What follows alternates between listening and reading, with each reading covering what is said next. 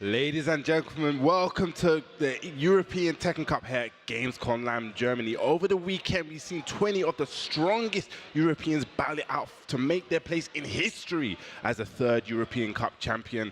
I mean, we're now down to 12, and who's going to win it? Only time's going to tell. Today, joining me is a guy, he needs no introduction.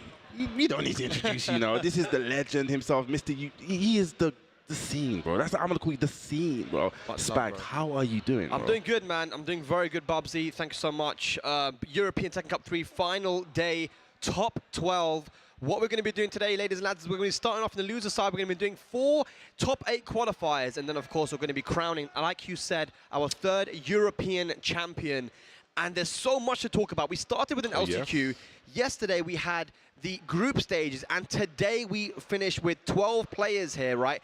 And you can see that, look at the flags we have. It's quite diverse, but there are some flags missing, man. There's no France, no Italy, and there's a lot of people that were very surprised about that. But the players that we do have are incredibly strong. In the winner's side, we have Tibetano versus Joka, Spain versus the UK, and then, of course, we are here in Germany. Hometown heroes right there, Tetsu and Nino, the 2 players that qualified from this region, are in the winner's side, and I think there's no surprises there, Bubsy. And look at the loser side, man. I mean, when you look at the loser side, you have KaneAndTrench making it all the way through the LCQ. Actually, the LCQ champion going up against K-Top, someone that's been really impressive. And talking about really impressive as well, his twin brother H-Dope, you know, showing that Clive, and I think he's going to put a lot of eyes on the Clive, and he's going to go up against, you know, Gosain, who started off slow, but, you know, picked it up. Then we got Kira versus Lane, and then to finish it off, we have Sin versus Ace. Sin, one that probably many would not expect to be down there. He had a really shaky kind of bracket, and he actually finished second in his bracket, but it was one of those down to the last matches where if he lost, he would have been out. It was literally just that close. It was super, super close, man.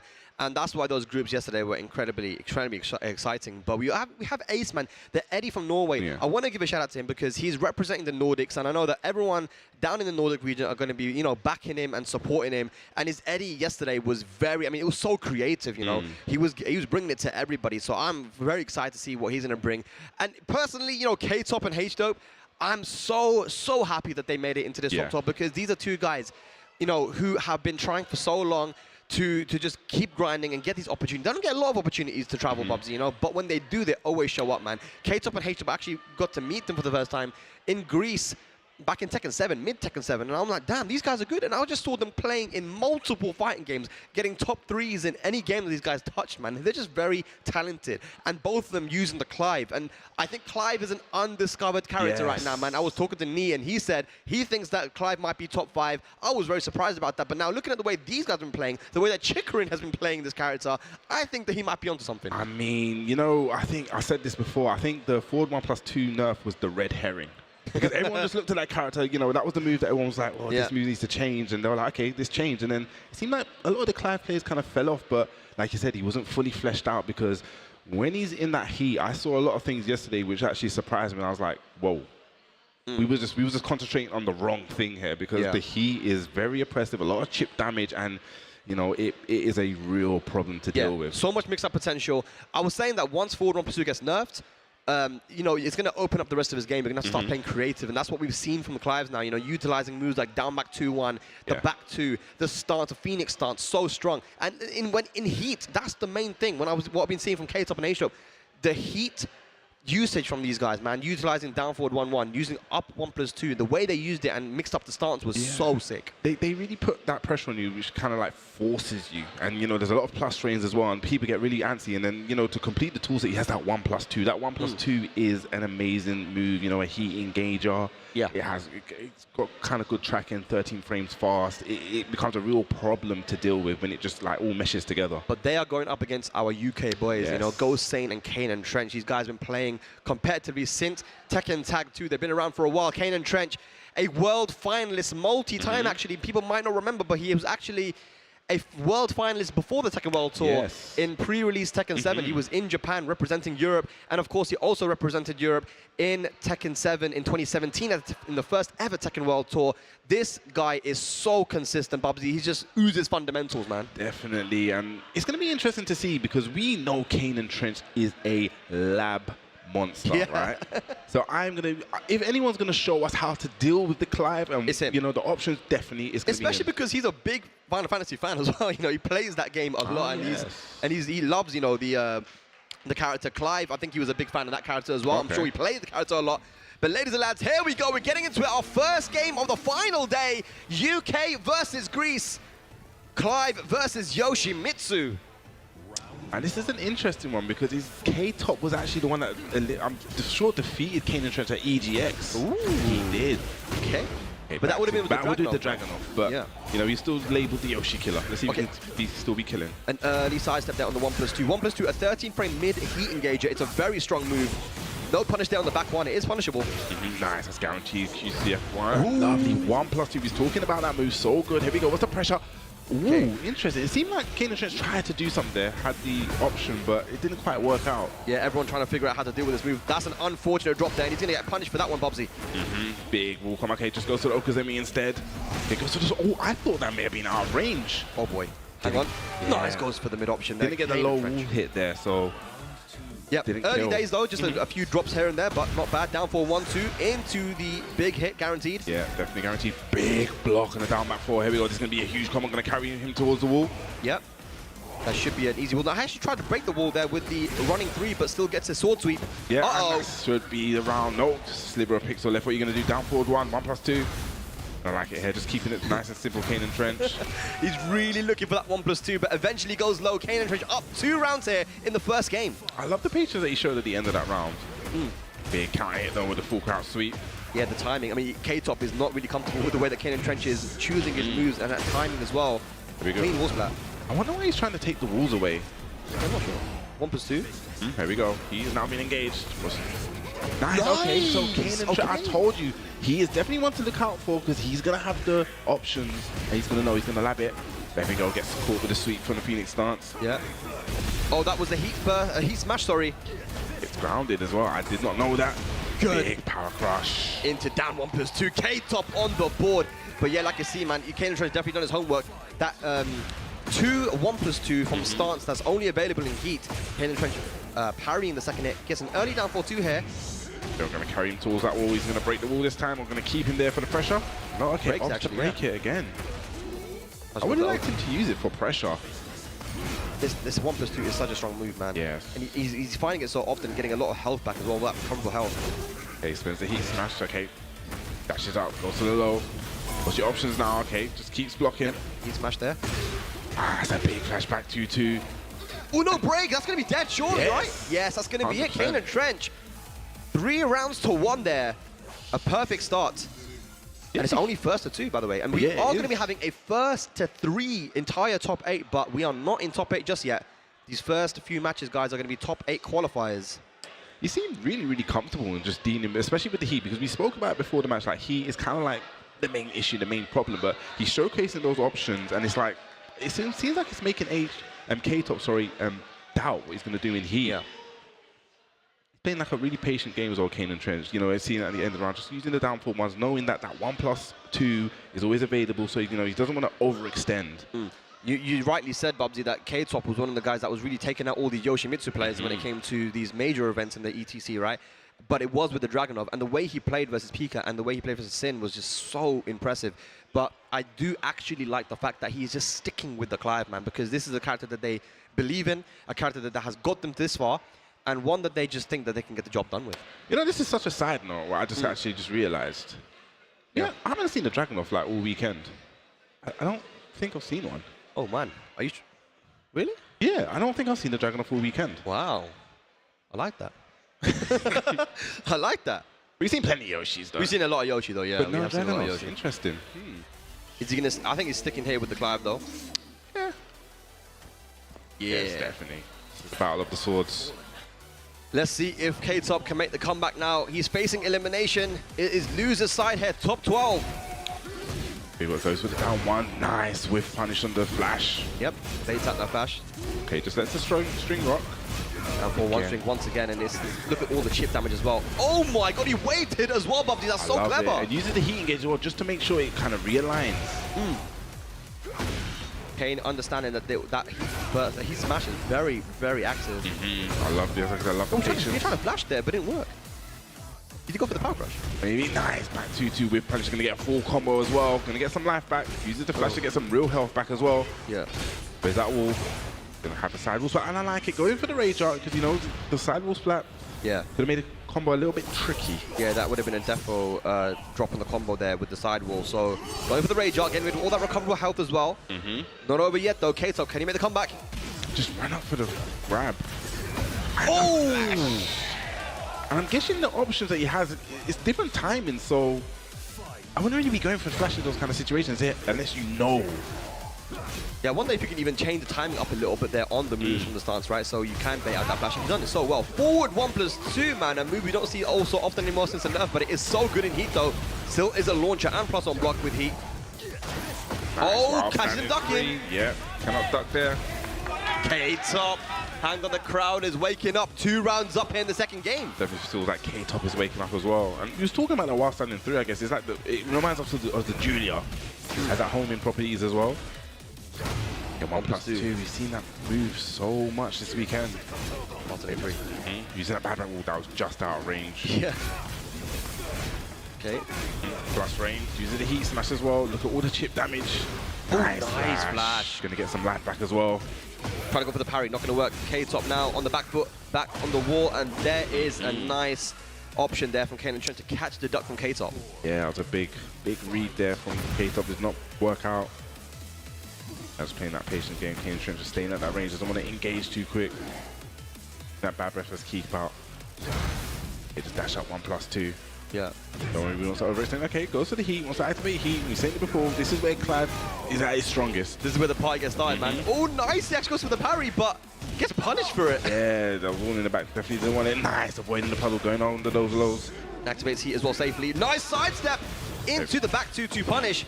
Should be able to get the wall here, Bobsy. Hopefully gets the wall. It's going to be a side wall splat. Where is it? Okay. What's the Okazemi? Because this is where Yoshimitsu really shines. Good break, man. The throw breaking has been so good all weekend on these two guys. Down back 4. That was a risky down back 4. 4+2 punish, and there is that big nerf coming into play. I believe -12 now, right? Yep, KaneAndTrench now on set point. Yeah, a bit of a risk he didn't need to take there. Nice, good punish. 1-1. Yeah, sidestep is 1+2. Down back 4s. Down back 4s. Down 1s. Really taking the legs. 1+2. He's setting him up for that. Oh, he's just going low, Bubsy. Is that weird? It's going to be it! K-Top taking us to a final game. Very well played there, man. I mean, he was just attacking the legs there, knowing that KaneAndTrench is someone that does like to call out those lows, but he knew that, you know what, I'm going to go for these lows. He is not going to challenge them. Went for 2 down back 4s, 1 down 1, and then even went for the stance low sweep as well. Got Kane to panic and then finished the job. 1+2 heat was engaged, and we said it before, we'll say it again. When Clive is in heat, it becomes a problem. It makes him want to do something. It seems like at this end, KaneAndTrench was blocking the sequence and then got a hit. Yeah, I'm not actually sure what it was, but you know that's what it does. That pressure, it makes you bite. You know, just put that fishing hook out there. But there's a few times there where KaneAndTrench, you know, he tried to go for his defensive options against the strings. He went for flash. A few times it didn't work out for him. Against the 4-2-2 string, it did work, but you know, it didn't work a lot of the times there, and he was able to get the punish there, K-Top. But final game incoming. We're going to the beach. Who is going to take it and make it into the top 8 here for the ETC3 finals? Yeah, just a reminder, this is a 1-2. We're not in that territory just yet. 1+2. Oh, nice block from the low. That was a big call out there from KaneAndTrench. Yeah, especially because he's got launchers out of heat, you know, that are really strong. I mean, sometimes you just got to believe in your decision. Has a huge life lead, down back 3. He's going to spend that heat smash. Goes low this time. Great block from K-Top. Heat smash? No duck. Down back 4. Oh boy. Down 1. Oh boy. Nice. While standing 3, just really mixing up, playing that simple Tekken. I think that was meant to be a sword sweep, but he messed up the input. Back 2-2 punish. Into running 3. Good Oki. I think that was a spring kick there from K-Top. First round of KaneAndTrench. KaneAndTrench is so ready with the whip punishing, but 1+2 once again. He is now engaged, and now the flash works. He's going to get some of that recoverable life back as well. Beats the parry there. KaneAndTrench making all the right reads. Can he find the wall though? I don't know. Can he? Just shy of it. Here we go, plus streams again. 1-1. Looking for that wall splat. It's going to be a full combo as well. No! Okay, I shouldn't have said that. That was the commentator's curse right there. He's still got heat available. Use it with the 4+2, avoiding the puddle. Gets blocked. A big throw. That's not going to be dead, though. What's the mix-up? Down forward one. Yes, I knew that. Okazemi from that pro is so good. The back roll catch there. KaneAndTrench once again on set point. Can he close it out? It goes low this time. 1+2. Maybe that's not right punish. I'm not really sure. A big whiff on the... I love that he just held the brakes there, making a 1+2 whiff. 1-1. Nice. Big whiff, no punish there. 1+2 once again. Going to recover some health and go into heat. Okay, just sets a strong ring. Down forward one. Okay, heat smash. What's the mix-up? Goes mid this time. Nice. Okay. Man, he got punished again for that. That's crazy. He ends up back turn. I mean, he's avoiding the heat stuff, but this just didn't work out for him. In a very bad position. Needs to get away from there. No duck on the 1, forward 2. I love the patience here from KaneAndTrench. Just staying still. Oh my gosh. He just... That was like a moth to a flame. Yeah, another flash there. Not going to be dead, though. What's the combo? Oh, boy. Goes for the throw. Good break. That was a crucial break. 1-2 into the sweep. Oh, well. We've got K-Top. Only 9 seconds left. Got to do something. Needs to make something happen. Oh my gosh. K-Top with the clutch. Can he close it out? Rage-Up, that should connect. And K-Top stays alive here.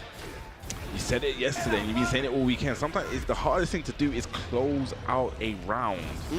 KaneAndTrench becoming a bit too passive there, knowing that the clock was winding down. But K-Top knew what he needed to do. Good stuff there. Stays alive. Yeah, it was that big bet with the stance low as well. Using that down full once with no duck. Went for the flash. Nice punish on the whip flash. 1+2. He is now engaged. This is where Clive is very, very dangerous. Pushes him towards the wall as well. Down one. He has been used now. K-Top has the early lead. Can KaneAndTrench find something? Oh, the early flash again. K-Top baits it out. We might be going to a final round here, Bubsy. I think it's looking like that. It's really looking like that, but no one. Big bet at the end. He didn't really need to do something so dangerous. But there's not a lot of recoverable health, though. That's the max he's going to get now. He does have rage, and he does have heat. Oh, boy. Could have gone for a 3-1 there. Nice. Nice block. No launch. Oh, my God, ladies and lads. Final round to start off the final day. Who's going to take it? Some rare drops there from KaneAndTrench. That is very, very rare. 1+2, 1+2 again, trying to get that heat engaged.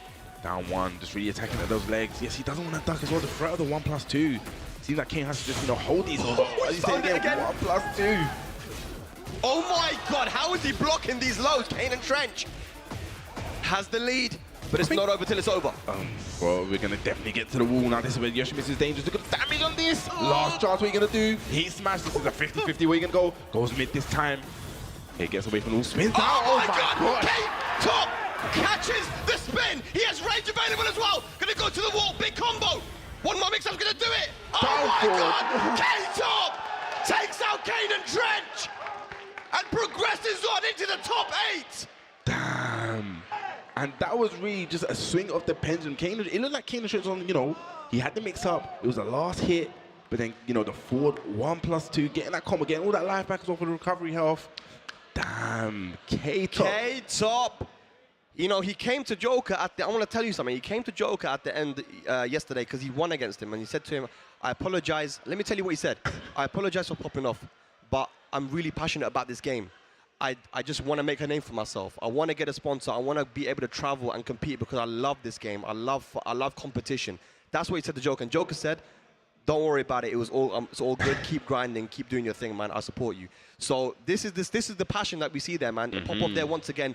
The way he waited for the spin, down forward 2 to punish the spin into the combo, bro, amazing. What a comeback. Really well played by KaneAndTrench as well, but unfortunate, wasn't able to close out the round. He had the heat smash, literally a pixel at the wall. It was the 50-50. It was literally, if he went low, he would have won. But, that's the power of the recovery health in this game. As you said, he waited it out, was patient. And I said this to Kayvis before. I said sometimes I feel like when you play against Yoshimitsu, sometimes, they hang themselves. And, the spin right there, and he was just so patient, waited for it, clipped him down forward 2, and that was it. Put him in a situation where it was a guess for the game, down forward 1 to take it. And, he continues with that name, the Yoshimitsu Killer. I'm telling you, Killer, bro. He seems like he just has the number of the Yoshimitsus. Well, we've gone from one UK versus Greece matchup, and ladies and lads, we are going to another Greece versus UK matchup. It's going to be H-Dope, the twin brother of K-Top, going up now against Gosain. You know what the craziest thing is? When you look at the bracket, right? Yeah. If H-Dope was to win, he's got to play. He's got to play his twin brother. That's mad. But this is the thing, though. When you're that good in the game, you do often end up playing each other. And in Greece, these guys are the top 2 players in Greece in that region, and they've played each other so many times. And of course, that will in itself be a really, really fun match. But Jodd has to go through Gosain, who, you know, himself is someone who really understands matchups, who does his homework and that kind of stuff. But, you know, can he beat these Clives from Greece? That is the question, man. You can see the trophy right there. This is what they're playing for. And these two on stage right now are playing for a spot in top 8. I know Jodd wants to join his brother there in the top 8, we're going to be seeing later on. And there he is on screen right now, K-Top. Right now, I can see Joka in the background as well. He's laughing still. That was an insane match. I think everyone's buzzed right now. I can feel the energy in the room. I mean, it was a great way to start off the day. And, you know, I don't expect, you know, the energy to drop. You know, this next match, I believe, is going to be great. And I saw Gosain actually earlier on training against the Clive, you know, trying to work out his situation. I feel that's what most players are kind of trying to do now, because I guess no one actually expected these guys to actually play the Clive. I didn't actually expect, because especially when it was an H-Top, I expected him to come up, go with the Victor. Yeah. So I was like, okay. And then when he brought out the Clive, I was like, okay, let me see this. But the way he's been playing the Clive, I'm like, I understand why. Yeah, Jodd was, I played him back in Tekken 7, but he was a Geese player back then. And his Geese was very strong, and K-Top was more of a Zafina player. Yeah. Zafina, and then he obviously would play Zafina a bit in this game, but also Dragunov in tournament. And now they're both just committing to Clive. And they're very intelligent when it comes to fighting games in general, so they've definitely picked up on the fact that even despite the 4-1+2 nerf, this character has sauce, and they can be played very well in tournament. I'm telling you, bro, that was the red herring. They gave you that 1+2, and I was like, we're going to put all this stuff, sneak it in, and you ain't going to see. You're just going to be concentrating on this one thing. It was a mirage. There's so many good moves that Clive has, man. I mean, people aren't even talking about down back 1. I think down back 1 is super good. It's like a counter launcher. It has really good tracking. Yeah. It's safe. There's back 2, which has been used now a lot more since the 4-2 got nerfed. We was talking about decisive with the 2-1 that is super hit confirmable as well. The issue is that move was so good that all the rest of them there was just no point in using them. That's the thing, because 4-1+2 did what the other moves did, but better. So, but that's why that change of that move was so good, because now we're starting to see people like K-Top and H-Top and Chicker and these guys, you know, really being creative with the character and showing how much potential it has. You called it out. When Chickering picks up a character, you just need to keep an eye on that character. you called it out. You know something, man. Something's going on. Okay. He's going to have Gosain with the law. And I said it before, he was, you know, kind of practicing, checking out his options. But let's see. Okay, he starts off with a 4-2. Yep. Okay, 1+2. We're going to see a lot of those. How is Gosain going to deal with the 1+2? One thing I actually saw, just going back to the previous match, KaneAndTrench, he kind of stood out of range. He was kind of getting the whiff punish on it as well. Yeah, the 1+2. And I guess Law has a 3+4, which does cover some range. So I wonder if that's something Gosain's going to look out for. 1+2 is the move you do need to look out for, though. It hasn't got a lot of tracking, but because of the timing that H-Top and K-Top have been using it, it really catches people off. Look at that, though. The auto parry from Heat, the DSS. Oh, okay, 4-4-3. I don't know, just holding the brakes. So he did make the 1+2 whiff. They're choosing it on keep out, but dashes it into down 4-3 first round to Gosain. It could be a double-edged sword, you know. If you're using it too much, becoming a little bit predictable, you know, just work your way around it. Yeah. And I always said that Gosain's one of those ones that's great with the movement, active, so he's probably going to dance at that range. Lovely step, but yeah, no punish. From it. I think he was a bit surprised himself that he got to step on that down 1. Okay, 1+2. You're going to get hit by it, man. There's nothing you can do about it. Okay, nice. Catches the flow out. We're going to get a full conversion here. Okay, obstacle for Heat to extend the combo. We're going to get to that wall. Going to get to the wall. Yes, it does. Forward, 2. Nice. That has a lot of recoverable health. 1+2. Yeah, Law himself has a good 1+2 as well, man, just like Clive. And that should be dead. Around. Yes, turn around into the nunchucks. Gosain 2 rounds up. A quick start here from Gosain. Okay, no jump on the string. 1+2 again. 2, yeah. Okay, plus frames. 4-2-2-1. Gonna hold this all. I guess that's a mini victory. He is now gone, but okay, 1-2. They're good punish down the back 1-2. Goes for the big low again, but it's been called out by all these guys, man. They're calling out this this low. Okay, no, great step, and that's gonna beat him out down 1+2 to take it. Yeah, unfortunate drop there on the combo, but you know, it's not a Gosain set unless you get at least 1 combo drop. No. It's not a Gosain set unless he, you know, looks like he's losing until he wins. Down back 3. Really playing that Pokey game. I like it. No punish on that. It looks like he tried to step that last hit. Oh! Okay, that was a big mistake there from Gosain, but a huge capitalization from H-Top. Gonna get the full combo. Gonna hurt. That does hurt. Down 1+2 for the Okazemi. Sick Oki as well, plus frames. 4-2-2-2. Chipping him down. Oh my God. Gonna get a punish. Yes, 3-4. And just goes straight into the heat smash because he had a pixel of heat remaining. It's using those jabs, staying at range 0. Great throw break, down back 4. Oh, the confirm. Nice. Into the Dragon Hammer. Good options there from Gosain. He nods to himself. He's happy with the way he played there. Cracks a little bit of a smile as well, but it's not over yet. This is exactly what happened with the last match as well. I was about to mention that, we saw that happen. Made some adjustments there, but Gosain looking cool and calm. And I've always said this about Gosain. I really feel that when he's confident and he believes in himself, I reckon on a global level, he can defeat anyone. Yeah, he can. And he's proven it as well. In 100%. tournament and out of tournament, he's proven how strong he is fundamentally. It's just, figuring out that tournament play style, Joka has often said that sometimes he can play a little bit different to himself when he's playing in tournament, as a lot of people do. Yeah. But when he does play himself, bro, he is very strong. But K-Top coming up to give some words of advice to H-Top. Let's see if he can turn it around now in this second game.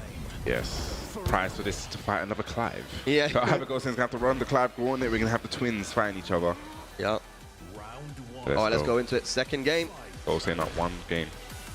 Okay, just threatening that slide, and again, just playing at that range. Probably trying to make that 1+2 whip, and no punish. Yeah, no punish on the 1-1-1. They're going to get a punish yet. 3-4. Good punish. Into the DSS low. Forward 3-1. I love it. Just playing that range. Big counter hit. Now, this could be the round if he gets the combo right. I did say could be in the combo right. Yeah. But he still gets the 7 golden letters. I don't even play Law, and I would have been able to do the right combo. I mean, he went for way too much wall carry there. The wall was right there. Using that 1 dab. Nice, stepping the down 1 again. Needs to be really aware when he steps it. Probably get a nice hop kick or something to launch.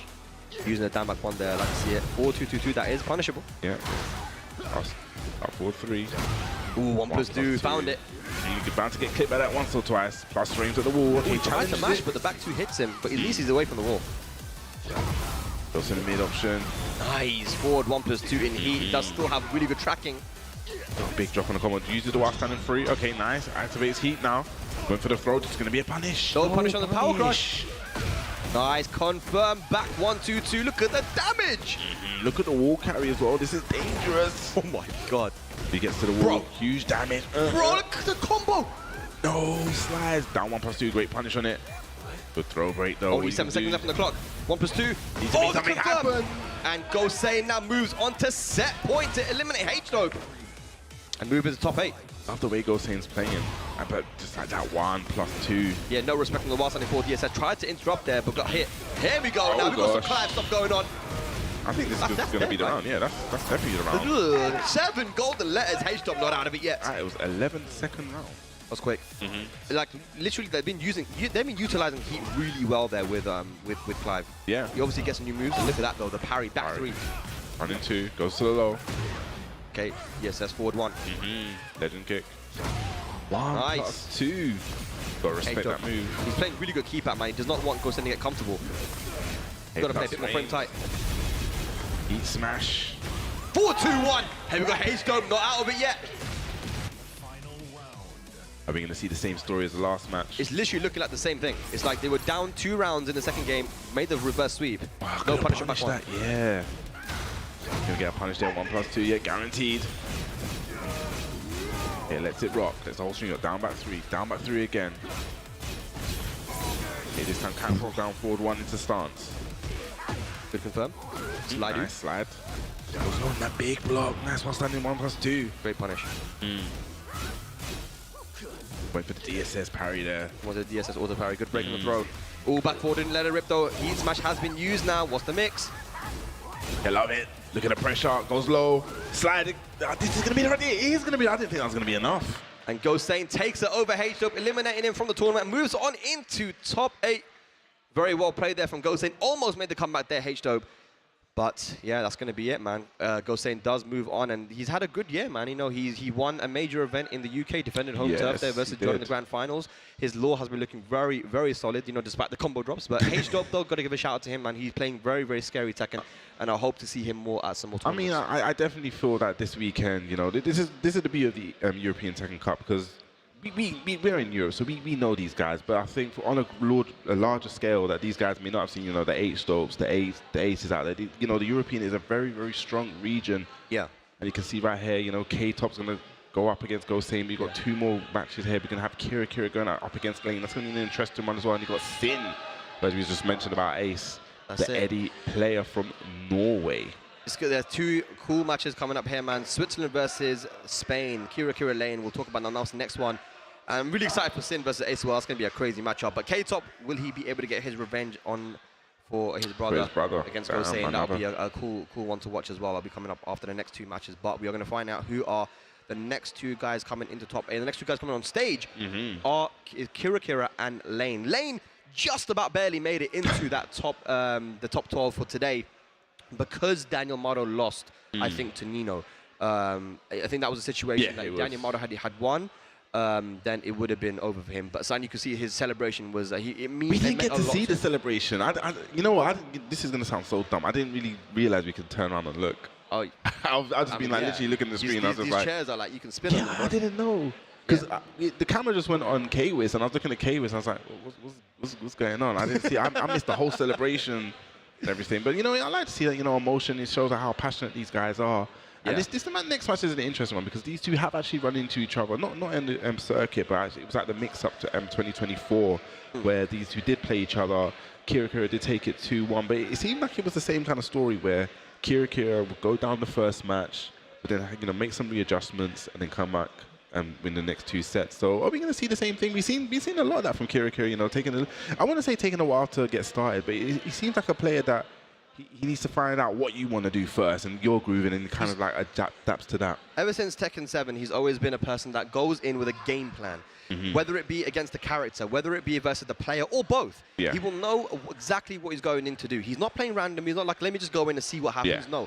He has a specific game plan for the person he's playing against, and he would have thought about this leading up to the event. Now that he knew who he's going to be playing yesterday, he has definitely got his notes. He's got exactly his strategy, what he needs to do versus Lane. So I spoke to him before, and I heard a couple little nuggets. But I don't want to say it just in case because I know people. And I know, of course, the Swiss guys are here as well in the venue, and they've been very loud all weekend. Let me hear you guys from Switzerland. There we go. This is what I want to hear, man. These guys have been supporting Kira, the scene. Shout out to the scene in Switzerland as well. They're very passionate, very close-knit, and very supportive, man. So it's cool to see. But Lane, he's here on a mission. He's someone that is very, very passionate about competing. When he loses, he's always trying to find out what he did wrong and how he can improve, right? He takes losses very, very well. Lane, though, it meant a lot to him. He posted his own actual celebration when he literally fell to the floor. He was so happy. You have to link that to me because I missed it. I heard about it, but I missed it all. He was very happy. But he's still one set away from top 8, and getting a win against Kira would be huge for him, man. I know, like I said, this is the run back from the mix-up. And by the way, Kira plays Elisa. Elisa, he has a very, very strong Elisa. And one of the things that I love about Lane is he's not afraid to challenge. So it kind of makes you have to respect him. Even though you're at plus range, this guy will throw out the hop kick, will disrespect you. Yeah. We saw it so much yesterday. Well, let's get into it. Lane and Kira, Elisa, off to a good start. Could have got a lot more from that. Yeah, the thing with the 4-2 from Jun is that you never know if it's going to be the follow-up that comes up, but once you block forward 2, you can actually just mash your punish, because even if the second hit comes, you won't get hit. Yeah, that's a beautiful punish. We see Kira get so much mileage from the full crouch punish, getting that wall splat, big damage here. Gonna keep it safe. Ooh, back one whiff, no punish there for Kira. He does have heat active, so that projectile is going to be there. Yeah. There it is. Gonna get some life back as well. Poking. Yeah, just playing very, very slow. Down forward one, whiffed. Gonna get a no, just a little bit too slow. 1-2 plus frames into the chainsaws. Going for the can, trying to get a big counter hit. That was very solid by Lane. He knew exactly when Kira was gonna sidestep, went for the homing move and just poked him out. Good Elisa play. I mean, Elisa, she's all about that poking. And that well, nowadays, not so much, man. But I feel like back in Tekken 6, man, she was just like literally a poke. Yeah, that's what I used to. It was dry poking. He's just down forward 4, down forward 4, down back 3. Yeah, but now she still has that as well as other stuff as well. I just use chainsaws. Chainsaws and just carve them up. Okay, gonna get a wall splat here. Full conversion. Okay, activate heat. It probably was one too many wall hits away. Kind of just held the brakes. Nice step. Nice. That's gonna be dead. Big damage wall splat. Doesn't even need the full proper combo here. Good stuff. Always gonna be so careful when Jun is in the heat because that 13 frame projectile. Yep. Big counter hit. Gonna be an easy wall splat. Okay, let's go for the heat. Bam, bam. MRA2, big damage. Cleanse it. How is Lane gonna make this comeback? Going for the 50-50 from full crouch. Kira not biting. Still has heat available. Forward 2 into the heat dash. That's such a good move because it has a lot of high evasion as well. Perfectly timed Kira takes the lead. One thing that I guess Lane has to be very careful in this matchup is using the down 4 because Jun has that full crouch punish as well. It's kind of nice. He said it before, Kira does have a Elisa very aware of the strings. Hop kick, no, gonna go for a different combo this time for the O key, the mix-ups.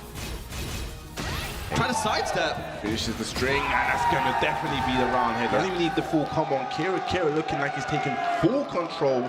Full charge then, it's all on Lane to make the change here. Yeah, we've got a big Kira chanting in the crowd. He's happy, he's smiling.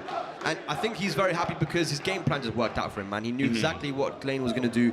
He caught him sidestepping multiple times. Of course, Elisa is one of the most movement-heavy characters in the game. A backdash and a sidewalk is really strong.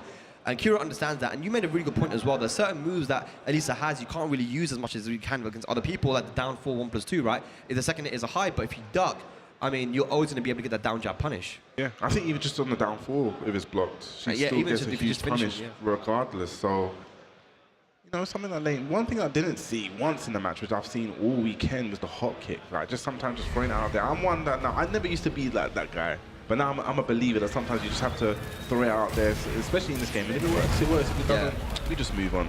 Lane is that guy. He does throw out them hop kicks, but he hasn't been comfortable to do it yet, right, versus Kira. And that's going to be a down forward 4 counter hit launch there from Kira. Once again, starting off very strong. Ooh, that's a bit unfortunate. Goes to the low heat smash. That's one you kind of forget about. 4 forward, 1+2, all these plus frames. Down 4, and that's going to be a whip punch here with the back 2. You cannot be whipping that back one, man. He's gotten away with it a lot, but man, Kira will punish you for that every single time. And again, you just said it before, but just probably wasn't even expecting it. Yeah. He was ready, but he went for the wrong move. Down 4. Gotta be careful, Lane. Down 4 again. Down 4 again. Be attacking those legs. How many are you going to eat? He's doing what he wants. Bubsy, he's doing what he wants, man. He's going to do it again, isn't he? I don't know. But I'm surprised we haven't seen a hop kick challenge from Lane yet. Down jab into Gosain into Kira getting the counter hit launch. This is not looking good for Lane. Yeah, I'm going to get the extension combo. 1-3, 1-1. Okay, good. Up forward 1. Up forward 2, sorry. He's just staying on the ground. Nice heat smash, hang on.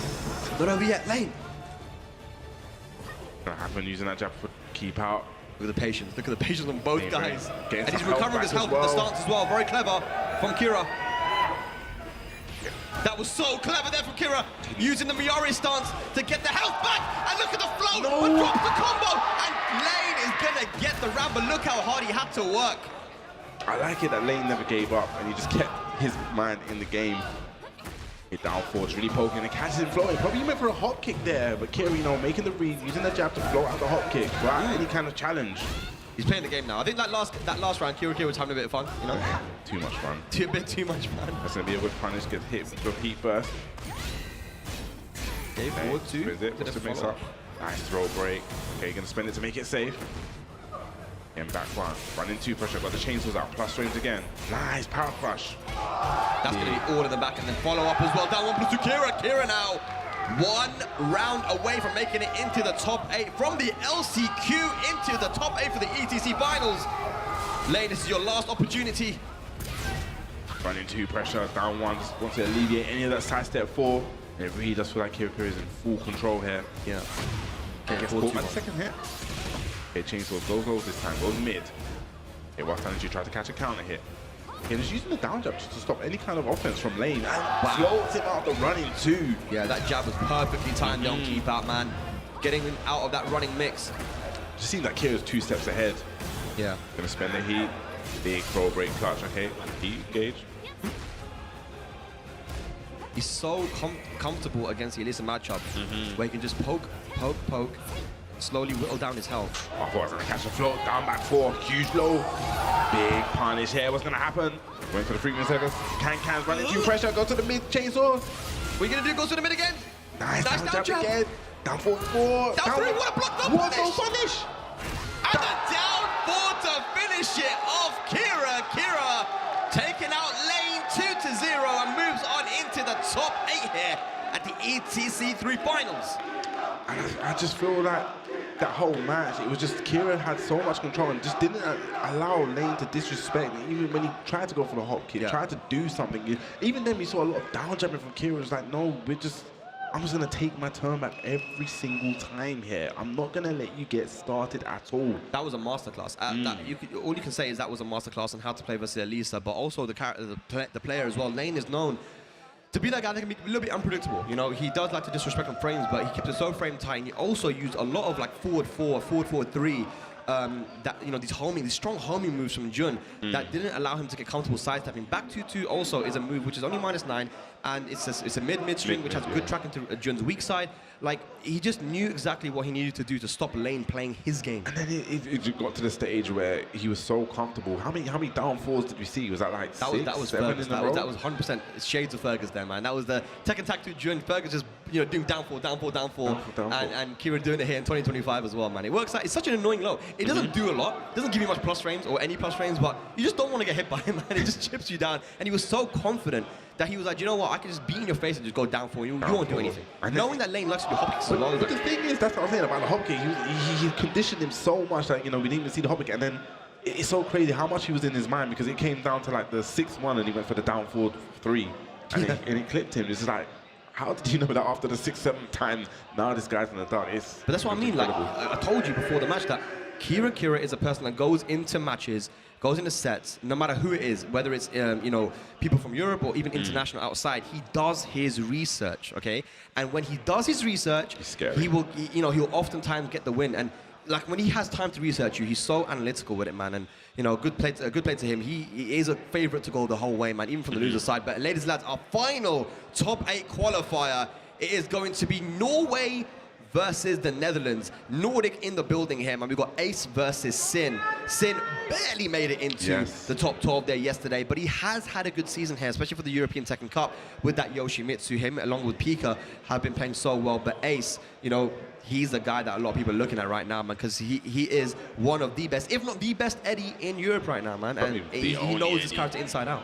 Yeah, the character inside out. And you said it before, he's really kind of like made the character his own. And one thing that I saw that was very, very clear is the way he was using the handstand and like negativa stance, like at a range, like it was like range 2. And just the way he was dancing around, he kind of made the Eddie look kind of tricky to lock down. You don't really see that much Eddie, so I'm glad that we get the exposure to the Eddie.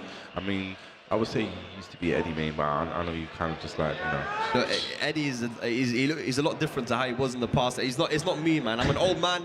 I can't play this style of Eddie, man. You know, give me Tekken 7 Eddie, I can play that. But I'll leave this one to Ace, man, for sure. He definitely knows how to play this character. Here we go, Yoshimitsu versus Eddie Gordo is going to be the matchup. Top 8 qualifier. I definitely feel that Eddie now is a very committal character. You know, you just have to kind of commit sometimes to his big lows and big mids from stance. Yeah. I said it before, just kind of dances around at that range, just kind of making it tricky. But talking about tricky, Yoshimitsu is sometimes very tricky to lock down with the spin. Yeah, but you still got to be so careful. The thing about Yoshimitsu is that you can't be comfortable using your frames because of the flash and because of the spin, right? So even in these situations where, you know, he gets the mix-up on 50-50, against Yoshi, it's not really a 50-50. No, it's not. As you said right there, he just was very, very patient. No dark sword sweep in your face. I don't think this is going to be the round, but the Okazemi here is going to be a very bad situation for Ace. Using the heat smash with the mix-up, goes mid. And spins out.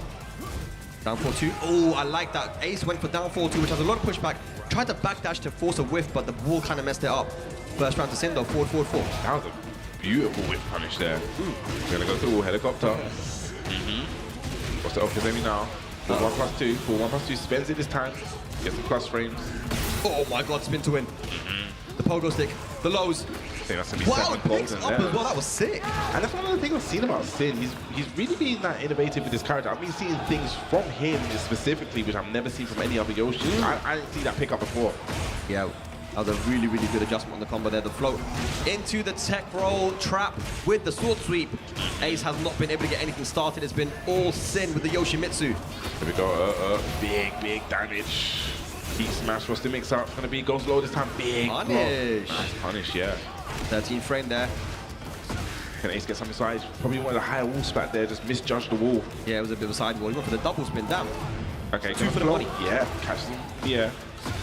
And again, nice little conversion here. Yeah. Here we go, let's go, Ace. All right, You got Rage and Heat available. We're going to use down. Okay, goes to the throw. Oh my goodness, I think bro. we just both kind of like reeled back a bit on that Yeah. one. And you know, I don't know what you think about this, but you know when people say like, oh, but it's always been in the game. It's like, is that a good defense? That is a hop kick that went under a jab. Bubsy. Oh, but it's always been in the game. I mean, it's always been in the game. you got me kind of speechless on that. I don't know what to say for that one. I don't know what to say. I don't know what to say about that one. Good read there from Sin, though, to know that that hop knee was going to go under the jab. There we go. We're going to the descent into the subconscious. Ace definitely needs to pull an ace out his sleeve to say. Yes. Let's see if Ace can bring it back. There we go. Side step 3+4. Bam, bam. Nice. Full combo, 4-4-3. And again, just, you know, kind of delaying his offense there, knowing that Yoshimitsu probably has these options. Spinning out. That was a beautiful sidewalk left. I think that is the main thing you want to be doing versus Eddie. Nice! Jodd beat the tech trap. Nice from Ace, right? He's away. I guess he's been going to that still sweep quite a bit. But I know Sin. No, but that's a tech trap. Like, he actually had an option to be there. That was kind of sick. Okay, definitely gonna go to the wall. We're gonna be going downstairs now. Okay, Flash gonna get some life back as well. Yeah. Oh my gosh, this combo's still going. Goes to the low. Okay, Sword Super get. Okay, nice. That's so sick. He had the answer. I would take the floor awake now. Yeah, good stuff. Yoshimitsu has that. You know, was it the fly stance throw? The anti-Yoshimitsu Eddie stuff. The up 4. Okay, 4-1+2 spins the heat. Very good call out down the side step punch there using the homing move. Sin goes for the spin. Just out of range. 1 pixel remaining here for Ace. Okay, down 4-2. He needed a counter hit there, man. Maybe a back 3-3 or something, but that nice option from Sin to go for the low. Finishes the round. Okay, no duck on the second hit. Down 4-2. That's great timing on that down 4-2. Very well placed. Nope.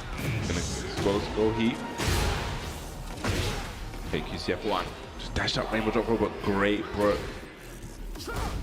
Up 4-4 trying to catch. Yoshimitsu step in. Liam's in the back. No, didn't get caught. What is going on right now, man? Okay, goes for the side step punch. Here we go. Forward, 3+4 guaranteed. Plus frames. Nice! Side step 3+4. Gonna get something started. Not gonna be the round, but it's gonna be a huge live advantage for Ace. Okay, we're gonna make something for the spike now. Ooh, low parried. Okay. Good stuff. Sin staying alive, and he's getting some health back here as well. That was a lot of health that he Yeah, I recovered. just saw that recover really. What on earth? Down 4-2, catching the side step. Ace staying alive here, 1 round away. I'm definitely 1 round away from equalize this up. And we've seen this yesterday. Sometimes at the round start, does like to throw that out. Sin very fully aware that is launch punishable. I like it though, man. It's brave, you know? Got to take these I risks. told you to do that from years ago. Look at the patience, full crouch low. Yeah, it's a very good round for Sin. Nice start. Could have got a lot more. I think it's went for Watson in 3 maybe. They messed up. They're gonna get a punish, 1-2. Could got a little bit more. That could? No, that's not. I think the scaling is not going to work in his favor, but still going to be a massive life lead now. Oh, that's definitely gonna be the round. Oh my god. Okay. All right. All right, here we go. Sin on set point to move into top 8. Ace doing a little bit too much at mid-range, getting punished for it. And that's another big whiff. Lucky. Got away with it. Yeah, definitely to get away with our plus frames. And a little bit of a side step on the downfall too, but didn't really capitalize on that. Nice side step 3+4, gonna get something started again. My favorite Eddie move, man. Side step 3+4, even though it's a high now, still so good. To get a Manjinga install. Okay, plus frames. Good side step into punish. Goes low this time. Forward. 1+2. No break. This is gonna be huge for Sin. All right, heat burst. Up forward 4. No, he sidestepped nice, and that's gonna be it. Sin taking it over Ace. I did think that the heat smash was gonna come, which has really good tracking on both sides, right? But he didn't throw it out. Actually, Sin, man, his lateral movement was on point the entire time. He got a lot of small punishes, sidestep into the, you know, either jab punish or the down 4-2. He definitely knew what he needed to do. Made it very difficult for Ace, but still very well played by Ace. Yeah. Getting top 12 here with that Eddie Gordo, man. Showing some cool anti-Yoshi stuff as well there, man. So it was impressive. That the tech thing, was it up 4-3 or is it up 3? Yeah, up 4. One of those, yeah. It seems to work. And I said this before, I believe it was to Ryu Kang, that I feel that now that these characters really in the crosshairs a lot, that people are going to have to start coming up with their own tech. and kind of like dealing with. You saw it right there. So probably gonna see a little bit more of that. No, that for sure, man. This is what happens when you have like specialist character players. You know, like they only play that one character, so they can dedicate all their time to figuring out how do I play this character versus the rest of the cast. You know. Whereas other people, you kind of have like loads of different characters you play, and you can't really do that kind of really specific stuff, right? But here's a look, ladies and lads, now at our top 8. In the winner's side, we have Tibetano versus Joka, Tetsu versus Nino, and the losers. We're gonna have K-Top versus Gosain, a match that I'm gonna be looking forward to, and Kira going up against Sin. Both these guys in the loser's side. Why he's gonna have to go home? That's kind of crazy. Kira Sin. Yeah. One to definitely look out for. Still, though, a lot of flags represented. We've got 2 UK and 2 Germany, but other than that, it's just, you know, Switzerland's, we've got Spain in the mix, Netherlands, Greece. It's cool, man. These are all going to be really, really impressive matches, man. Tibetano, Joka, I can't wait for that one personally, man. That's gonna be a fun one, definitely. But ladies and lads, before we get to that, we are going to be taking a small break. When we return, ETC3 Finals Top 8 coming up. Don't go anywhere. We will be right back.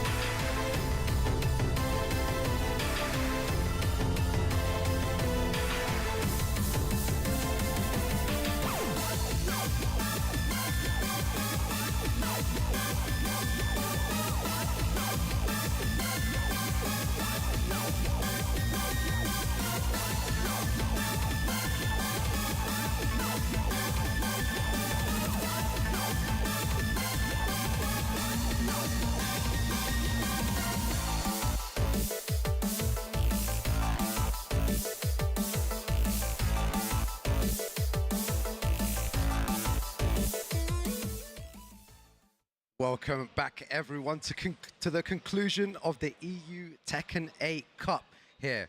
We've narrowed it down to 8 players, but only one will be taking home the championship. My name is Rukang, and I'm joined by the amazing K-Wiz. How's it going, my guy? I'm doing fantastic. The matches have been amazing so far. We've now wound down to finally got to our top 8. Yeah. It's been an amazing week with the LCQ. You know, one of the players still alive from the LCQ, Kira. Yeah. Excited to see what he does. But we now finally made it to the top 8, and I'm so excited, Rukang. Yeah, you know, the match between KaneAndTrench, was it KaneAndTrench and K-Top. K-Top, yeah, where KaneAndTrench tried to spin out the way and then hit him with a down forward 2. That was hella hype, right? I mean, that's amazing. We take a look at what has happened so far. You see the match happen, the losers round 1, but now we get into our top 8. It's going to be Tibetano versus Joka, Tetsu versus Nino, K-Top versus Gosain, and Kira versus Sin. And there's so many different flags in there. I mean, the 2 German flags, unfortunately, you have to play first round, but obviously it's winners. And I'm so excited to see how this kicks off, Rukang. Yeah, it's good to see. And these are the 2 kind of, you know, regions that people were saying that were the top at the beginning. You know, we've got 2 players from Germany and 2 players from the UK there, still in that top 8 winner side and loser side. Yeah, I mean, and we have some of the UK guys alive. You know, Joka and Gosain, obviously good friends of both. So excited to see what they bring to the table. And again, I mentioned his name. So as I look back, looks like the players are actually ready to step to the stage. So our first player from Small Heath, Birmingham, representing Falcons, it's going to be Joka! See him step to the stage. Young, confident man, ready to go. No mask today. Yeah, Team Falcons there. He's been playing well all weekend, and I'm sure he's going to be looking to do even more damage, K-Wiz. And his opponent from Spain, represented the gaming gladiators, is going to be Tibetano! Yeah, there he is, Tibetano. Vamos. I know there's loads of Spanish people watching in chat right now. He is the best player in Spain at the moment. He had to do a lot of work to get there. We've seen the progress that he's made over the years, and now he seems like the complete player and very, very difficult to stop. And again, went through undefeated in his group yesterday. It wasn't an easy group to go undefeated in. So definitely has to get some big accolades for what he has done here today. As those 2 step down, they get ready. They're putting their pads in, they're getting ready, because this is our first game of top 8. And why is it so interesting, Mario? Because in this top 8, it's going to be all first to 3. Wow, so the game just changes completely. You know, you've competed at a very, very high level. You know, all these tournaments were, you know, EU Cup, Tekken World Tour and stuff. First to 3 just changes the game completely compared to first to 2, right? Yeah, exactly. And I think for more people, they start to get the idea that they kind of have a game to give. You know, if I want to try a character, see how they work, I might do that. For example, both these 2, they have good side characters with Heihachi for Joka and the Claudio for Tibetano. That was actually the character he was maining at the start of Tekken 8, right? So I'm excited to see if they do want to go to the world, try one of those characters, but I'm expecting, what we're all expecting, is the Feng versus the Asuka. Yeah, I feel like, you know, Tibetano was doing a lot of practice before against the Feng. He's been definitely labbing the matchup a lot, and I'm sure that Joka was doing the same as well against Tibetano. So the character switch might be very important here later on during the game, or even the beginning of the game. But we are expecting, like you said, the Asuka versus the Feng, which is going to be, you know, insane to watch. And again, Asuka an interesting character, because you speak to some people, you know, she's annoying, she's easy to play, you know, she's one of the easiest to play. You speak to King Ray Jr., and she's difficult, she's hard, no one's playing her in tournament, you know, so many different experiences when you think about this character. But, you know, in my opinion, I don't think any character in this game is really weak. I think the only character is like maybe Panda, but Panda's just obsolete, because why pick Panda when Kuma exists, right? Yeah. So I don't think we really have truly weak characters in this game, but we're going to see some strong ones throughout the rest of this top 8, I believe. Yeah, so much discussion around Asuka. It seems to be 50-50. You said before, you know, some people say she's easy, some people say she's hard, but Feng, another character, probably the best pokes in the game. And again, special intro between these 2. It's our first match of top 8, Joka versus Tibetano. I'm ready. Oh man, this is going to be so cool. Top 8 action here, first to 3 as well. The game changes. As punished there, 1-3 for Joka, keeping it very simple right now. Yeah, both players trying to be super aggressive to start things off, you know, trying to set the tone of the game, and Tibetano on the front foot here. Yeah, that is the name of the game in Tekken 8, aggression. Wow, and there you go, just so quickly there, a 17-second round already. Tibetano looking strong. Count hit low into the heat smash. Nothing Joka could do there besides block, and he did not do that. Right, you see Joka just using small pokes again, not opting for any huge risk just yet. Activates heat, maybe a good idea there. Try and be more aggressive against Tibetano. No, wrong punish on both sides, bro. That's only -10, but again, could have launched that, but maybe Feng's hop kick doesn't have the range, so he's worried about that. Gets hit by the forward 3 unblockable. Yeah, this is all over the place. You see the speed that they're both playing at as well. Oh, that was sick. I think that was a sidewalk attempt, but Joka will not be mad at that. No duck on 4-4-2-1. No punish from Tibetano. A bit scrappy right now, but there's the back 3. So you always have to be careful when approaching Asuka, the back 3, the can-can. She has so many good panic tools, and we know that Tibetano is someone who loves to use those panic buttons. A wild standing 4. Down forward 4-3 into the up 4-2, down 4. Situation change. No duck from Joka. Nice block on the low. One more hit does it. He finishes the string. My God, this is so tense already, and we have to deal with first to free action. Oh, yeah. Many more games to come.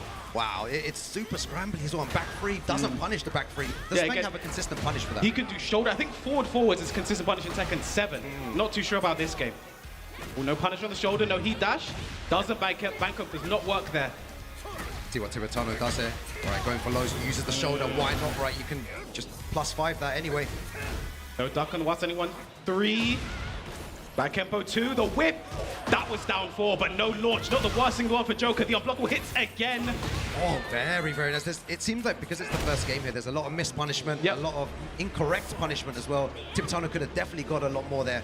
But again, first to 3 action Rukang. They have time to adjust and get into it. Down 4, back 4. Simple Feng gameplay. Nice block and punish there from Tibetano. Asuka can't launch it down back 3. Yeah, so he's more inclined to definitely use it here. Again, just going for more, just jabs.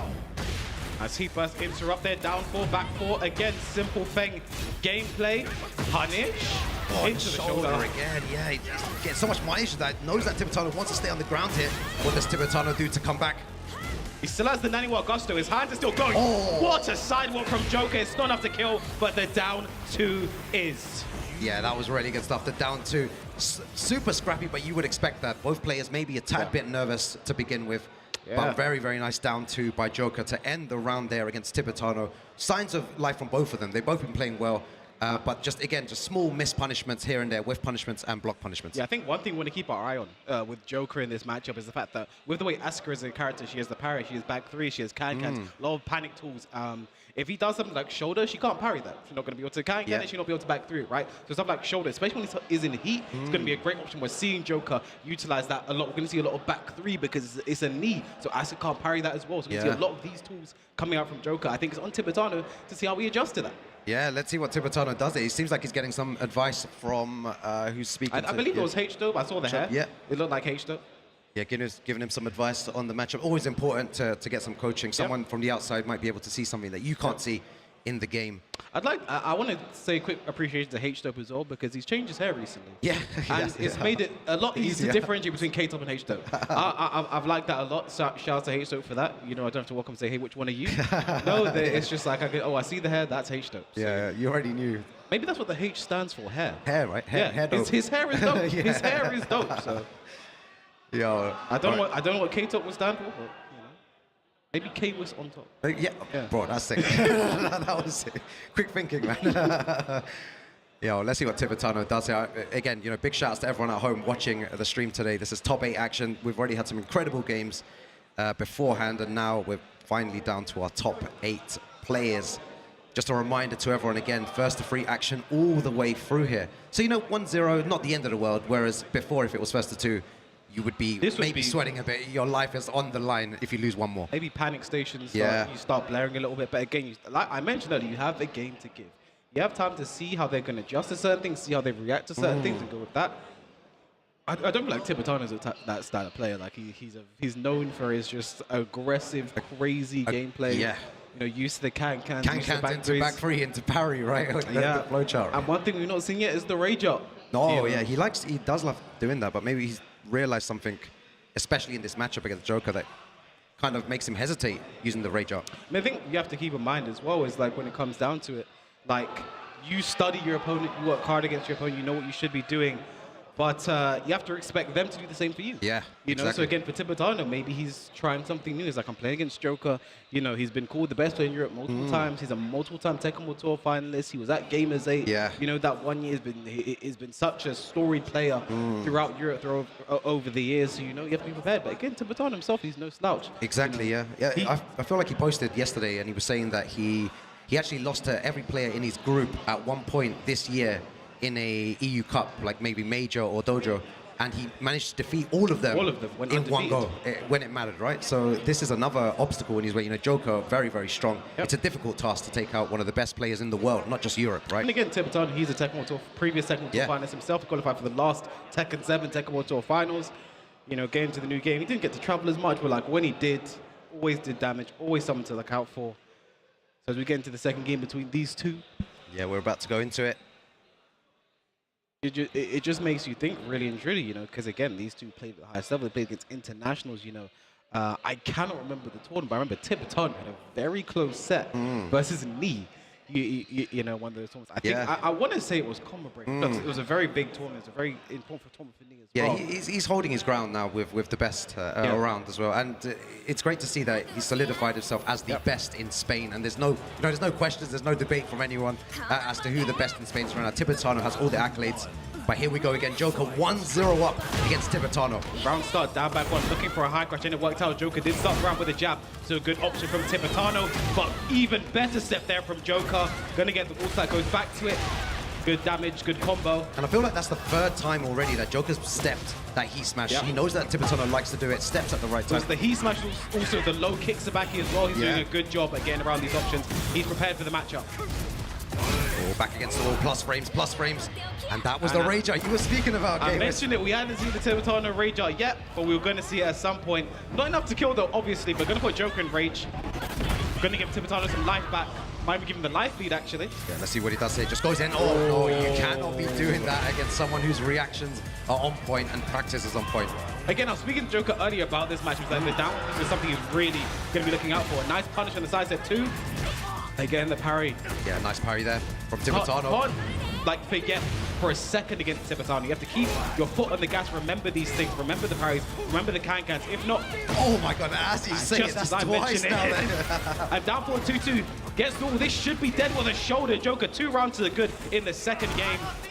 Yeah, 2 occasions there. You mentioned, you know, the Rager and the can-cans, and both of those, you know, the first one not called out by Joka, but the second one was for sure. But excellent call out there from Tibetano. Duck on the forward 1+2 should take this to the wall. Yeah, I want to see him do more when Joka's back is against the wall. He really needs to put the pressure up, and he has a good life lead as well. And there we go. Maybe Joka tried to sidestep there, but Tried to Tibetano up forward 2 there. Got hit by the heat smash. Very good stuff. Tibetano, 1 round. That's what he needs. Punch on the wall, sending 1-2. It's -12. Again, you have to worry about the last hit. Nice back tempo, hell sweep. Activates heat. But hopes to activate it quite early on as well, just trying to get that extra pressure here. It's about to run out though. Down back 3, nice Joka wastes Tibetano's heat and now starts his own. Down for 1 shoulder, it won't be enough to kill, but 1 more hit will, and it's a down 4. It's looking all Joka right now, Rukan. Yeah, the success of that shoulder, he seems to always want to use it, and you mentioned it before, that it's so important in this matchup. And Joka is just optimizing everything, not falling for any of Tibetano's tricks, just playing very, very solid. And you can see Tibetano trying to activate heat as early as possible to try and enforce his mix, but it's not working out. Joka's just shutting it down, and then afterwards continuing his pressure. Like Joka did have an early lapse earlier on in that game, right? You know, he did a punish into down forward 3. Yeah. Like that's what how he would generally play the game, right? Like I'm gonna do 1-3 into down forward 3, it should work. But again, against Askett, remember those defensive options which are gonna come hot and heavy. He got reversed for it, but since then it's been more back 3, it's been more shoulder. You know, just he's remembering those options since 1 worked on him. Doesn't look happy about his performance so far. He's like, I need to be doing more. He's getting rounds on me. This isn't good. Yeah. All right, let's see what he does. It's 2-0 up. You know, it's a long way back right now. When you're in this situation, you need to take it 1 step at a time.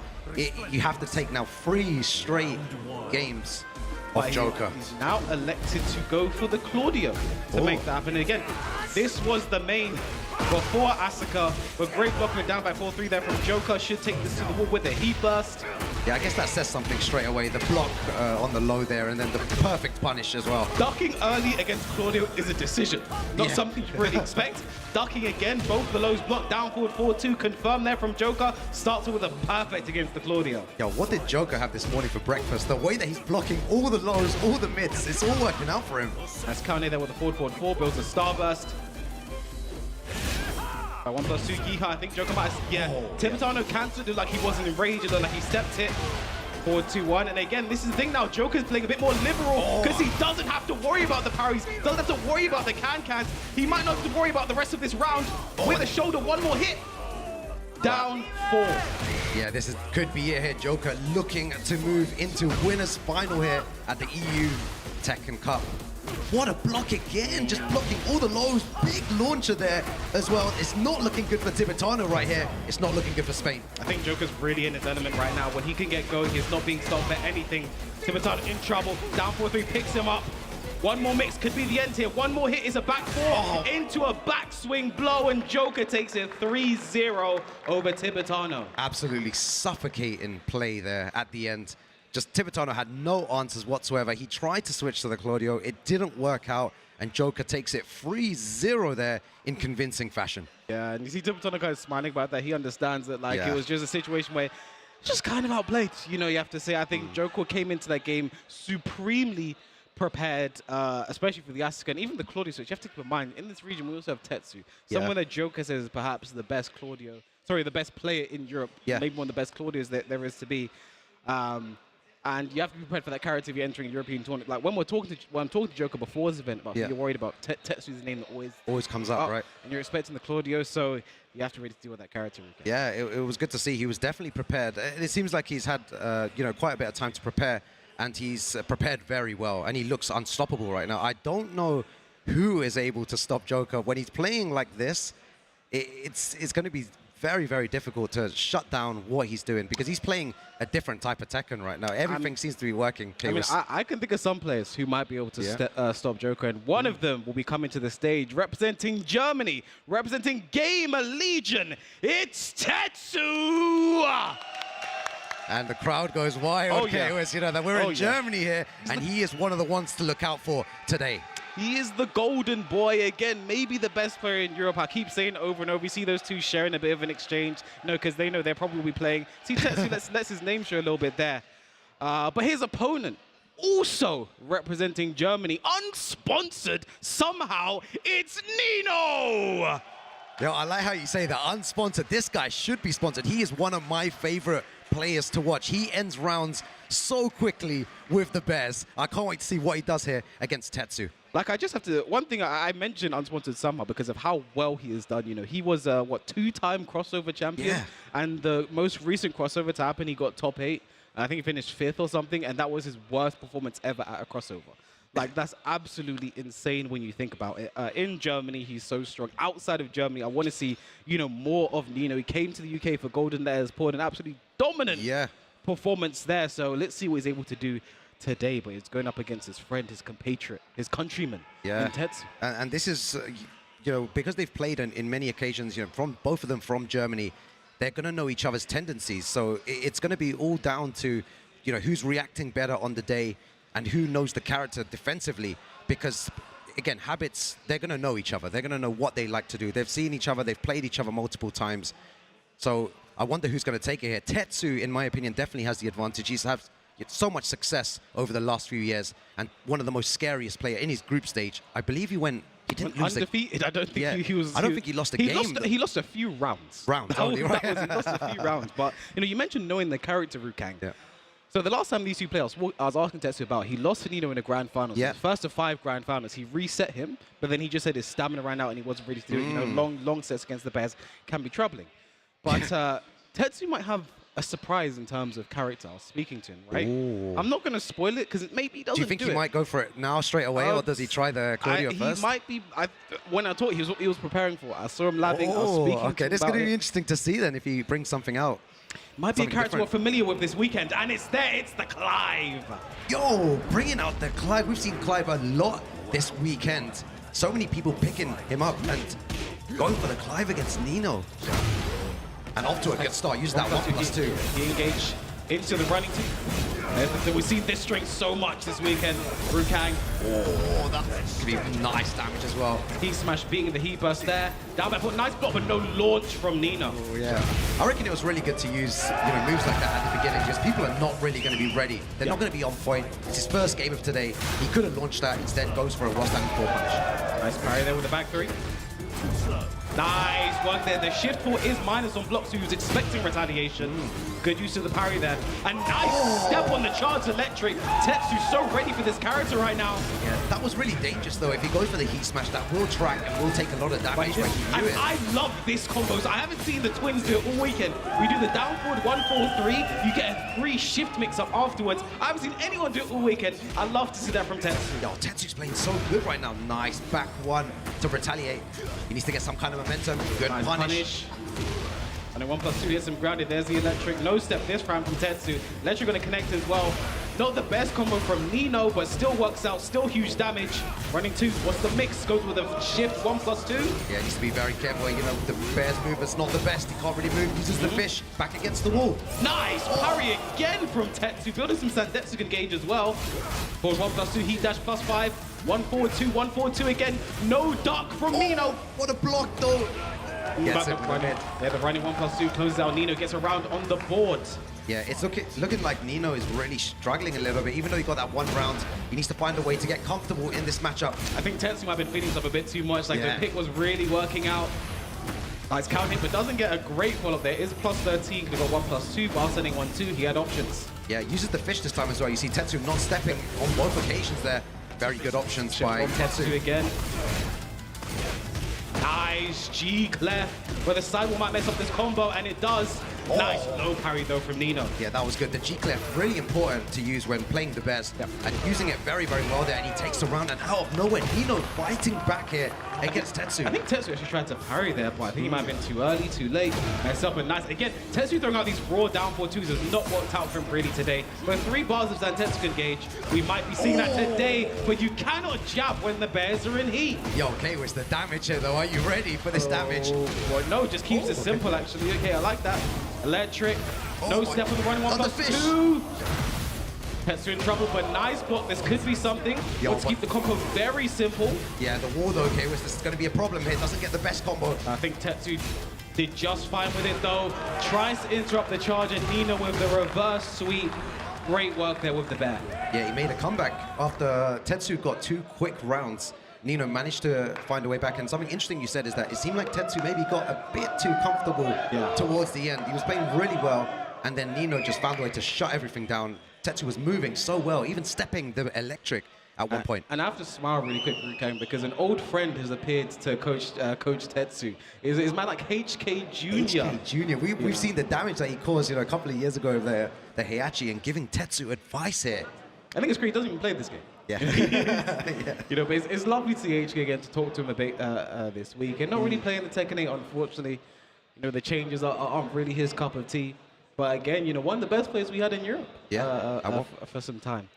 When the Heihachi came back, people thought he was going to come back, but still stayed away. But there to give his friends some advice, right? Again, I think in Germany matchups, the coaching situation might be awkward. They always have someone ready to go up. Steffi's there for Tetsu, etc., etc. But maybe Steffi's been up for Nino this time. Who knows? Yeah, exactly. They got shared custody of coaching. It's always difficult when it's two players from the same country playing against each other. Now again, did he stick with the no? He switched to Claudio immediately. Yeah, and this is the benefit of the first of 3 we were saying earlier. He has the luxury of switching characters and a beautiful sidestep hop kick to start things off here against Nino. I don't think the collab was really the issue. Yeah, I don't think it was that bad. Just raw down 4-2s. Nino was getting a heat engage punish for it every single time. I think that was really the issue. I think just stop the ring up the raw down 4-2s, but go with the character you're comfortable with. He's beaten Nino in the past with this character, so why not? Yeah. Oh wow. Oh wow. Oh, 2 times. Very nice. Gets with a 3-2. Yeah. Just gonna go for the dash and uses the fish. Good option from Tetsu to stand still, but this time, misses the combo though. The instant while standing 4, that's hard to do. Down 1-2, nice interrupt from Nino. Also wastes Tetsu's starburst. Excellent there from Nino. So close. Looks like Nino's just using single jabs here to try and control the game. Back against the wall. 10 seconds remaining, Kwis. 8 seconds left to go. Oh, and Tetsu gets caught swinging there. First round to Nino. That's 4 rounds straight for Nino. Yeah, Nino's really riding this momentum right here. He's playing really well, controlling the game with single jabs with Kumis really well until he gets that heat engage and then he puts the pressure on. Look at that, just single jabs, 1, 1, 2. Power crush there from the Hunting Bear. Very, very nice. Yeah. Oh, wow. Messes the follow-up block. And the charged electric. Can't do that, right? The charged electric does break armor. Nino was ready 5 rounds straight. Yeah, looking super dominant here. Nino, a player definitely to, to have your eyes on, unsponsored, like you said before. Have to keep mentioning it. Electric, back forward 2, catching Tetsu, moving. Electric heat, smash. Look at the chip damage. Oh my god, oh my god, Still so going. much chip K-Wiz. Still going. He's just blocking everything. Still going. Tetsu being punished for blocking right now. Nino with full life. More chip.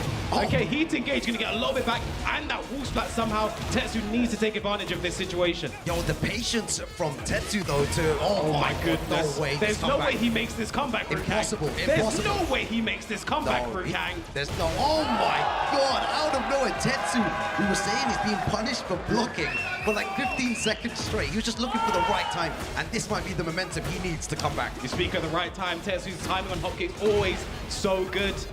He's going to need a reverse sweep to close out this one, though. Nice power crush timing there from Nino. Going to get a lot of life back with the heat engage into the electric. Yeah, catches him there, just clips him out. What's the mix-up like here? Guaranteed booty.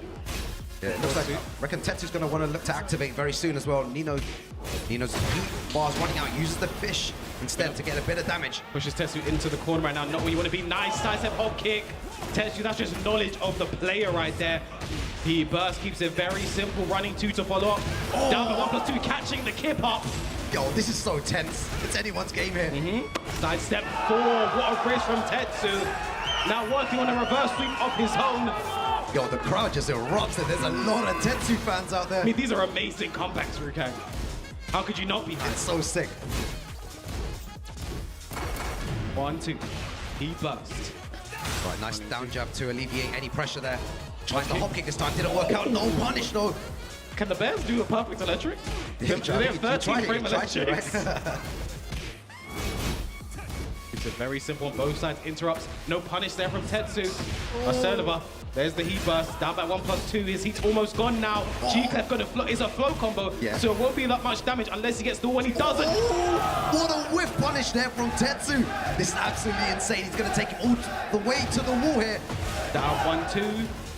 Keeps the combo simple. Back 3, sidestep 4, running 2. Oh my god, K-Wiz, I can't watch, man. 10 seconds remaining. What a power crush from Tetsu, and he ties the game 1-1, and HK's running up again. Wow, what a game. I feel like the highlight of that was the blocking for like 10, 15 seconds.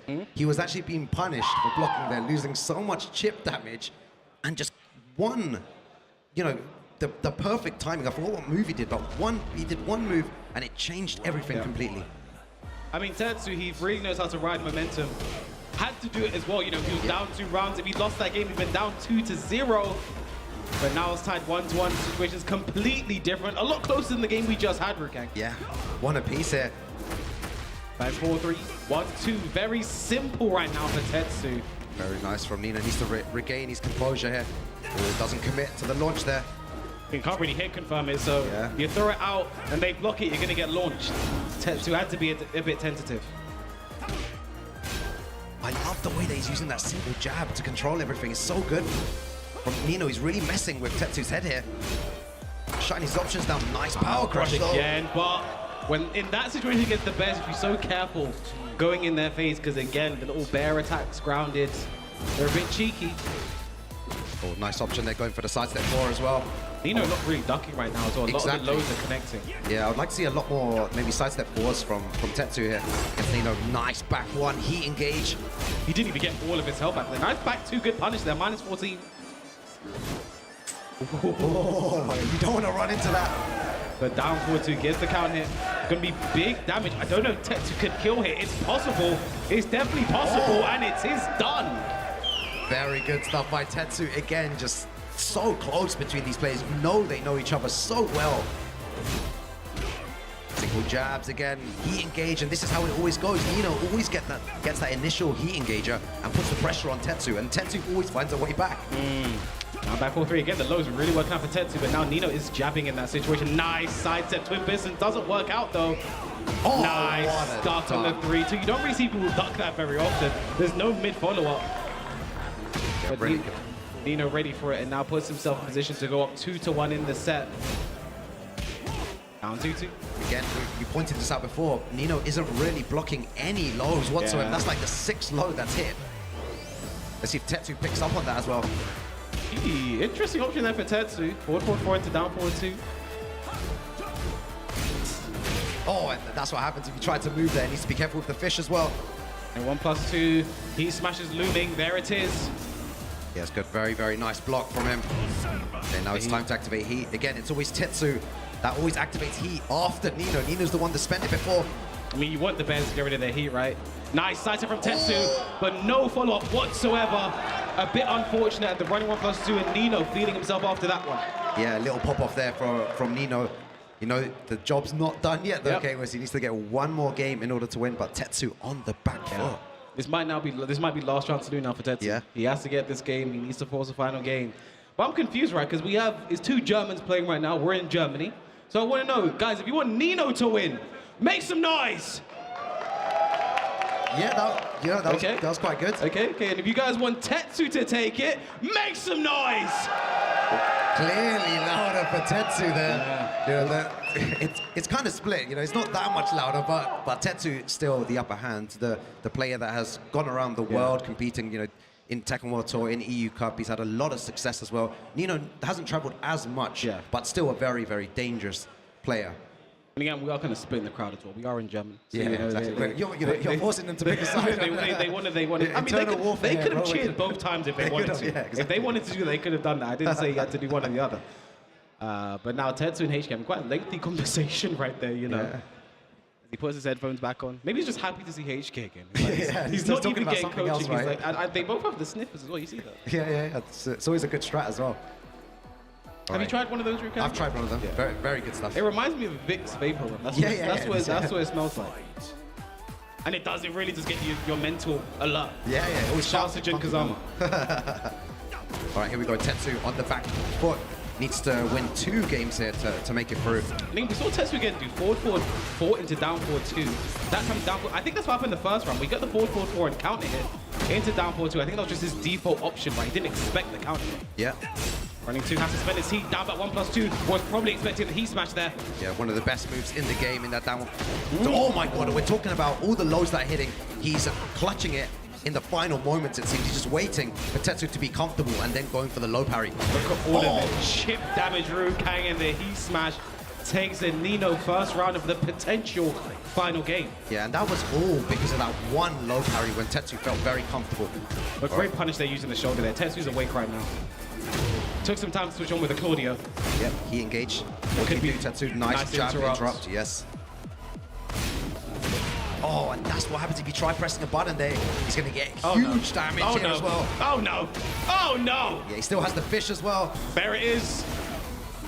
And the low closes it out. Nino now moves to set point to move into winner's final against Joka. Yo, Nino is so dominant right now with the Bears. Don't know what Tetsu does here, and again, the similar situations for Nino, trying to activate heat as quickly as possible, trying to put so much pressure on, and that is going to be huge damage, K-Wiz. Might be able to take this to the wall. I don't know, it's a bit awkward. There it is, still going to be a good combo. Tetsu just shy of rage. Now he's in rage. There's the heat smash. He's in the corner. What can he do? I'm not too sure. It's nothing, and Nino closes it out 3-1 over Tetsu. What a great game we saw from both these players. Tetsu going into that loser's bracket, but Nino advancing forward to face Joka in that winner's final. They're well deserved with the way that he played there. It was so crazy, the way that he didn't block hardly any lows, but at the right time manages to low parry them. It was all working out for Nino at the end there.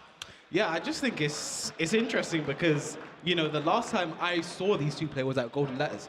And Tetsu just ran over Nino. It wasn't close. You know, he won the full set, and by Golden Letters rules, he got 3 perfects or great. So he won both ways, and he won twice in one set, basically.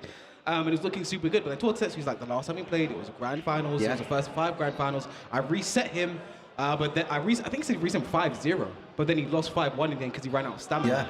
Which is a real thing that nothing playing, especially a game like this for a long set. And we see what this has done to our bracket right now. Winners final will be Joka versus Nino, and the winner of Gosain and Kato will play Tibetano, and the winner of Kira and Sin will play Tetsu. And Kira is still alive from the LCQ.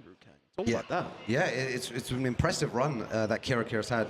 You know what he said before as well. It's the the support that he's getting from the community over here in Switzerland that I've travelled down. He said there's about 20 of them that came down, and they're all supporting their boy, and they're making a lot of noise for Kira. So it's really nice to see them coming down in full force, and one of their boys from the LCQ still, in the top 8 losers side there. But he's going up against Sin, who's going to be a very difficult opponent. We know that Yoshimitsu is really dangerous currently in the game right now. So yeah, I wonder how he kind of approaches that with Jun. Yeah, and just to talk about Kira for a second, like I was speaking to him a few days ago just about, because again, he's recently retired. You know how Tekken players like to call themselves retired, but right? he did leave his sponsor, he left Mind Sanity, and is sort of going out and saying talks about what's he going to want to do, with the game. But I also didn't realize how much like influential he is in just Swiss esports in general, right? Because when he did leave his team, was saying like, there are people in like other games, not even other fighting games, just other games, other esports saying, without Kira, there's no Swiss esports, and stuff like that, right? And you see the support he's getting, this entire weekend. It's really good to see as well. Like, you love to hear that kind of vocal support for a player. Like, and again, we're in Germany, here for Nino, here for Tetsu, here for Kira as well. Because in Switzerland, not a lot of you guys drove down here as well. Easy to get to. That's a long drive, right? So they were telling me like 7 hours or 8-hour drive from this, and the dedication from these players to come down here and support their boy. And obviously as well enter the LCQ at the same time. Yeah, it's really good to see as well. And then his opponent, Sin, we've a challenger event winner. You have to talk about that. Tekken World Tour challenger event winner. Last year. But before in Tekken 7, you really might not have heard of him as much. But Tekken 8 came out, was really making a name for himself in Dutch locals. He started to really show out, and then goes away to crossover, wins. I think for a non-German to go into Germany and win a tournament, win a major event is pretty amazing, right? So again, it's going to be no small feat to be able to get that done. Then the other side, Gosain versus K-Top. Oh, that is going to be super interesting. The way that K-Top took the final round there against KaneAndTrench was so impressive to see. The way that he was patient and had the composure for someone that's not as experienced, someone that's not maybe traveled the world competing at the highest level. He was able to stop in a high-pressure situation, wait for the spin, punish him with down forward 2, and then still manage to close out the round in a safe way, whereas most people might have thrown out a low, which Kane was looking for. Because if you start panicking at the end, you just want to do anything to win. Instead, he goes for the down forward 1, and he wins it in that fashion as well. I like that you use the word composure there, Rukan, because that's exactly what that was, just so ready to play that and going up against one of the most composed players I've ever seen in my life in Gosain. So that might just be a really patient, composed match of good old-fashioned Tekken. I think what I like about Gosain now, he was saying yesterday as well that he felt like he was starting very slow towards the beginning, which is why he lost. But in that match that we saw from Gosain, he was, while standing for DSS slide instantly in that first round. And it was really good to see because he actually took the first round in that game because of the speed that he was playing at. One thing I'd like to say about Gosain is it looks like he's always losing until he's won. Like I like to say about him, but in that game he was just on the front foot playing the game. I think the same against when he played against Pika, on the first day, because you mentioned his first few games he wasn't playing that well. He said that himself. He acknowledges that. But in that game against Pika, same against the game against H-Dog, really on the front foot, using his options, knew what to do, made Pika switch to Nino. That still wasn't enough to stop him. And he's made it all the way to the final day in the top 8, Rukan. Yeah, it's so good to see so many good players throughout the weekend in the LCQ. That was a stacked event. KaneAndTrench and Kira making it through. Kira still alive there as well, but that winners final is looking juicy as well. Kwis, the Joka versus Nino is going to be interesting. I wonder if they've played. Have they actually played before? Not too sure. I remember. I'm trying to think. They definitely played in the last Brussels Challenge for Tekken 7. I remember that, and Joka did take that. But off the top of my head, that's the last time I can remember that they played. That was Tekken 7. Nino's, again, we talk about Kuma as a character right now and how crazy he is, potentially top 5 with his heat. But even in Tekken 7, when Nino was playing Panda, obviously made the switch for obvious reasons. Kuma, of course. But he was playing Panda, he was playing the bet. He was still taking out top players. He was still a crazy player. Still someone that's so hard to deal with. Still making those top 8. So again, like, you just give him an improved character. And now sitting in winners final of ETC. Yeah, I wonder if Joker's had a lot of experience against Kuma or a lot of practice, whether it be online or offline. I'm just trying to think, because other characters, of course, if he was to play Yoshimitsu, he's had loads of practice, KaneAndTrench, Horang, yourself, Law, Gosain. But with the Bears, I think we have... There are bear players in Europe. You've got Emperor Sui. That's one example. But don't know how active he is. Is he quite active? No, I'm actually not too sure. In ranked, to be quite active. In ranked, you might run into ranked every so often. So I'm not too sure what will happen in that. Well, it would be interesting to see how Joka navigates around the Bears, because it's so oppressive. Right, you can't be just pressing buttons mindlessly against the Bears. So he needs to really calculate his moves and maybe go for even an even more compact gameplay, even more just poke-based and not take so much risk, because the range as well that the Bears have is crazy. I do wonder if that he does make the think about going to Heihachi in that matchup. Yeah. I wonder if that's something he might be thinking about. He has the choice, But I'm expecting the Feng. He's done so with the character the entire weekend. The one time he did try Heihachi this weekend. Oh, and it went. Wasn't wasn't a fantastic decision, but he knew he was through in winner's side no matter what. He's like, I'm going to try the Heihachi. He asked me if 1+4 is Warrior's Instinct, because for some reason he forgets that. I don't know how he forgets that. It's your character. I think he's got max rank points on Heihachi now, so you should know what your Warrior's Instinct button is. But yeah, I just think he's looking so good right now. But so is Nino. I mean, Tetsu was undefeated. Man, it's going to be a hard one to call as well. And that's the exciting games that we have for everyone at home. Big thanks to everyone watching at home. We're just preparing our next games in case you're wondering what's happening. We're going to go into the losers side of the bracket. Losers top 8 here. Still first to free action, but some more crazy Tekken matches on the way. And I think... Sorry, are we ready? I think we're ready. Guys at home, they want to see some Tekken action. They're ready to see some Yoshimitsu Kubo and all sorts of games. So, our first player from London, United Kingdom, representing Mirage, is Gosain. There we go, Gosain. You'd love to see him smile. When he smiles and when he's calm, he plays the best Tekken ever. K-Wiz. And his opponent, coming out of Greece, trying to get revenge for his twin brother who was slain by Gosain, is K-Top! Yeah, I'm sure K-Top has gotten a lot of fans this weekend with the way that he's played, and it's great that he has the exposure now, and he gets a showcase to the world what he can do with Clive. A really, really strong player, and very difficult to make it into top 8. He should already be proud of himself for what he's accomplished. I don't know how I feel for Gosain right now, because he's going from one Clive to another. Yeah. But like maybe because again, he was playing against Tetsu, he was preparing with the Clive. Yeah. So he knows on paper what to do against the character. And it's interesting because, no disrespect to either twin right now. Yeah. But from my view, from watching them over how many years, it's like K-Top has just seemed like the better player. He's been the one that's performing better. He's had slightly better results. But from what I've seen this weekend, H-Top has looked like the better Clive player. The way he's been utilizing the character, he's been utilizing the options. So I wonder how this is going to translate, you from brother to brother, from twin to twin. And I think it's always interesting to see twins competing as well. Yeah. I remember there's also twins over in NA. You've got Chibi the Chiefscape and What's It To You. Shout out to those guys. I played both of them at EVO 2022. In tournament? I played both of them in tournament. I had to play What's It To You and then learn to play Chibi the Chiefscape. So that was pretty funny as well. And they said no one's ever had to play both twins in a tournament before. Yeah. So that was cool. But you got K-Top and H-Top over here, and then just brothers in general, like Shadow 20Z and Junior 20Z. And again, I think it's an interesting dynamic because it just gives you a training partner you always have access to. Yeah, exactly. Guess, you can play Tekken. You can play lots of offline Tekken for days there. What's interesting here as well, you mentioned it before, that Gosain already faced a Clive player in his brother. Yep. So his brother has clearly, K-Top has sat down, he's obviously watched the game, he knows what went right, he knows what went wrong.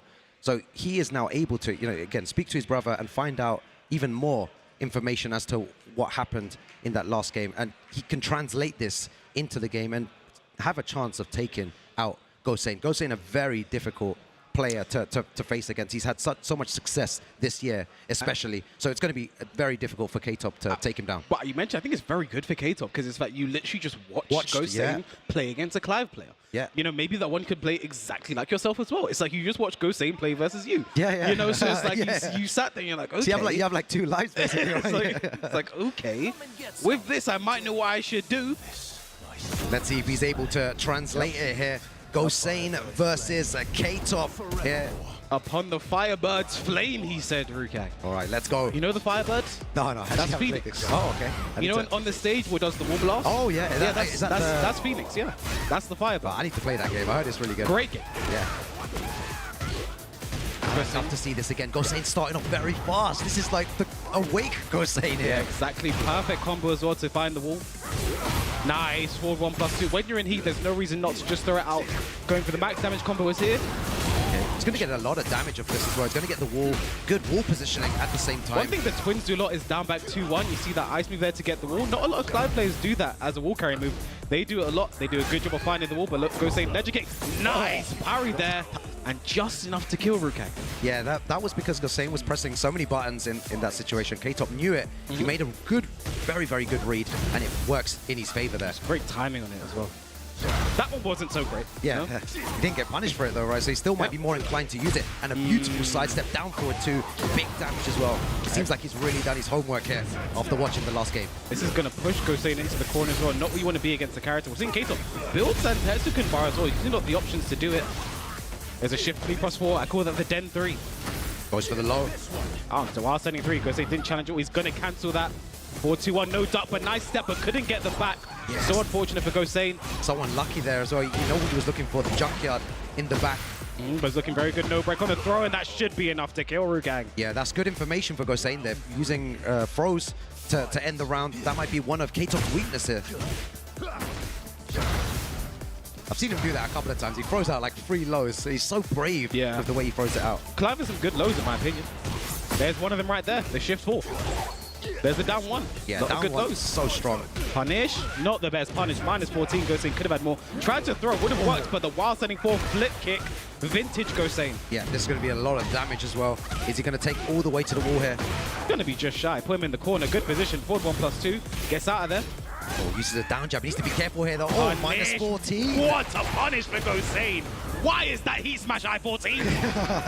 Maybe they need to look at that, man. Beautiful punish. Perfect punishment from Gosain. Yeah, we see a lot of that 1+2 is such a good button. It is safe. There it is again. It seems like the Clive players now, instead of using forward 1+2, they use 1+2 now. And that's the second time I've seen that for Gosain. He's trying to jab there to interrupt. But he's getting back one because he's like holding back and blocking. He's trying to jab, he's getting back one. He's getting a bit unfortunate. He wants to get 1-1-1 to interrupt. He knows how to deal with the string. Oh, very nice sidestep by Gosain. Just gets a small punish there. Back 4. Don't see that very often. Yeah, it's a good move as well. Safe mid counter hit launcher. Similar to Devil Jinx. Well, Gosain got oh my god, against the wall with that as well. K-Top. It seems like he's learned from his brother. I see Joka spring up from his seat. What to Gosain? Generally, like Gosain's not someone who really needs too much. Wait, I think that must say G Money, right? G Money, yeah. Shout out to G Money. G Money. That was his original right name. I like that name better though. No, you know, so I like change it to G Money, right? Yeah, I like. What does the G stand for? Gosain. Gosain Money. What do you think it stood for? I don't know what that G stands for. You know, maybe people in chat can tell us. What does the G stand for in G Money? But Gosain needs to find a way back here. K-Top looking really good, and another very, very good start. Excellent back 2 as well. Get a lot of guaranteed spots. Nice back 4-3. Doesn't get a wall set though. A bit unfortunate for Gosain. Down back 3 counting. Oh, Painting the slide. Nice 1+2. Yeah, it's always really good when Gosain threatens with that slide. I really like it because it's terrifying when you're against Law and he's in your face in full crouch. The heat smash for Gosain. Punish. Nice. Down 1+2. There's Ramu. Little punish there on the back 1. Going to be a big punish there on the forward 3 though. Gosain first round in the second game. Yeah, takes big risk there. Didn't pay off there. Mirage Gosain making a comeback here. Sick. Good parry there from K-Top. Running 2. Guaranteed shift 2-1. Nice duck. Not the best punisher on the back 2. Use the 1+2 back against the wall. There you go. Interrupt. There's the 1-1. That's what we've been trying to do for so long. Finally gets it. Nice F3. Into the heat smash. Might put K-Top in rage, and it does. Slide. So good by Gosain. Using all the lows. I feel like that's like 4 or 5 lows in a row. Gosain. The advice from Joka is working. And that was a great 1+2 in between the forward 1+2, right? Yeah. A bit risky, but it worked out. Nice 4-3. Oh, look at the combo though as well. That was so sick. He's getting fancy. Yeah, this is the scariest version of Gosain. When he's confident like this, I feel like he's unstoppable. K-Top has something to say about that, though. Nice! Back 1-2 this time. Yo, what's the combo like, though? The sidewall's going to be there, but it's not going to hurt Gosain too much. Still a very good combo. Side step 3. While standing 4. While standing 4. Oh, that was such a beautiful... Oh, my God. He's going to get a wall splat as well. That's going to kill Nice work there from K-Top. Gosain caught gambling, went for the low. Because again, the twins, they love to end rounds with the hell sweep. They love to go in for the shift hell sweep. So Gosain probably looking out for that. Oh, that's the first time he used down by 4. Nice. Ooh. Yeah, good punish there with the 1+2. Again, just the pressure though. Punish. Nice. Yo, Gosain's punishment's been on point here. Oh! What? That just went under the back one. I'm so confused there. Gosain in trouble, but he gets the back one counter hit confirm, and that's going to be the round with the Rager. Insane stuff. What happened a second ago? I don't want to talk about it. I don't want to think about it. I just want to move on. That was crazy. I feel like time stopped there for a second. I was like, wait a second. I need to process what just happened there. But Gosain with the win there. One thing I like as well is the fact that when something like that happens, you know, you can be really discombobulated. You do like a safe mid poke, like a back one, and a heat smash just makes it so it doesn't exist. Like, I think one thing I say in this game is you need to have a short-term memory. You need to forget about things really quickly. You need to forget that happened so fast and just move on and play the game. That's exactly what Gosain did there. Closed it out. I feel like as a player, like you want the opponent to think about that for as long as possible, to be maybe angry at that situation and think, how did that even happen? But it's good that he forgot about it straight away and takes the game there. 1-1 between these both these great players. Nice 1+2. We're seeing so much of that move. Yeah, I was saying they shifted now. It's not like forward 1+2. It's just 1+2. Maybe they should nerf that a little bit now as well.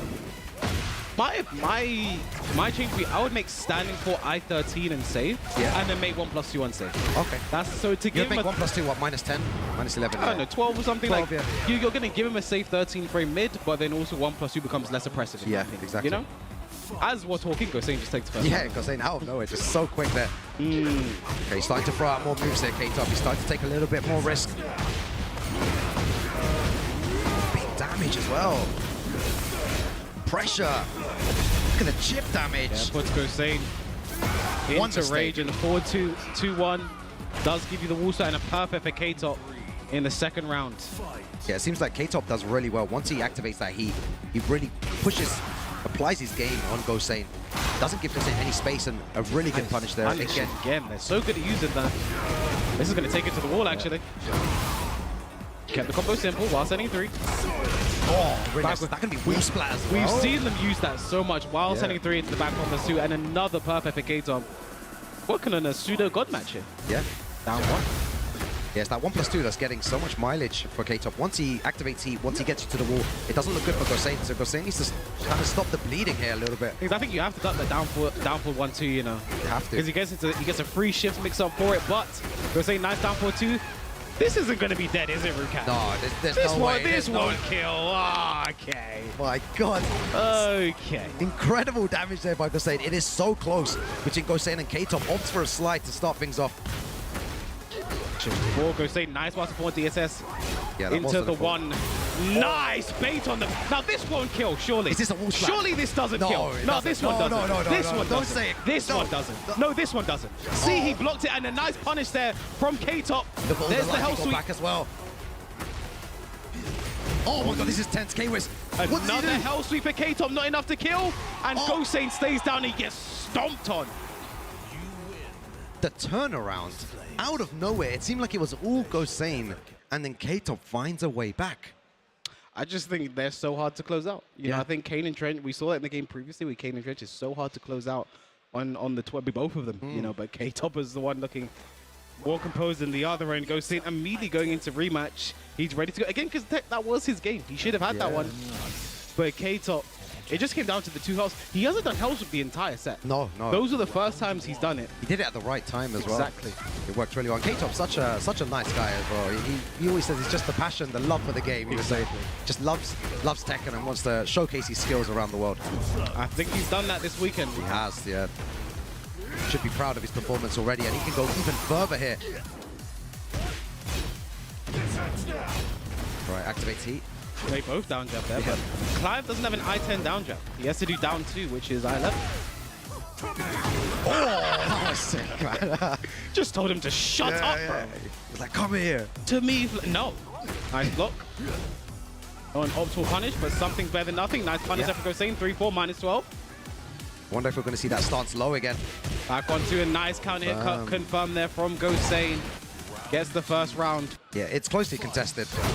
1+2 to start things off there. We see that every single round. They love to start rounds with 1+2. Yeah, why not? Super fast move, safe, heat engager.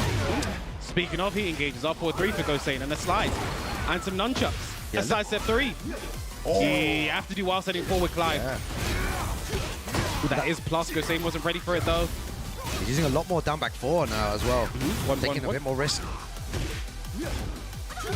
Oh my God, down forward 2. Is this going to be enough to kill here though? It should be with a 4-2-1, 1+2. K-Top retaliates back in the 4th game. Yo, his sidestep down forward 2s have been really working out. Yeah. That's 2 for 2 right there from K-Top. They've not been whip punishes as well. It's just been the timing. He's had the read on Gosain. The delayed DSS1 there. I think Gosain messed it up, but Yeah, Gosain trying to apply some pressure, you know, plus frames on the forward 1+2 look at, you as see well. the range on that down one there. Back one to Gosain. I think he did have counter hit there, but delayed it a bit too much. We're back against squad. How'd you get out here? Uses that heat as a defensive option. Gonna get a big wall splat there. Now this won't kill Rukang. Oh, I one told pixel you. remaining. Oh, We could have done something more dangerous. Uses a down jab. the guard break. His heat just ran out though. He couldn't heat dash. The 1+2 in the back. 1-2. Gosain. Can he take us to a final game? Yeah, this is what First to Free does here. The mind games are crazy right now between both these players. Forward 1+2. Nice. DSS2 gets the counter. Gonna take this to the wall. Junkyard Dog. Yeah, lots of damage here as well. Activates heat. He's going to have wall pressure as well. What's he going to go for? Might go for the heat smash after the forward 1+2 here. That was a counter here. Things are not looking good right now for K-Top. But we've seen him make this kind of comeback before, but it's not going to be today. 2-2, final game. Wow. Very, very close game between both these players. Gosain at the end, they're just enforcing his pressure a bit more, using the forward 1+2, the while standing for DSS as well a lot there, catching K-Top pressing buttons at the wrong time. And it worked out. So his gameplay and the way that he's playing is working, which is good. Now we've taken it to a final game.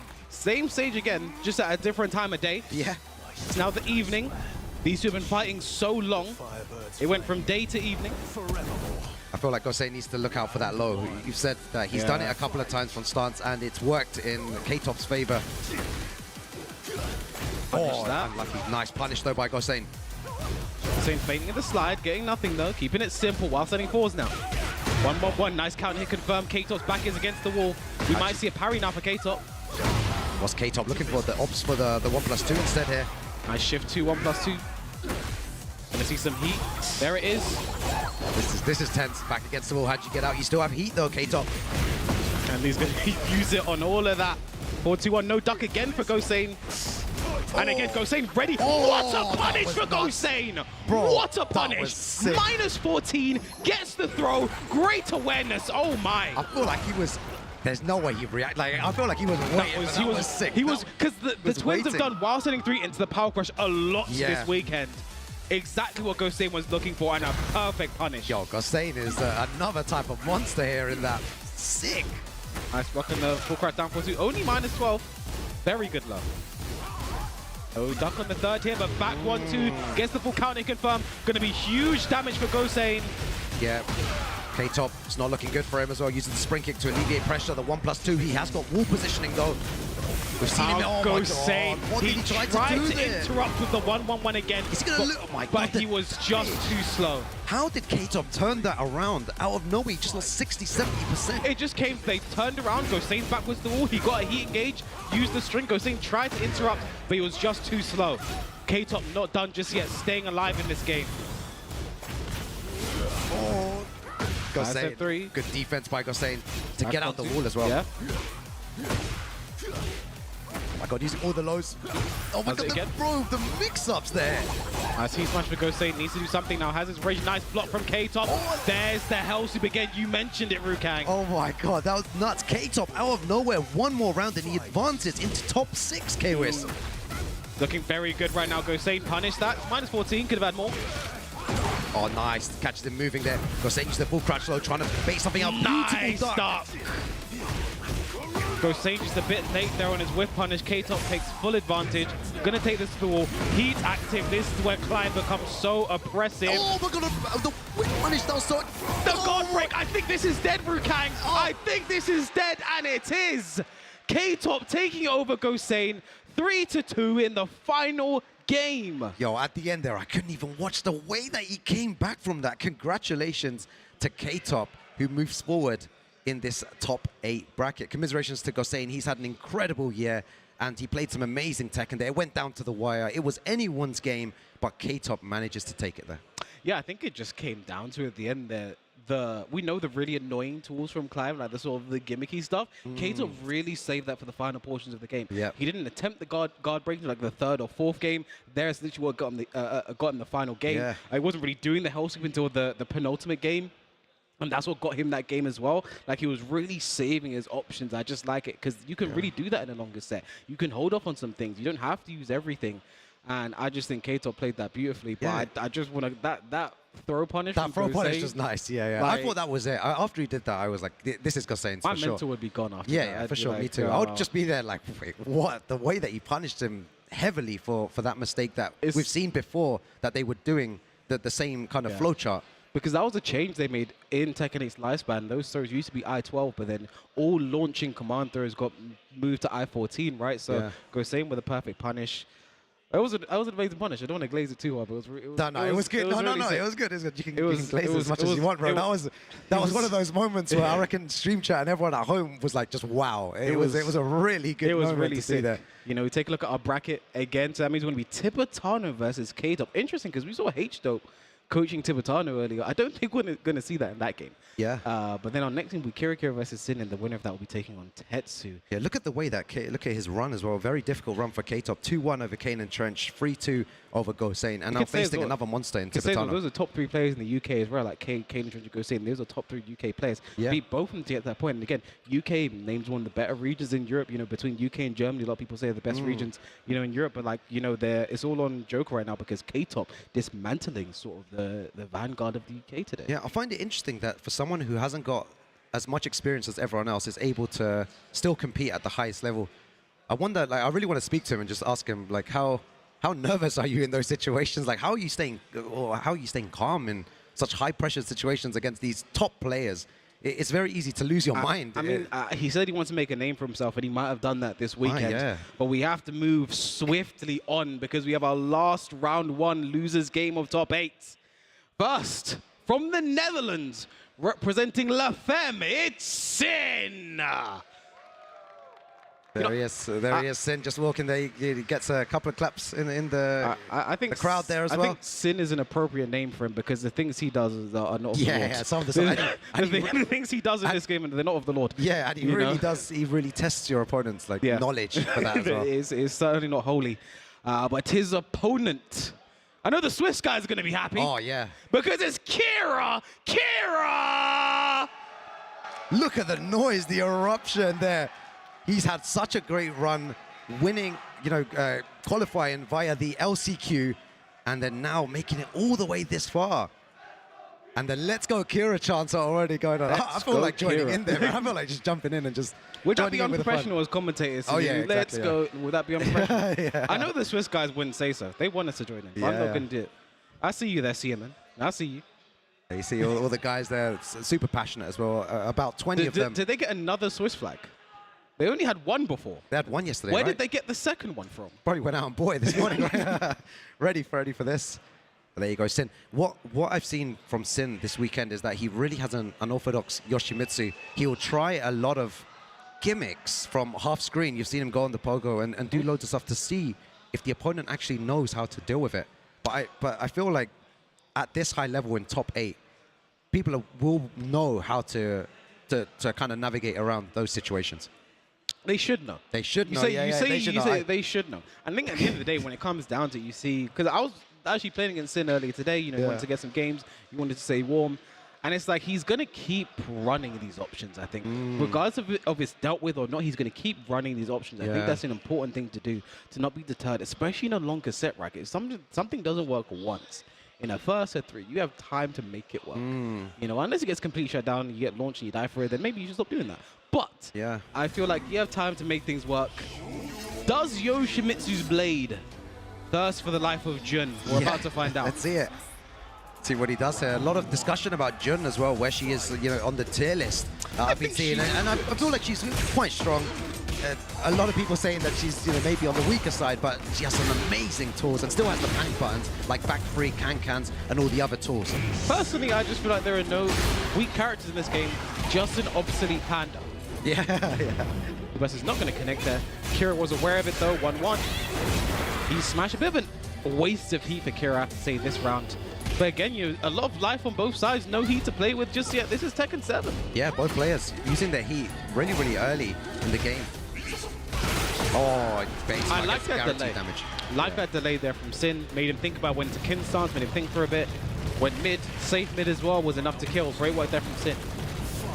Let's see what Kira does. Oh, and starts off straight away with a huge launcher there. Yeah, great counter hit confirm with back 2-1. It's a lot easier to counter hit confirm in this game. You see the pink sparks. They sort of fly out a bit more when you get a counter hit. Confirmed it really well. Oh, close to the low, yeah. We're going to see a lot of that low. We're going to see Sin get a pickup using that low as well. Yo, nice combo as well. Going for the sword sweep there. Just really offensive there by Sin. That was offensive. Kira, I am offended. Yeah. Not giving Kira any chance to do anything, really. Kira on the slower side at the beginning. Yeah. But nice punish there with the down jump.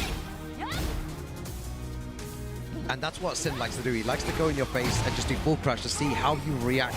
And he's just downloading information there. And just with one teleport, he's put Kira's back to the wall. Put Kira close to dead right now. And he's going to jump on him. Sin, a dominant first game. Yeah, we have one guy there with the flag of the Netherlands. Just guys, I didn't hear you much that game. I need you guys to give Kira some energy. Yeah, they need to. There we are. Yeah, you know, Kira is no stranger to these situations, though, K-Wiz. Kira seems to always go down. He said it yesterday as well, in the LCQ especially. He would lose one and then win. Lose and then win. So it's going to be interesting to see how he actually finds a way back here. Kira might have an issue right now. He's standing up and he's putting his pad away. I'm not too sure what's going on. Kira's standing up here. Might have an issue. Is that a levelist right there? Yeah, that's... Has Kira been playing on levelist the entire weekend? I think so. Has he? I think he's been playing on the same... I'm not sure though, I haven't really... Can someone confirm? Has he been playing on levelist? I think he has. I've just not been He's just testing his buttons right now. I don't think he has. Yeah? I'm not sure. Why would he bring it? Why would he bring it out like in I don't know. Top 6? Maybe he's aura farming. All right, we're going to go back into it again. Let me play on levelist now. Yeah. I don't need. Seems like everyone does. I don't need my pad to beat you. That's what Kira sounds like, by the way. For everyone. Yeah, for anyone watching at home, yeah, that's what it does. That's exactly what it sounds like. So we'll be getting into the second game now. I'm not too sure what the issue was, but yeah, we'll go back into it. Again, that was a dominant start for Sin. Very dominant. And maybe he's switched to levelist because he's playing Nino. Oh, that could... Maybe that's he's gone to Nino now. Because again, stuff like the higher Shida step going to be a bit... You're going to see a lot of stuff like that. You're going to see a lot more of it on levelist. Maybe that was... He's going to have to get used to this now. Yeah. I mean, okay, I know Kira has been playing on levelist for quite some time, just at home, practicing. I think it's going to be a decision for Nina here. So let's find out. Yeah, let's see how well Sin does against Nina. Beautiful stuff by Kira so far. Interested that he's elected to go for Nina immediately, right? Hasn't played Nina much throughout the year. It's been mainly Alyssa and the Jun. Maybe he feels like this is a slightly better matchup, maybe better homing moves for the spin, punish the flash a lot better. Nina does quite decent in this matchup from what I've seen, so... No punish there from Kira, but the range did look a bit iffy. Oh, no break on the break. First round to Kira, and the Swiss guys are waking up. Yeah. This could be the perfect decision from Kira to switch to the Nina here. Wipes the floor. Sin looks a little bit more hesitant though. But no launch on the CD1 from Kira, making some mistakes early on the punishment. Again, don't know how much he's been playing the Nina. Oh, goes for double low there. Knows that Kira doesn't like to block low. That's the third low in a row. 1-1. For 1+2, that might have been guaranteed there because of the wall position. Nice break on the throw. Kira has his rage to use and his heat. Oy, spin away. Spins again, but runs into a blonde bomb. One more hit does it for Kira. Baits to Ukemi, takes the round. Let's go, Kira. 2 rounds up here, fighting back. Maybe Nina is the answer. Right, single jab. Yeah, down forward ones as well, just playing very slow here. It seems to be working out. Look how much life he's lost in 10 seconds, and though. None of that recoverable because it's just been poke damage. Yeah. He gets spirited away. Oh, nice block. He was ducking from like 3 seconds ago. He was ducking for a while there, Rukang, and this should be the round. He burst, blonde bomb, do another one, doesn't have to. First game, Kira gets his 1-to-1, and the Swiss are alive. Right, it's so good to see as well. Look, behind the Kira chants have started. I like that they have their own section. Yeah, like this little bit on the side there, right? And I believe that is KaneAndTrench up there giving Sin some advice, you know? I wonder what, Sin's mindset was in that. He wasn't pressing as many buttons. He wasn't going for anything that he did against the Jun. He seemed to party a lot more, and it was working against the Jun. But now he just stood still. He was getting chipped to death. Kira, down forward 1, single jab, down forward 1 strings again. And he took away, I think, 70% of his life in 10 seconds just by pokes. I mean, I think as well, like for Sin, is you're probably weren't expecting the Nina. You know, again, we all know Kira plays a bunch of the waifu characters. Alyssa and Jun have mainly been going to. But the Nina's been not really seen in tournaments, so it may have come a bit of a surprise. We said maybe he needed that 1 game to adapt. Again, first 3, you have some time. Let's see how he comes this game. Yeah, let's see if Sin actually starts pressing a lot more buttons here against Kira, because he's just allowing Kira to do what he wants here. Sidestep. Look at this. Oh, he tried to punish with a flash. Yeah. 1+2. Back to the wall. Nice. Punishes the bad breath. That's very hard to do. Yeah. It doesn't get the biggest combo there as well. Needs to be careful with his lows here, because... Nice punish there from Sin. Not going to be enough to kill, but going to be a bad situation for Kira. Feints the slide. Kira was ready to duck as well. 1-1. Oh, but that was so sick. There, but Kira drops the combo! Oh. Could he just rage art in that situation, Kiwis? To just end it right there. He opts for something else. Didn't work. What did I say at the start of the pack? He has not been playing Nina in tournament. And I think that is now coming back to bite him. We're seeing in certain mistakes, certain punishes he's not getting, certain combos he's dropping. Oh no, and here we go, just Sin. Looks like he's a confident player again. Just running in there. No. He knew. Very nice by Sin, staying patient at the end, even though he was pressing so many buttons beforehand. At the right time, doesn't press anything at all. And that could have been the changing point there. You know, Kira, 1 drop combo. He needs to get that out of his mind. Nice launcher by Sin, though. I think one thing Kira has to keep an eye on is that Ukemi, the tap up, the tap forward get out there from Sin, does it a lot. Oh, look at the damage as well. 55% already gone, roughly. Bim, keeper should connect, and it does. Nice slide. Doesn't get to spin away from it. Full crouch low, there's the heat smash. What's the mix? Does nothing again. Oh my god, it goes for that again. No one really. And he's done this before. Just jab, Kira. Okay, blonde bomb, that's an answer. Didn't get the heat dash though, it just ran out. Down 4-2 hits him while he was crouching, so he doesn't get launched.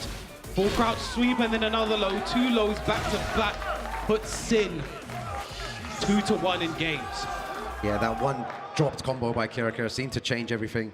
He needs to find a way back from this. Sin just smiling there, enjoying himself. He's been playing very well. Kira's smiling too, though. But Kira's smiling. I think he'll switch back to bad now. He's like, okay, I'm done with Nina. I'm not sure. I feel like he's now committed to Nina. I mean, whatever character he picks at this point has to use for the rest of the set. For the rest of the set. He has to make a tough decision here. I feel like he should have won that first round. He should have, yeah. I hope that combo drop, it doesn't come back to bite him. I hope that's not the reason that he loses here, you know? Yeah, let's see what happens next. Sin just 1 away from moving on, Kwis. Yeah. Can he do this? He needs to end it right now. He's playing a different style of Tekken, more aggressive, not as before when he was a bit more passive against Kira's Nina, but starts off with a really good power crush and goes straight into heat to put some pressure on. Nice.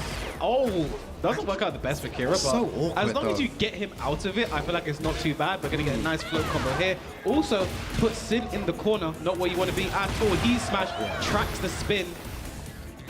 Wipe the floor, what a risk. But Kira doesn't get a guaranteed follow-up there. Again, he's not been playing Nino in tournament. Dropping a lot of combos, a lot of missed punishment, but he's still surviving. Jab, jab, keeps it simple. And punish that. Could have had a back 2-2. Oh, just the first hit. He was waiting for the second hit. Yeah. When he used the wall blast, gonna get back to the wall. What's the mix-up like here again? And there it is. Was that going to be a combo as well? Wow. Actually never seen that before. Big damage, getting life back as well. Real life. More life.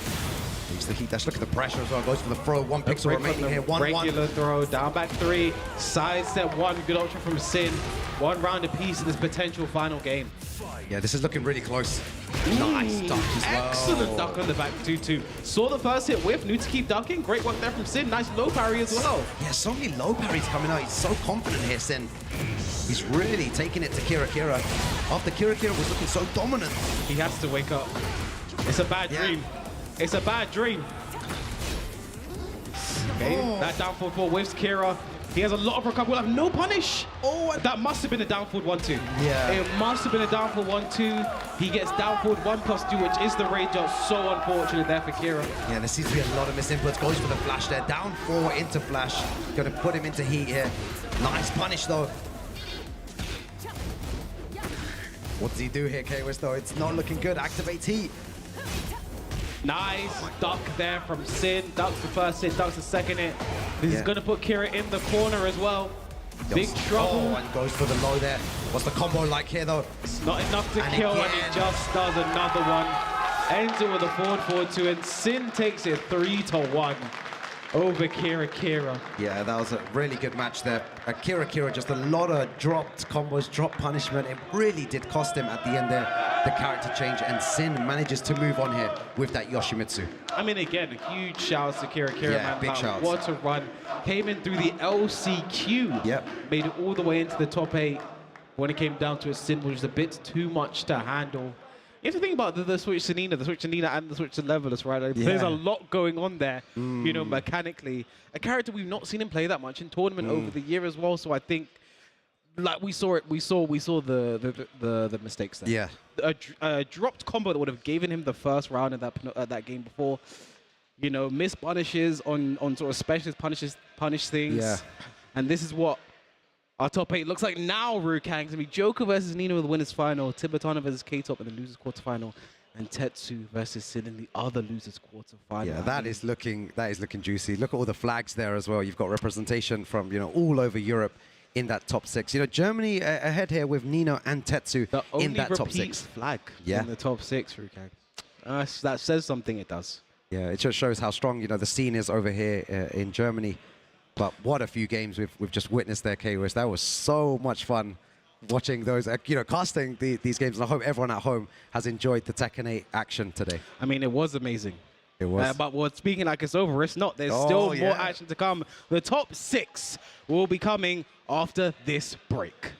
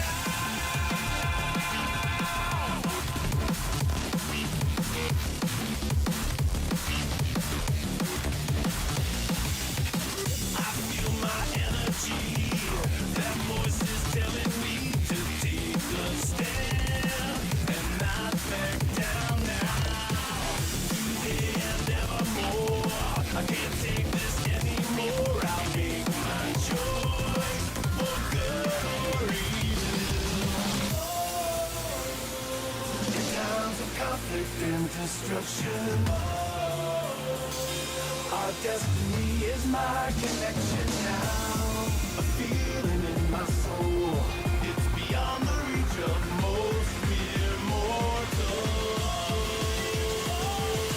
Take a stand.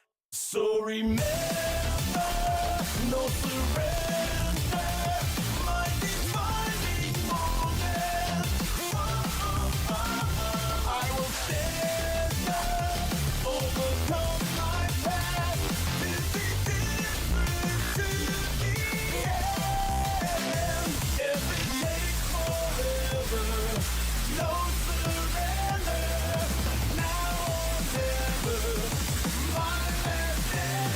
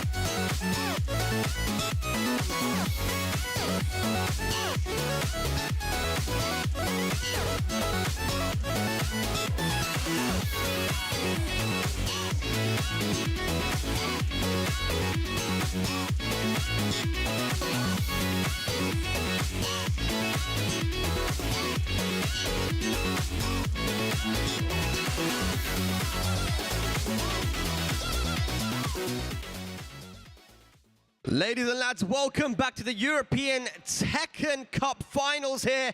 Day number 3, final day, and we are in our top 6 now. We are going to be crowning a new European champion.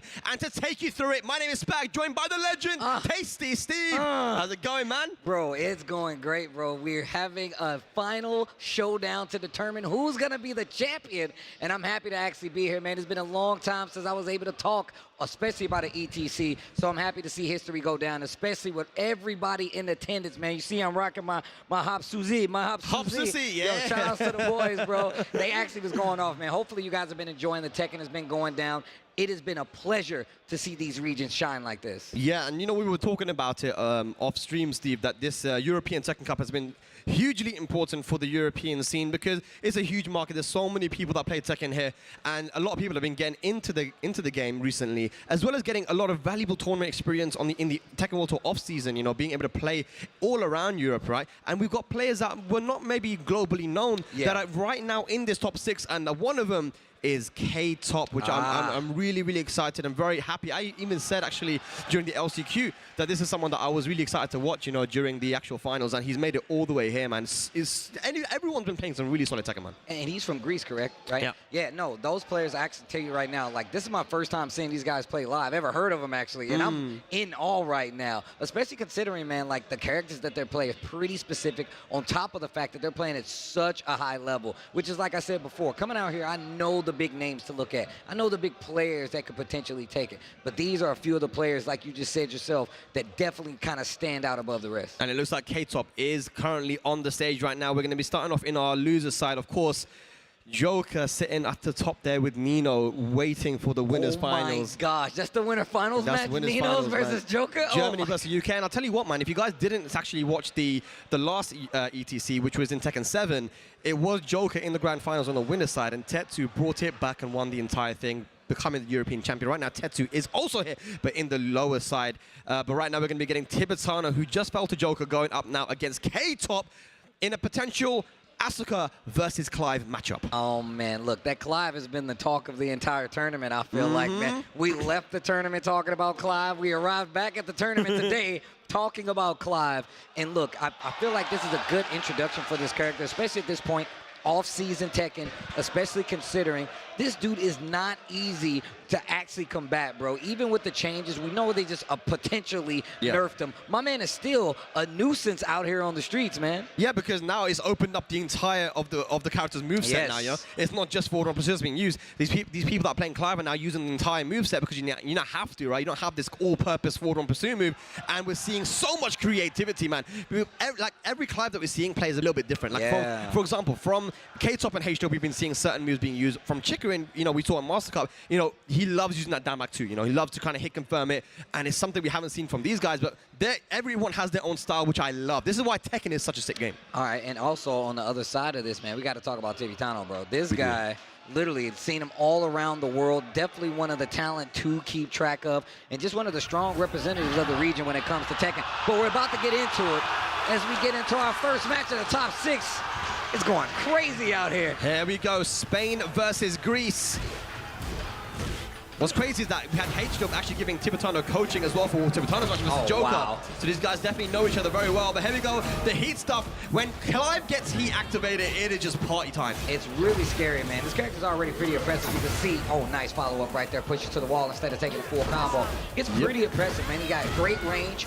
His stance transition into that Phoenix stance is actually really terrifying, especially if you don't know how to interrupt it. He has a lot of options to deal with even your adjustments. Nice down forward 2, pick up on the combo here. Yeah, just froze it out, man, and that's going to be the first round for K-Top. I know a lot of Asuka players don't really like the Clive matchup as well because he's got weapon, you know, and weapons do not fare well for Asuka because her reversals don't work and Sabaki's, you know, so that is something that Tibetano has to be wary of with the can-cans. Yeah, one of the main weapons. That's always going to work. Can-can kicks with the counter hit.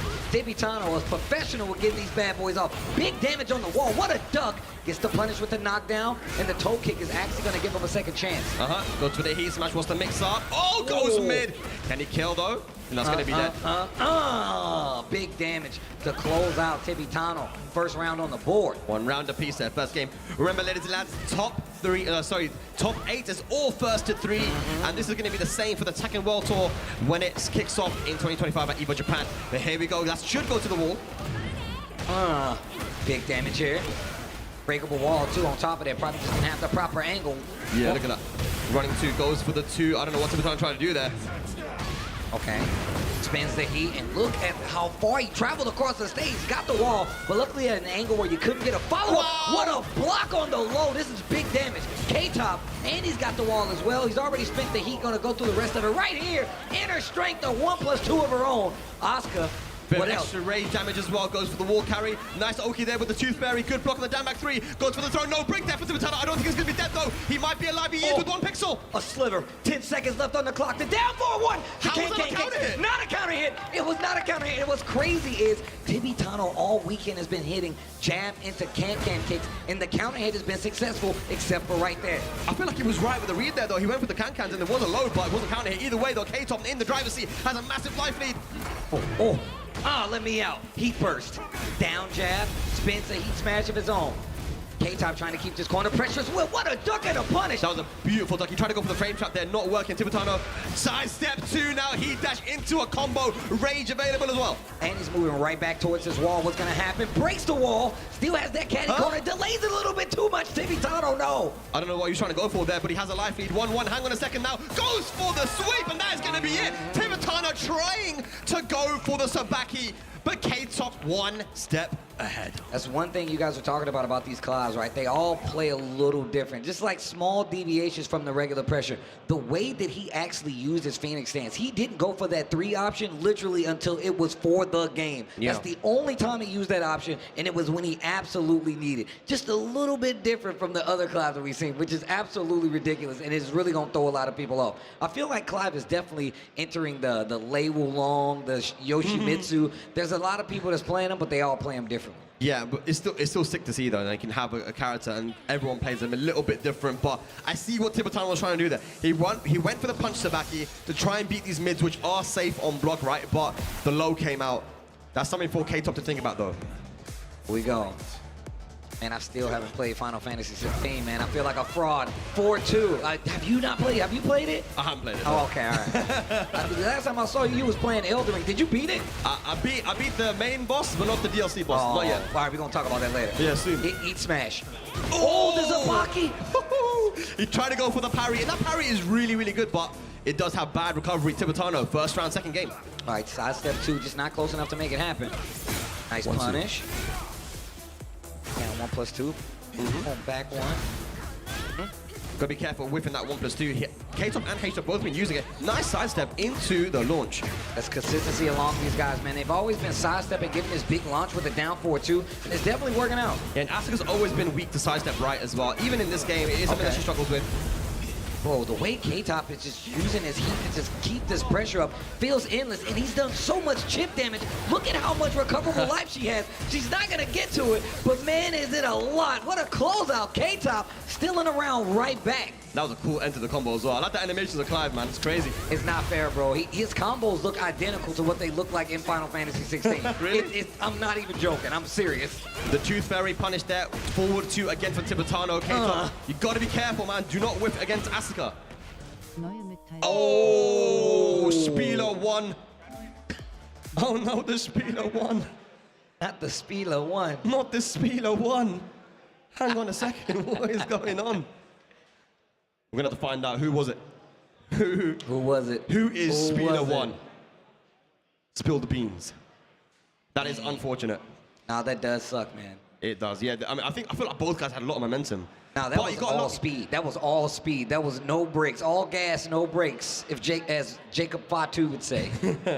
But like, Steven, ask you a question though, man. In this situation, you're playing. Let's say you're in that seat right now. This happens. What is the mindset? What do you need to be thinking? Look, man, I feel like this is one of the hardest things to train against, right? Keeping your mind locked in a set like this, especially when these guys are playing so fast. And wait a minute, I guess they unpause and maybe go back into it. I'm not sure Maybe about the K-Top rules was here. around. I don't know.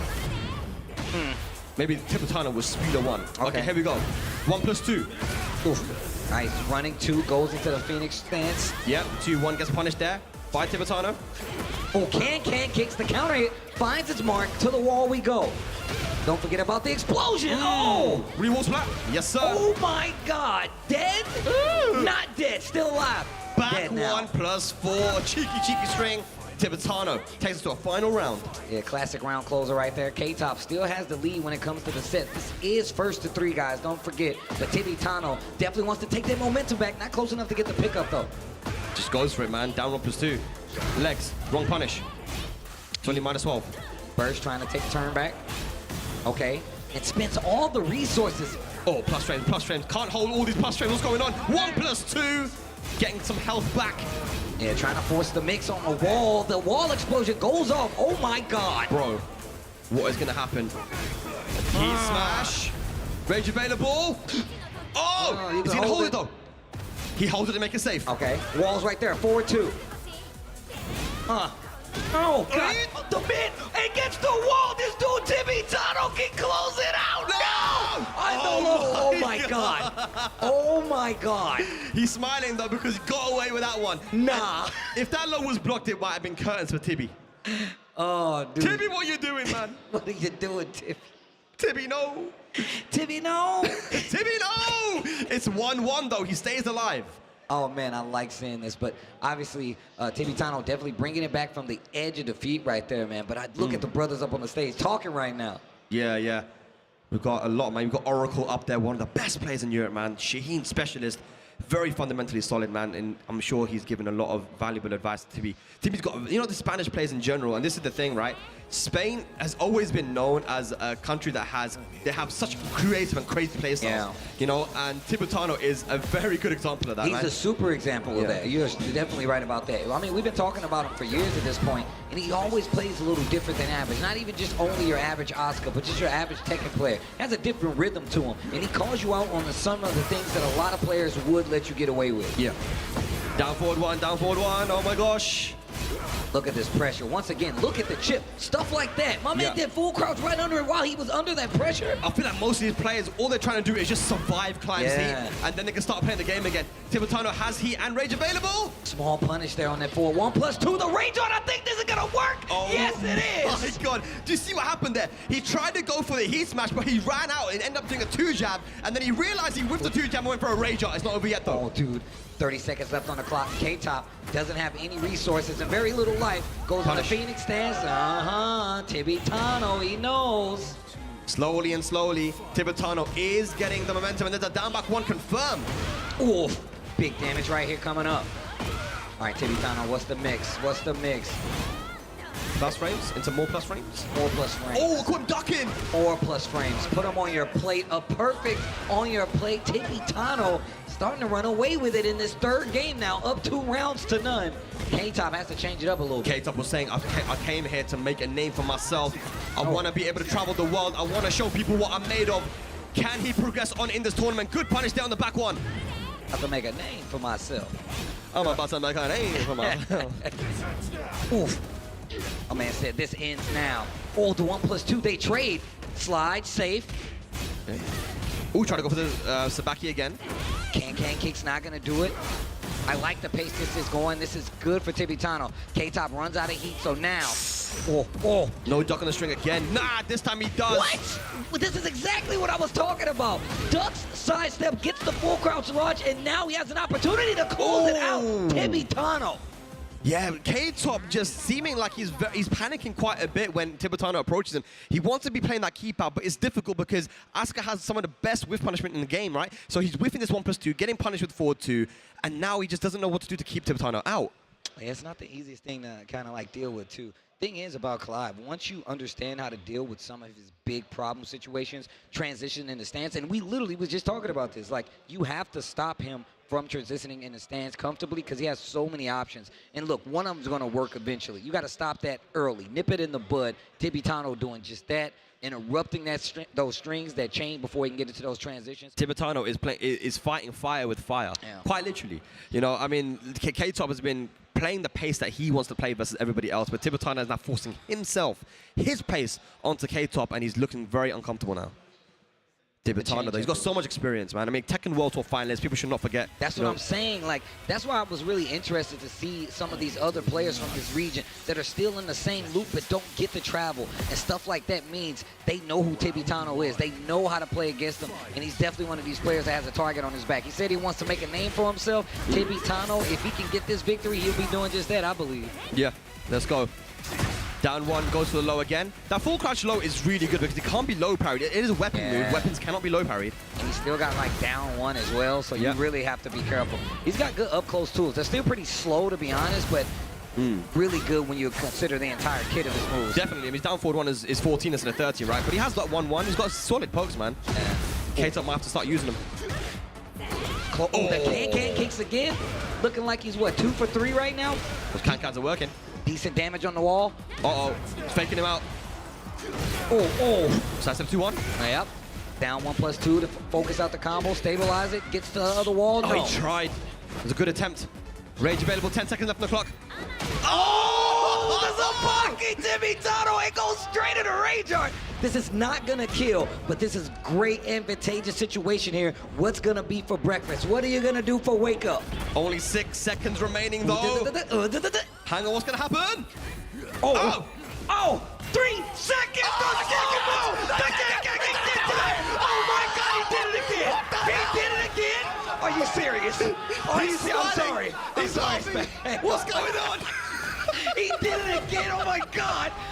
Tibetano! Oh my God! Setups for days! This is again! This dude is actually playing crazy right now. Sabaki Gaming! To the wall we go. I said, get up. Oh, wait. The feint, forward 2. Oh, get up. Forward 2 again, the Tooth Fairy. Good block, man. He Nice had block. to do something. Yo, saving K-Top. all these setups for finals. K-Top has to do something right now. This is a good start right here. He still has that advantageous situation. Great usage, and now K-Top stealing the win from the sails of Tibetano, taking the round back. Tibetano tried to interrupt, but he was too late and got counter hit. Good stuff there from K-Top. Oh, Good what a block. block. Oh! Okay. I like this, committing to the mids, making him second guess. What a block, what a punish on both ends. He reacted to the low, he answered with a low of his own, and actually got punished for it. Big damage, activates the heat, K-Top in control. He has the life lead now, and he's got heat available as well. We know what Clive can do with heat. Here we go, Tibetano, the weather in the storm, but there's a lot of recoverable health. He has rage available. Is he gonna hold it this time? Oh, that's gonna hit. Now, Tibetano is in a bad situation, has a lot of recoverable life, but look at the life bar of K-Top, lots of damage. Lots of health remaining, but no heat though. Tibetano still has heat available. He's gonna pop it right now. What can K-Top do? Oh, transition, didn't go for the low this Punish. time. Spins the smash. Goes for the mid throw, not gonna do it. The roll launch. Tibetano coming back once again, and he is now on set point versus K-Top. If you want to make a name, you better do it now. 1+2 to start it. Last opportunity here, K-Top. Can you stay alive in the tournament? Okay. He activated. Down 4-1, the smash clips him. K-Top back to the wall, the 4-1+2. Uses the heat dash, spins all of his gas. What's gonna happen now? It's not too bad for Tibetano though. It was a flow combo, but that's a nice wall splat. 1+2 for the damage. Here we go. A lot of recoverable health again. No duck on 1-4-2. Oh, What a sidestep. wow. Oh my god. Plus frames, I want them all. What a sidestep! K-Top, you can get this round if you play this properly. One more situation! It's either gonna be a set for Tibetano or we're going to a final game. What's it gonna be? Let me go to the final game. I want one more, Spag. I want one more I as well. want one more. Chat, do you 1+2. want one more? I know you want one more. Trying to go for the can-can's not gonna work though. Hang on a second, Steve. Raw rage art right in the middle. Okay, here we go. Tibetano, we've seen him do this before. Can he do it again? This round will give him the set replay. Dead. Bonehead, here we go. Rage available. Plus frames. Oh, Is it dead? He's dead. Heat dash. He's dead. Oh my gosh. We're going to a final game here, ladies and lads. Yeah. A final game. K-Top, he's here to make a name for himself. Both guys, momentum swinging back and forth. Who is gonna take it? It comes down to one final game. Spag. It was worth it. This trip was worth it for these matches. The trip is worth it, bro. I don't care where it is. If the games are good, if the Tekken is good, I will be there. This has to be the set of the tournament so far. Dog, I say so far. Bro, the first game was so crazy. And we literally were just talking about how Tibetano plays so foreign to some of these other players, some of the other top players. He's in a league of his own when he's calling out some of these situations. Things that other players will let you get away with, Tibetano will not. K-Top. It's been a journey to get to this position. He wants to make a name for himself. He's on the big stage right now. He just needs one more game to progress on into top 4. Here we go. Back 2, uses the Phoenix stance. What an interrupt. Gets a big counter hit, and look at the wall. It's getting real close. Gonna spin the heat to make sure, though. Oh, that was a mess up there. I don't know. He maybe tried to go for down for 3, but nice parry. Oh, wow. Clips him on the ground side. That is unfortunate, but not a good punish. Q3 is launch punishable. And a lot of that heat. There's the heat smash. Gets the big mid. Yeah, these are chunky moves right now Tibetano's going for. Big reads. Oh, heat dash. 1-2.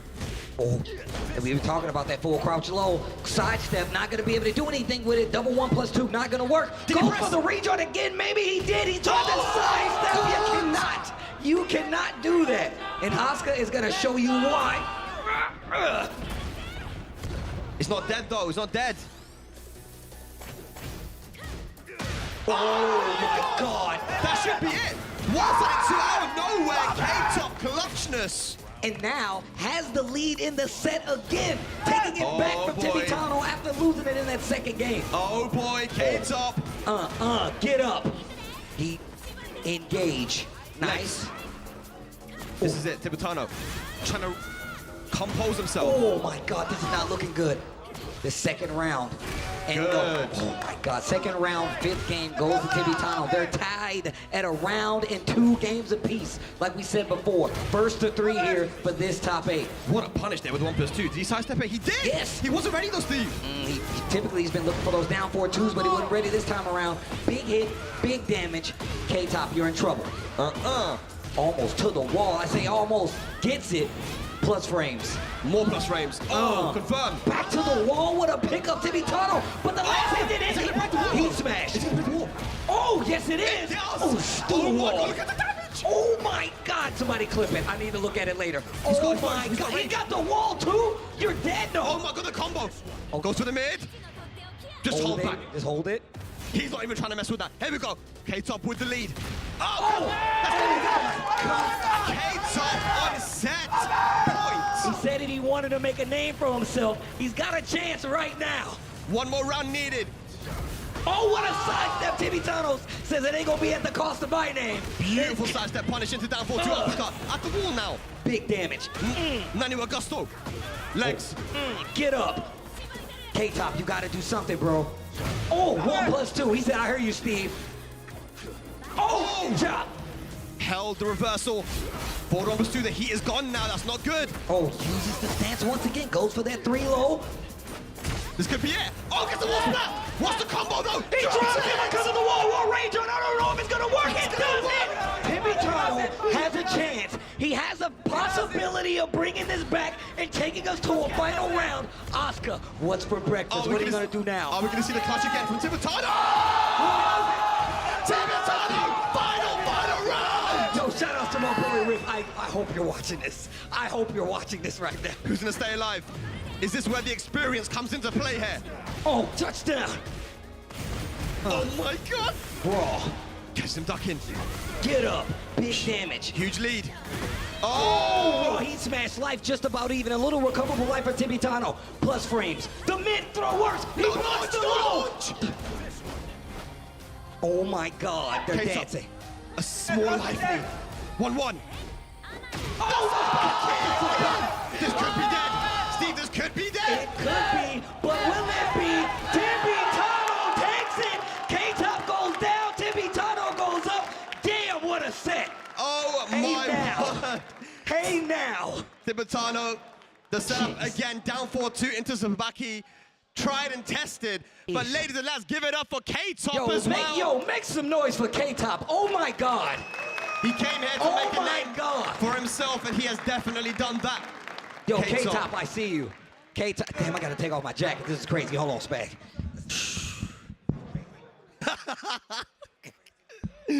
Ladies and lads at home, I hope you are entertained. ETC finals, top 6 action. That was incredible, man. K-Top, H-Top, I've known these guys. I've played against these guys since Tekken 7, and they've only recently started to be able to come out, and, you know, they've had the support from their local scene. And, you know, K-Top, like I said, man, he came to Joka after he beat him yesterday and said, I'm sorry about the pop-off. I didn't mean no disrespect. I love this game. I love competition. I love fighting games, and I just want to show what I'm made of. I'm here to make a name for myself.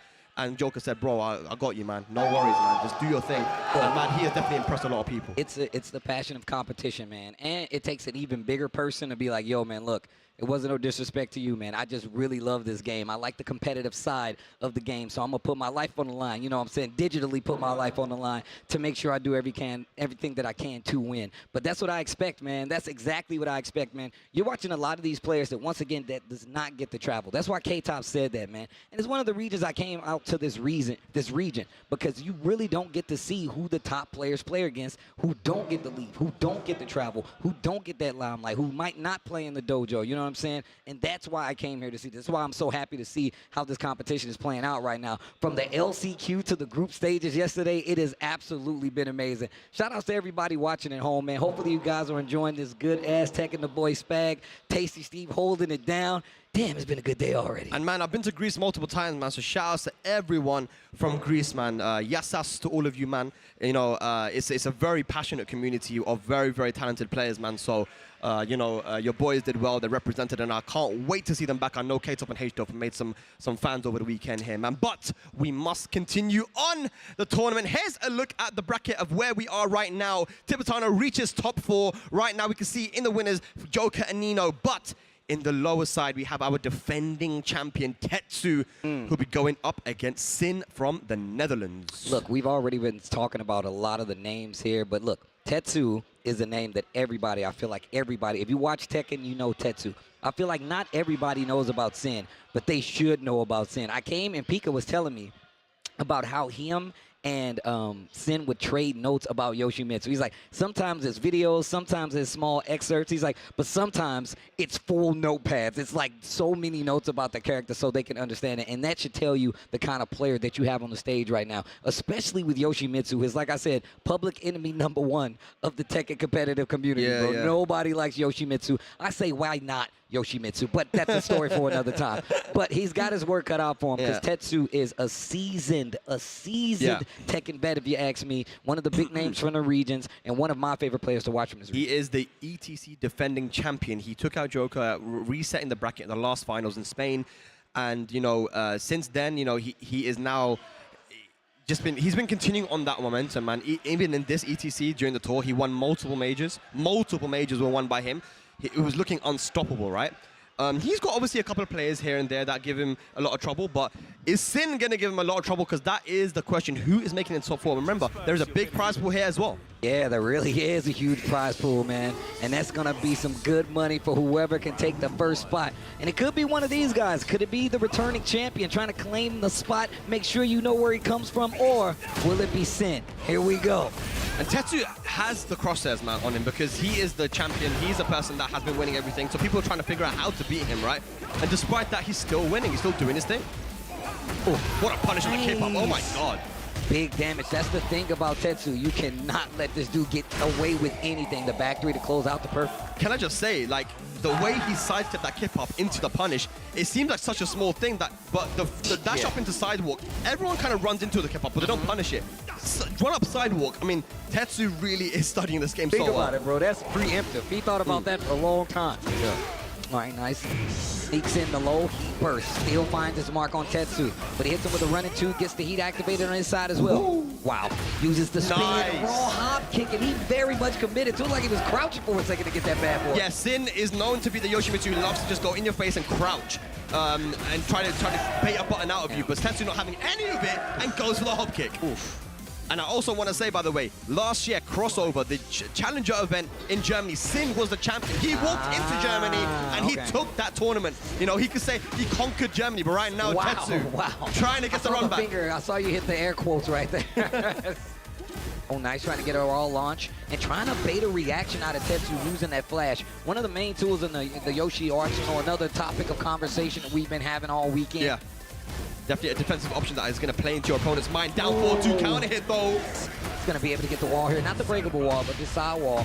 Let's see what he does with it. This situation can actually kill you after this. This next situation is life-changing, and he catches you. Once again, proper reads. After the knockdown, Tetsu has it all figured out. The plans have all been mapped out. Yeah. He's just dealing with the kip-up. He understands this is what Sin does. He's always going for the kip-up. He's like, okay, if you're going to keep on doing it, I'm going to punish you every single time. First, it was dash up into sidewalk, back 4.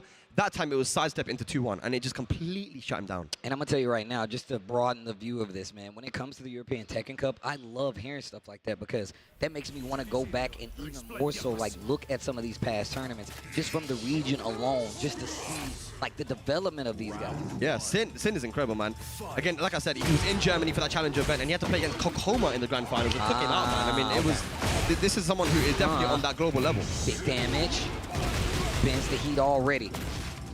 There we go, talking about those options on Wake Up. I like how he's using the movement to keep himself out of range of a lot of the stuff. Gets the wall splat with the sword sweep.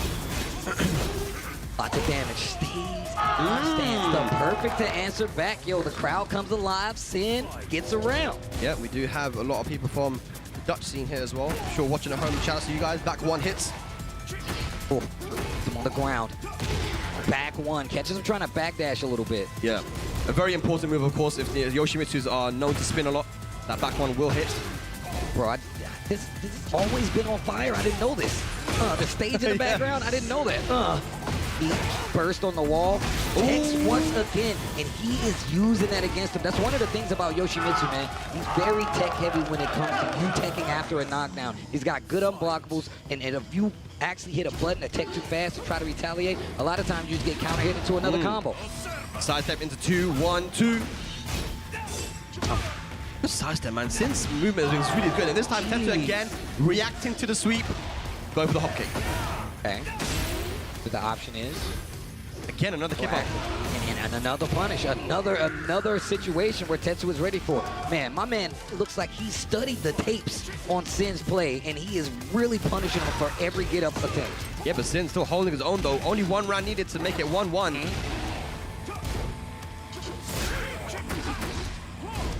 Yo, this song goes crazy. 3. Oh, the pressure. Off the wall. Sin known to do that. Tetsu backed up, gave him the room to do it, and still punished him. Back 2-2. Here we go, though. Sin's got to change. Yo, Tex the rainbow. Big damage. Oh, trying to go for the shank. What a punish! Oh my god, Tetsu, man, this guy's cracked, man. He said, oh, try to go for the shank. It was so slow. Final round. Very, very important round. You don't want to go down 2-0, Sin. Oh, back one. Once again, catching him, trying to move in the backfield. Tetsu just full aggression, man. Not scared of any of the defensive options from Yoshimitsu. Oh, knockdown again. Tetsu just stealing the momentum from Sin. Oh, hang on. Hang on. Okay. Oh, little fake out right there with the spin. Oh, no, could have been a better punish down the shoulder. Good break on the throw. But also gave him the position. Dave's in that wall position and running 2. Running 2. 2-0 now. Take a nice sniff of that, mate. All righty. Yeah, taking a 1. Gotta calm down, man. You know, and Sin, he's got the thinking face on. He's thinking, okay, do you know what? That was not too bad, but that was a close game. I was about to say, it really wasn't that far from his control. I mean, he got that throw in the corner the first time, and then just using that throw situation, he gave him the break, and he still was able, like, that was all part of the plan. At least he's catching up to it, because up until this point, it seemed like Tetsu was at an answer for every offensive option that Sin was going for. Yeah. No, I 100% agreed, man. Tetsu's done his homework. And even when Sin was 2 rounds up, man, Tetsu brought it back, man. So, like, the punishment is there. The tendencies he's caught onto for sure. Take another sniff, man. Oh, my gosh. Oh, my gosh. Get a whiff. All right, here we go. To the Evil Arena. Wall blasts are going to be in play. Is this going to be it for Sin's journey at the ETC? We'll find out now. Tetsu up 2-0. For the bad guys hangout, bro. All parking tickets, library book fines. Good punish. Okay. A lot of up-close personal tech getting played right here. Sin trying to backdash to build some space. Tetsu constantly advancing, finishing the string after a small delay. Wow, okay, Sin. Yep. Ducking the running 1+2. Gets a clean wall splat, the cleanest of wall splats. Oof. Beyblade. Wow.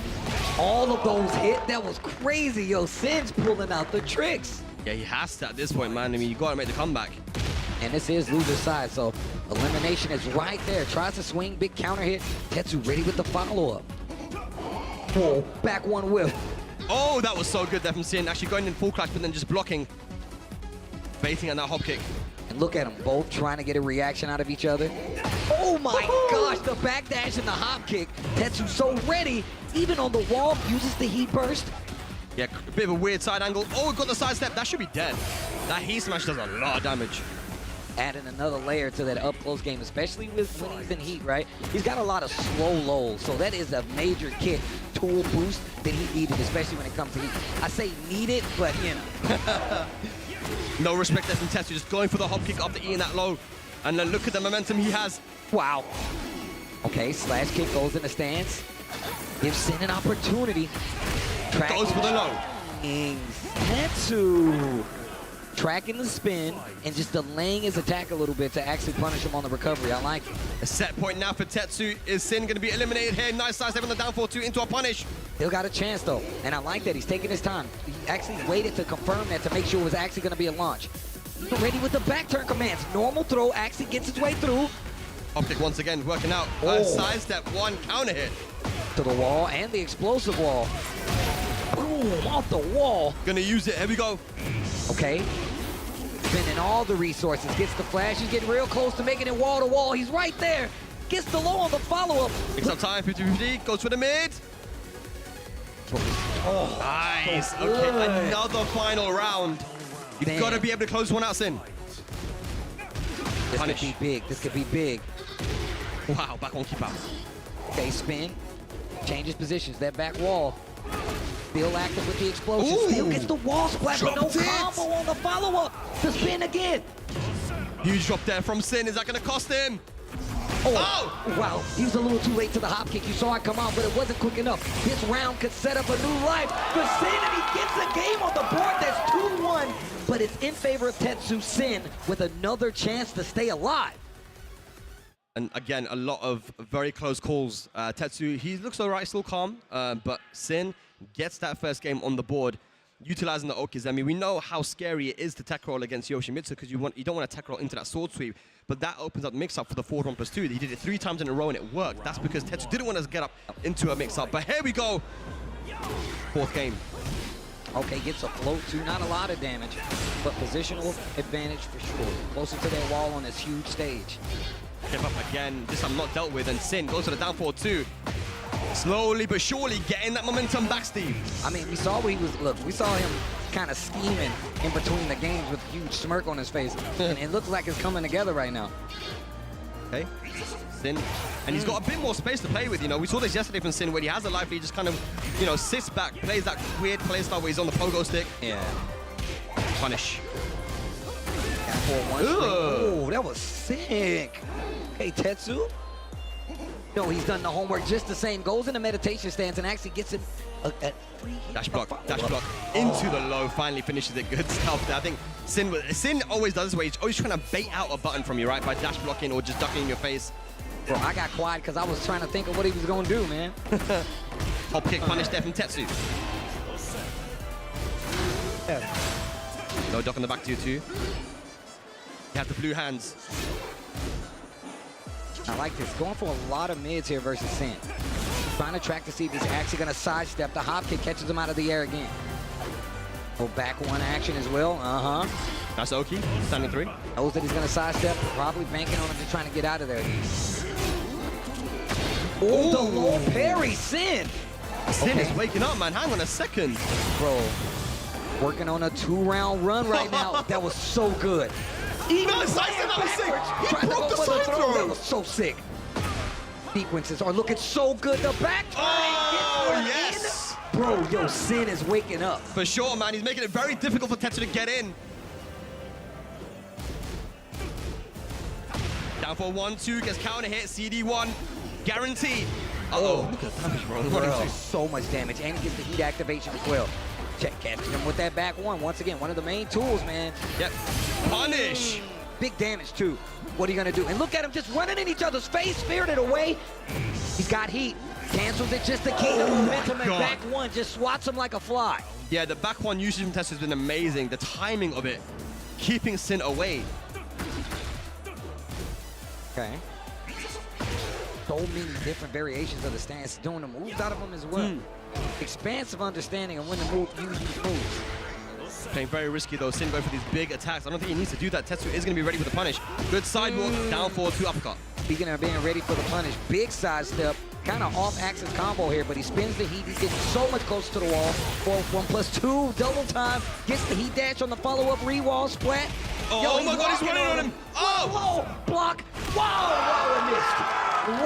it missed. Ladies and lads, we are going to a final game.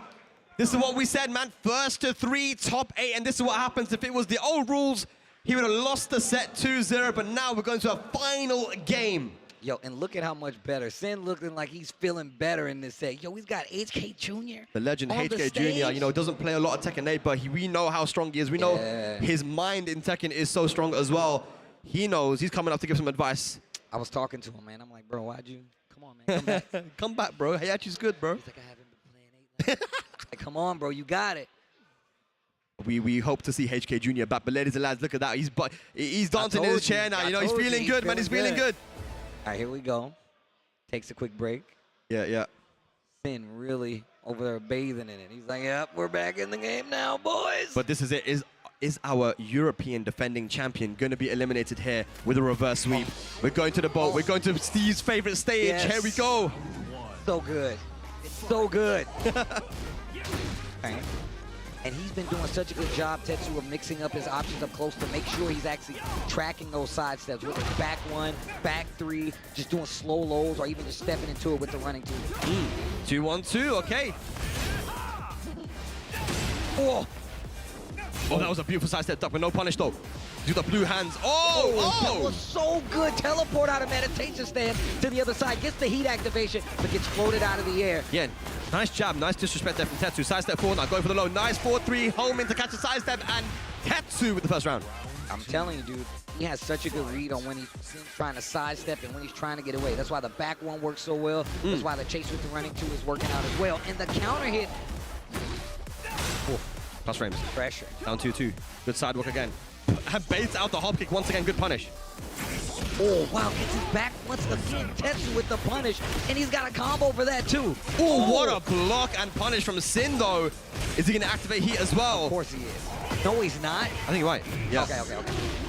Oh, he wanted the range. He wanted to get to the wall. Look at the cut, bro. Come Yo, on. somebody clip that and send it to me later, please. Oh, he tried to interrupt the heat smash. I've learned my lesson. I was trying to do that a long time ago. Ooh. Oh, they're playing this up-close game. The pressure. Gotta finish your food, man. Finish your food. Oh, what a duck. Kind of low profile the attack. He's just holding back. Off the wall. Bro, What a no read. duck. Not good enough to down for it when he gets the full. Sin stays alive. These matches are incredible, man. Here we go, Sin. 1 round apiece, final game. Oh, goes crazy. It goes Pogo crazy. stick, goes for the low. 2-1. Yep, 2-1. Nice interrupt there from Sin. Goes for the throw. 1+2. Oh, tries to spit on him. Not Yep. gonna take it. Down 4-2. No counter hit. Nice duck there. Gets the full launch. If he does this right, he can get to the other wall, and he still got heat. Yeah, that's a great duck. We haven't seen it a lot there from Damn. Sin, but that's going to be a clean wall splat. Big damage incoming. Yo, one more my hit going to do gosh. the smash. And just like that, from 2-0 down, Sin is on set Oh point. my God, what a turnaround. Tetsu, what are you gonna do? Last year's champion in trouble, and his back is to the wall. The defending champion playing from home, Sin. Is he going to take it? No launch. Oh no, this isn't looking good. Gets the 1-1. The wall is right there, and he's got heat. If he plays this properly, Be dead. Tetsu should be Oh, dead. that's going to be it. Sin. Big pump off there. Takes out our defending champion. Reverse sweep 3 in a row. Oh my gosh. Moves on in this tournament. Well played. Tetsu gonna bow out of the tournament, but very, very well played still by him. You know, it was a really good weekend for him. He played incredible yesterday and today, but Sin, it's his day today, man. Yo, Germany, before he leaves that stage, make some noise for Tetsu! One of the big names from the region, like I said before, last year's champion. Unfortunately, not gonna be the champion this year, but you know what that means? We get a brand new champion. But guaranteed to be getting a brand new champion here, Steve. Absolutely, man. Sin, I have to give up, man. He played so well. Being 2 down, and this is why we love first to 3, Steve. You know? Yeah. We love first to 3, especially in our top 8s, you know. Yep. Yeah. You know what? You're absolutely right, man. Getting one more game for the rebuttal has done so well, even right now to this day. Right now, we're feeling the effects of this, and it's given us some amazing sets so far, and it's given these players an opportunity to actually run it back in the most exciting way possible, as we can see Sin take it away from Tetsu, who looked so in control early on, but that does set up our semi-final, our losers semi-final, which is going to be Tibetano versus Sin. Oh my God. But before France that, versus Spain. But before that, ladies and lads, we're going to be going up into the winners finals. Joka versus Nino. Germany is still in this. We have 4 unique flags here in our top 4. UK, Germany, Spain, and the Netherlands. I can't wait for this one, man. Joka was in this position last year as well, Steve, at the ETC. in Tekken 7. He was in the winner's side of Grand Finals, but Tetsu took it away from him. Tetsu, he will not get that run back here, but he's now playing against a different German player here in Nino, the bear specialist. We kind of spoke about, I think Kwis and Rukang were talking about it, how he played at Golden Letters. Nino, again, the fact that he's unsponsored is crazy to me, right? I literally keep saying, like, I was exposed to him at Golden Letters, bro, and I'm watching him play, and everybody's like, hey, you really need to see this guy. It was ridiculous. He's so good. He was in a group, I think, with Gosain, Speed Kicks, and JDCR, and someone else, I forgot who, but it was he went 4-0. He didn't lose a single game. This guy is so incredibly strong. Dude. He's a grinder. This guy, he just has so much strong fundamentals. And even in Tekken 7, he was playing bears. He's not just a new player that's been playing bears in Tekken 8 because the character's strong. He beat people like Shadow and Cuddlecore and these strong players back in the day when they came to Germany with Panda in Tekken 7.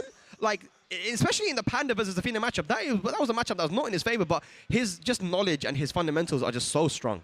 Offense is just super strong. He does know when to take his turn back, and sometimes he's like, you know what, I'm not even going to wait. I'm going to take my turn back and make you fight me. I feel like his heat usage is something you have to talk about.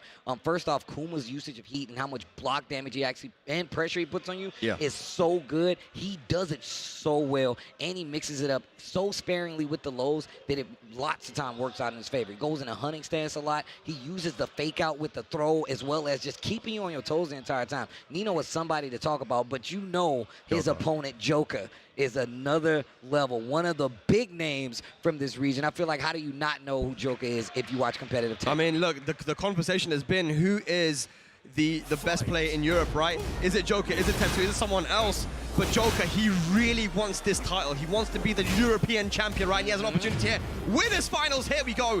And I think this is a good stage for Joka, actually, to be honest, because the walls are not going to be too close to him. And you know how much damage the Bears do with the wall.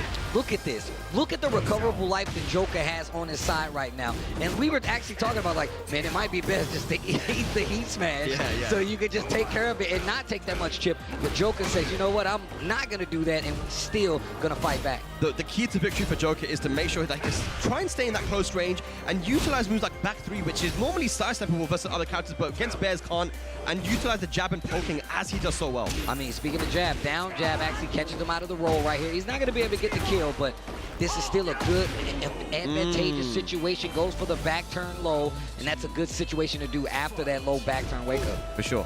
Back three, we said, back three is +6, and it is quite linear. I actually have tracking to one side, but Bears are not going to be able to step at any side. Yeah. Oof, what a duck. Yeah. And that is a move that Joka knows that Nino uses a lot. Back forward two for the tracking, but it is a height. Big damage here. He's still active. There you go. Back one to answer it. Hold this shoulder. Big damage as well. One of the best punishes on that back one that you can have, man. That 13-frame shoulder, big damage. Oh, my granddad taught me how to do that combo. Nice. Down 4-3, not going to do it. Okay, chip damage, chip. The fishing chip. Look at this. Look at this. Look at how much chip damage Joka lost in this situation. And now, an interaction away from winning Nino. Nice side move. Oh, no. I told you the hunting stance. He uses it a lot. Down 4-3 on the wall, but his back turn stays ducking, gets the wild rising punish. Nino. Yeah, I wonder if Joka should have gone for the raw rage out there in that situation, but either way, Nino on the board. Goes for the low. He so sparingly uses the lows. It's super effective. Charges it up. Chip damage. Look at this. Down back 4. Running 1+2. Dude. Look at the dude. He lost mad chip, and then he got hit, and that's what kind of got him to low life. Oh my God, back Kenpo comes in with the low. Not over yet. Joka, hang on a second. Oh, the tracking. I think as soon as Joka tried to press something, he just got hit by it, but Nino now takes 2 rounds in a row. Oof. Tries to go for the power crush right there. Looking for Joka to attack. Speaking of this offensive push, Joka not trying to interrupt with the charges either. Back one gets the heat activation. What are you going to do with it? Well, timing. I like the chip. He's just taking a lot of damage there. Down back 4, no block. Smash. Bro, you're losing 35% of your bar to chip damage. Nice block, great punish. Joka got a chance right now. He's recovering some health there as well. He has heat available. There's a big risk there from Nino, but the sidewall kind of messes him up. 1+2 throw now. Nino's back to the wall. That was a great throw. Break the 1-1-1 to call him out. The bear clef cannon. He got G-checked. That was crazy. Dude. 1-1-1. Oh, his hands are shaking, bro. I mean, he knows how much is it. Look, nerves. now that Tetsu's gone, he's the last remaining German player here. He's representing, he's carrying this country on his back, and he wants that championship, man. He wants Germany to win twice in a row. Man, he saved that for that. The 1-1-1 at the last second where you could have died. It's good, though, because at the end of the day, you know, they charged that a lot for the plus frames, right? And he knew in that situation, I'm gonna jab, interrupt this, and it worked out for him. First game to Nino. We haven't seen a lot of natural movement here from Joka, by the way. You know, it's important sometimes to try and let the opponent know that I can sidestep right against you to beat your electric and some other moves. Oof. Nice backup right there. Wow. And challenge once again with the 1-1-1. Do you got a combo for that? What's up? What's your combo, man? Oh. Booty. Oh my God, the glass is broken. Dead, right? Nah. Yes. Never say no. If someone asks you just to kill and it's a bear, you know never say no. It is a bear. I broke my own rule. That is a bear. That is actually a bear. I don't know why I thought about that. Bam. To the wall. Heat burst. Good stuff. Joka getting something started here. Big damage. Activates the heat though, and Nino does have a lot of recoverable health. A charge. That's not bad. That's not too bad for Joka, even though it's a lot of recoverable. Oh my God. Oh my God. Look at how much life he has to recover. And now he's losing more because those hits are adding up. Great break on the throat, gets him away from the wall. Oh, that's dead. That's dead. Yeah, goes for the low. Roll 3 into booty. Oh my God. 2 rounds up Nino against Joka.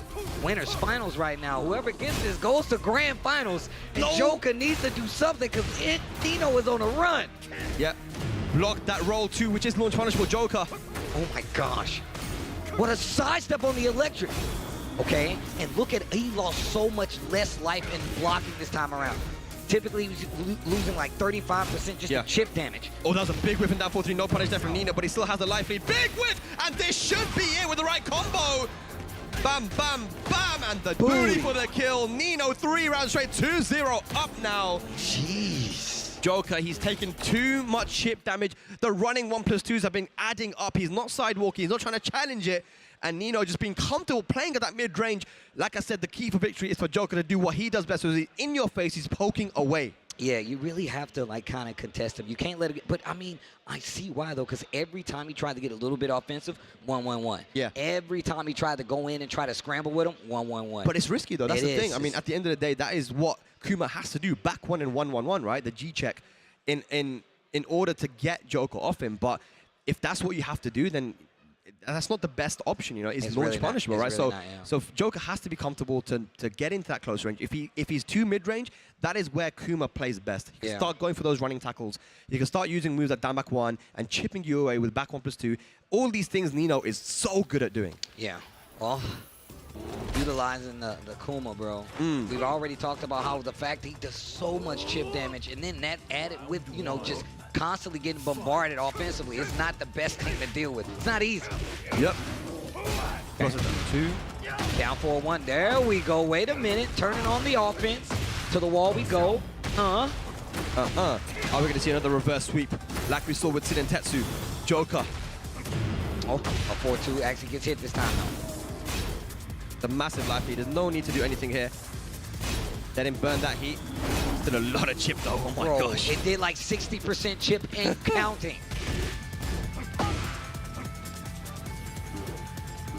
Ooh, big whiff and down 4-2, no punish. Uh-oh. Wow. Oh, jeez. Good tech. Good retaliation, bro. Had to do something. And you notice how the running 1+2 went right under Joker's jab, right? So it's not a good way to keep out your opponent. What an answer back. Down 4-1 to try to take his turn. Nice! You can tell Joka is definitely scouting these big launches. Nino needs to slow it down or it's going to get him in trouble. Yep.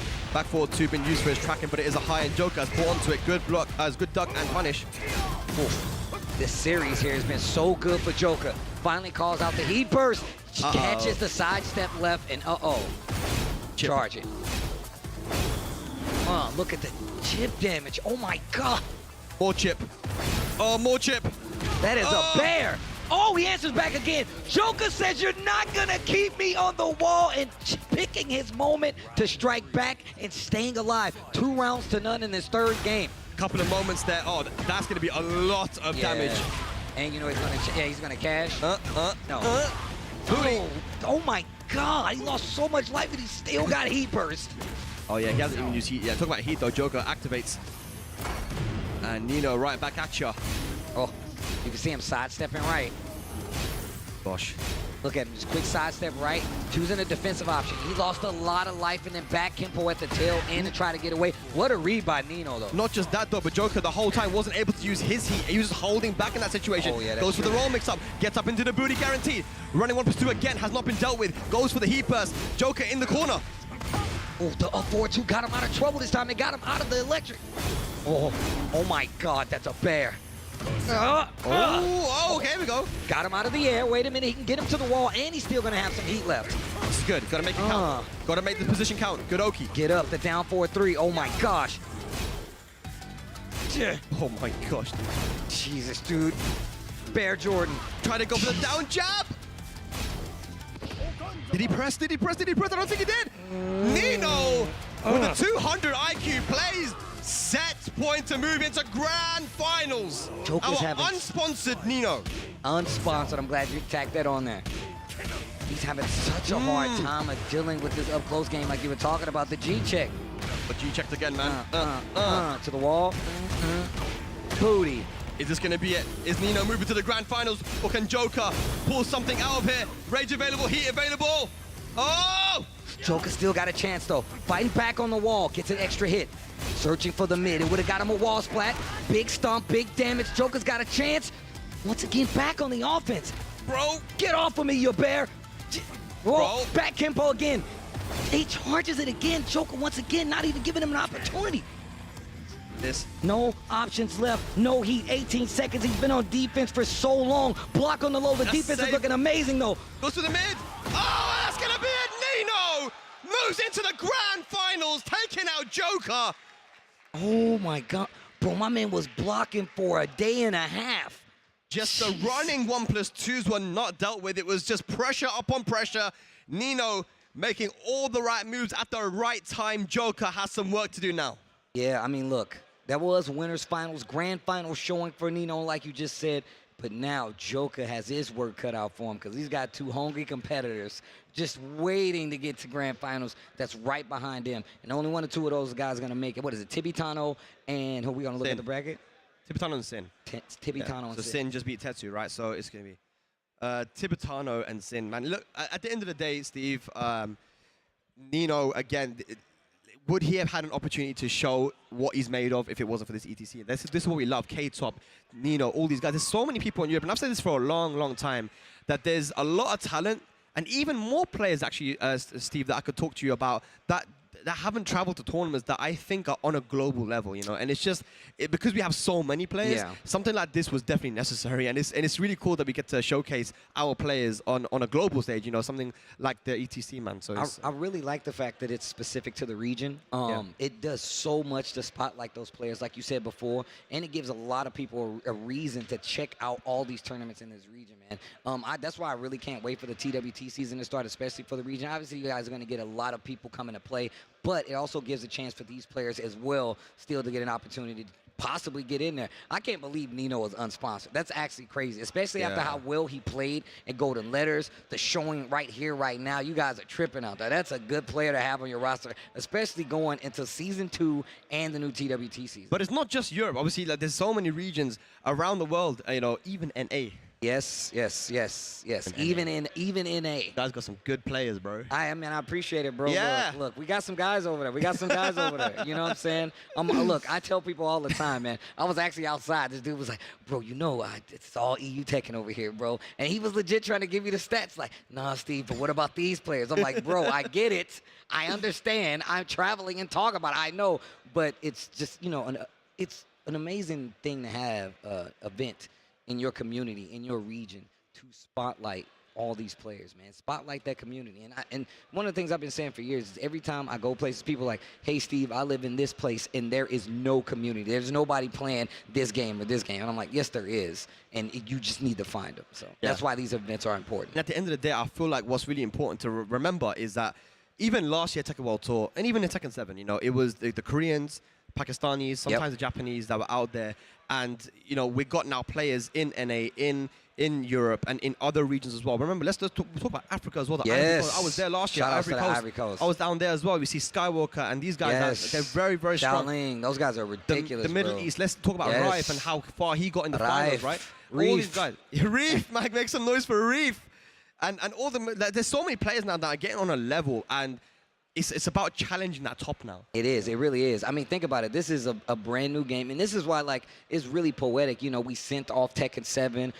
Everybody understood Pakistan is the leader in Tekken 7 in the world, but this is a new chapter we're in right now. Tekken 8 is a brand new game. We're just at the end of Season 1, so you got a whole nother season to deal with, and on top of that, it's going to be a lot more people getting in. I'm talking to people that's telling me that this is their first tournament, like, ever. Really? It's like, yeah, like, this is their first big tournament. They've never been anything outside of the region, and this is it. So more people should come to stuff like this. And I mean, look, I want one to happen in NA, man. I think it'd be really sick. I mean, what if we did have it one time where it's like we have our, you know, our champion from here versus our champion from the States versus our champion from, and, you know, just, you know, kind of unified. And then that could be somebody that, you know, we can get behind. And also, it makes it an amazing way to tell stories, man. Yes. I come here and I'm looking at this crowd. I'm looking at these guys get behind their favorite players, and it's amazing to see. Yeah, I mean, I would like to see that just because I would want to learn more about the scene there. This is what I love doing, and even you mentioned it a lot, that we go to these places because we want to learn about the communities, right? Even if I see someone from a community, like there was someone here from Azerbaijan, and I was like, dude, tell me about the players, man. Tell me, I need to know. Do you guys have a lot of players? He goes, yeah, we do have a little bit of a small scene, this guy, that guy, and in these other countries as well, surrounding that area, you know. So sick. Bro, Tekken's played everywhere around the world, and being able to, I was in Malaysia recently as well, got to play against, shout out to Malaysia, Indonesia. There was even Indonesia versus Malaysia exhibition that me and MYK were commentating, you know. And bro, I'm telling you, they have really good players in Southeast Asia as well, not just Thailand and Philippines. So this is what we want. We want to shine a light on all of these different players from different regions, and maybe in the future we will have somewhere where all these guys can come together and just have, like, you know, an exhibition. I'm just saying, man, look, I'm just going to spitball this right now, right? Like, not only do you have a TWT final, you have, you know, a collected cup final, right? Where the player that wins this one comes and shows up. I think something like that would be really cool. And, you know, we can kind of adds, you know, fuel to that fire of which region is the best region, you know what I'm saying? Something that would be beautiful like that. But that's why I like this right here, man. I'm seeing, like, these guys that travel together from all these different places that are close enough to drive, and they're like, no, man, I'm here to support my boy. This is my first tournament, or I want to see this player, and it's just beautiful. With Nino and Sour Piggy were two qualifiers for Red Bull Golden Letters last year, and they're both Kuma players. And those guys, I remember I went into the player room. These guys are playing each other for like 4 hours, man. Like, just the mirrors. I'm like, who's winning? And they're like, oh, it's very even right now, man. It's like, that guy is so good with Kuma as well. The character has been doing damage, man. I'm telling you. But the thing is that these players are also, it's the guys that have been playing Kuma in the past that have been doing damage, like Rangchu, Nino, these guys. All these guys that are winning in this game with the character are the people that are not just picking him up in this game. They've been playing him in the past as well. Like, I've been playing Kuma as well, and obviously Kuma is a very strong character, but, you know, I don't use as many moves as someone like Nino does. You know, he was using Damak 1-2, and even Rangchu, he used QCF 2.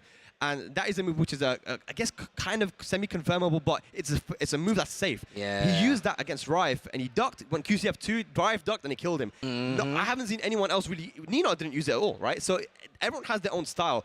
And Rangchu, bro, that guy, his Kuma was disgusting, man. I feel like no one was going to beat him at that final. I mean, you talk about, like, you know, what characters are used to and what they're used to playing. Like, he talked about how with Kuma, he had to, like, understand that my character can't sidestep like that. I have to be careful because I'm a larger target for some of these other characters. His defense is that much better because of it. If you just go back and look at the series, even like Nino has to deal with, he puts you in those situations because you have to deal with it then. But he's negating being on the defensive by keeping you on the defensive and just making sure he's able to play his game. And that goes a long way, especially when he's in heat and he's literally chipping away 60, 70, 80% of your bar, gets a hit, that's another 30, 40%, and then, like, reset again. So those are the things you really have to keep track of when you're fighting a character like that. Some of the best chip damage in the game, Are you impressed by the Tekken you've seen here in Europe? Oh, of course, man. You seen some new players, yeah? Yeah, I've seen a lot of new players, man. I mean, the fact that we were talking about Clive, and then we got, like, 2 of them. Like, it's so sick. I mean, we talk about how strong the bear is, and we see him everywhere,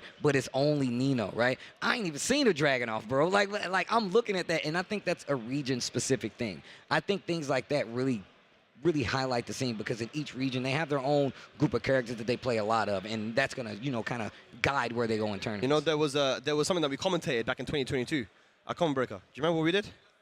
We commented a good old. We commentated an exhibition. It was NA versus EU. It was very fun. I enjoyed myself. I definitely enjoyed myself. I talked a lot of smack. Yes. I got people very annoyed. They were very annoyed.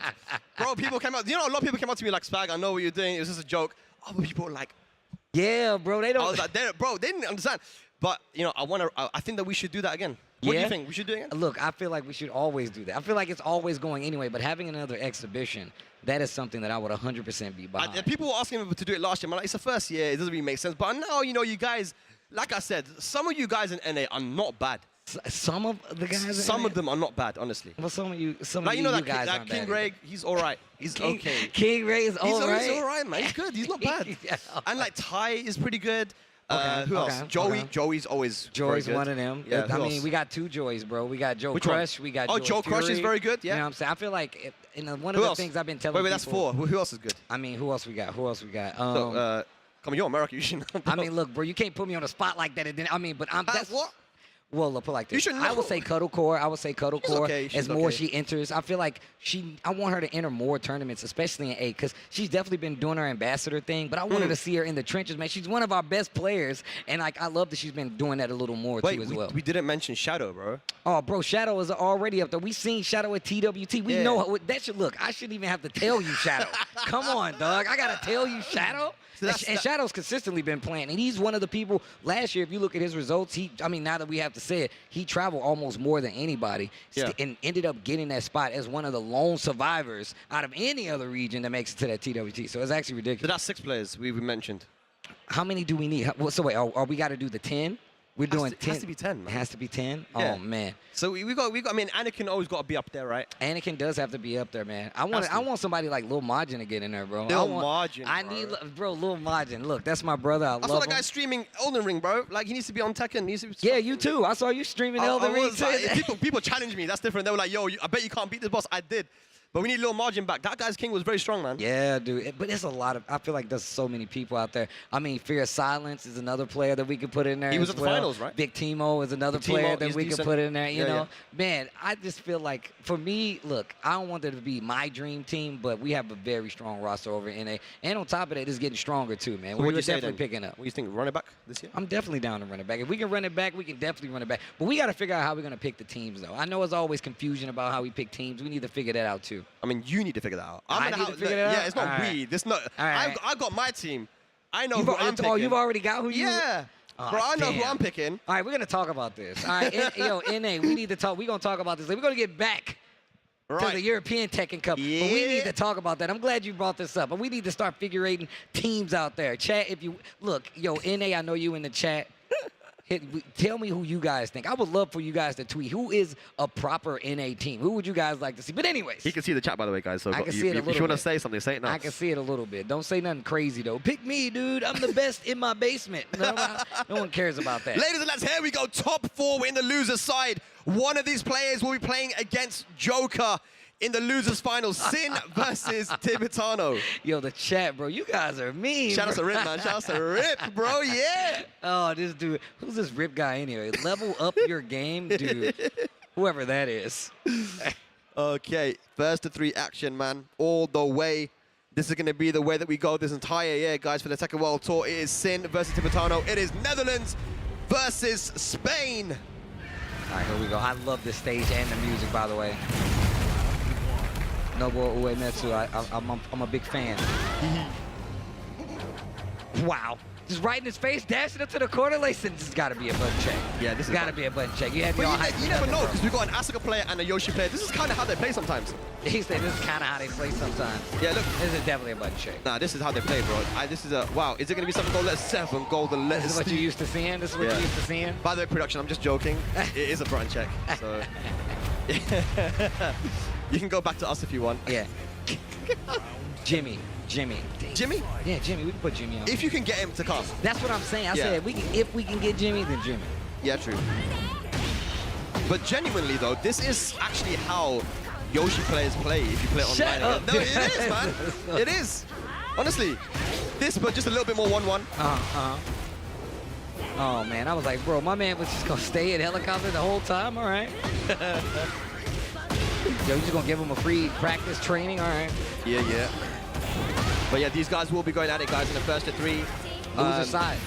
So one of these guys is going home.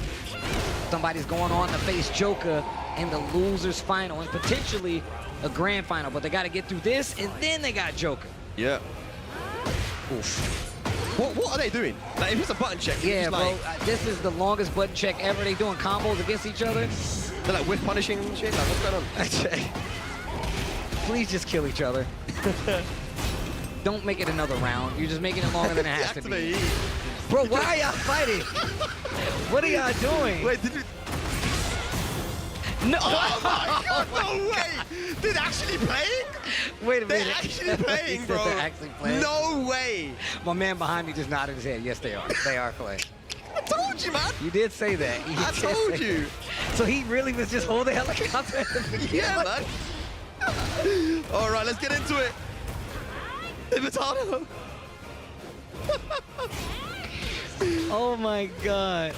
He said that, you know, this is typically how they play. Bro, it's so hard to tell if they're playing or not playing. It's Yoshi was a hassle, man. God damn it, dude. God.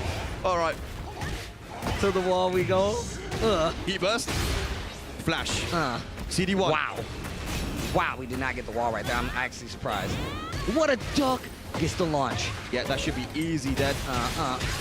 Using the heat smash. Final round, first game, loser semifinals. I'm definitely going to ask him about that first round. First 2 rounds, actually. Gets the launch.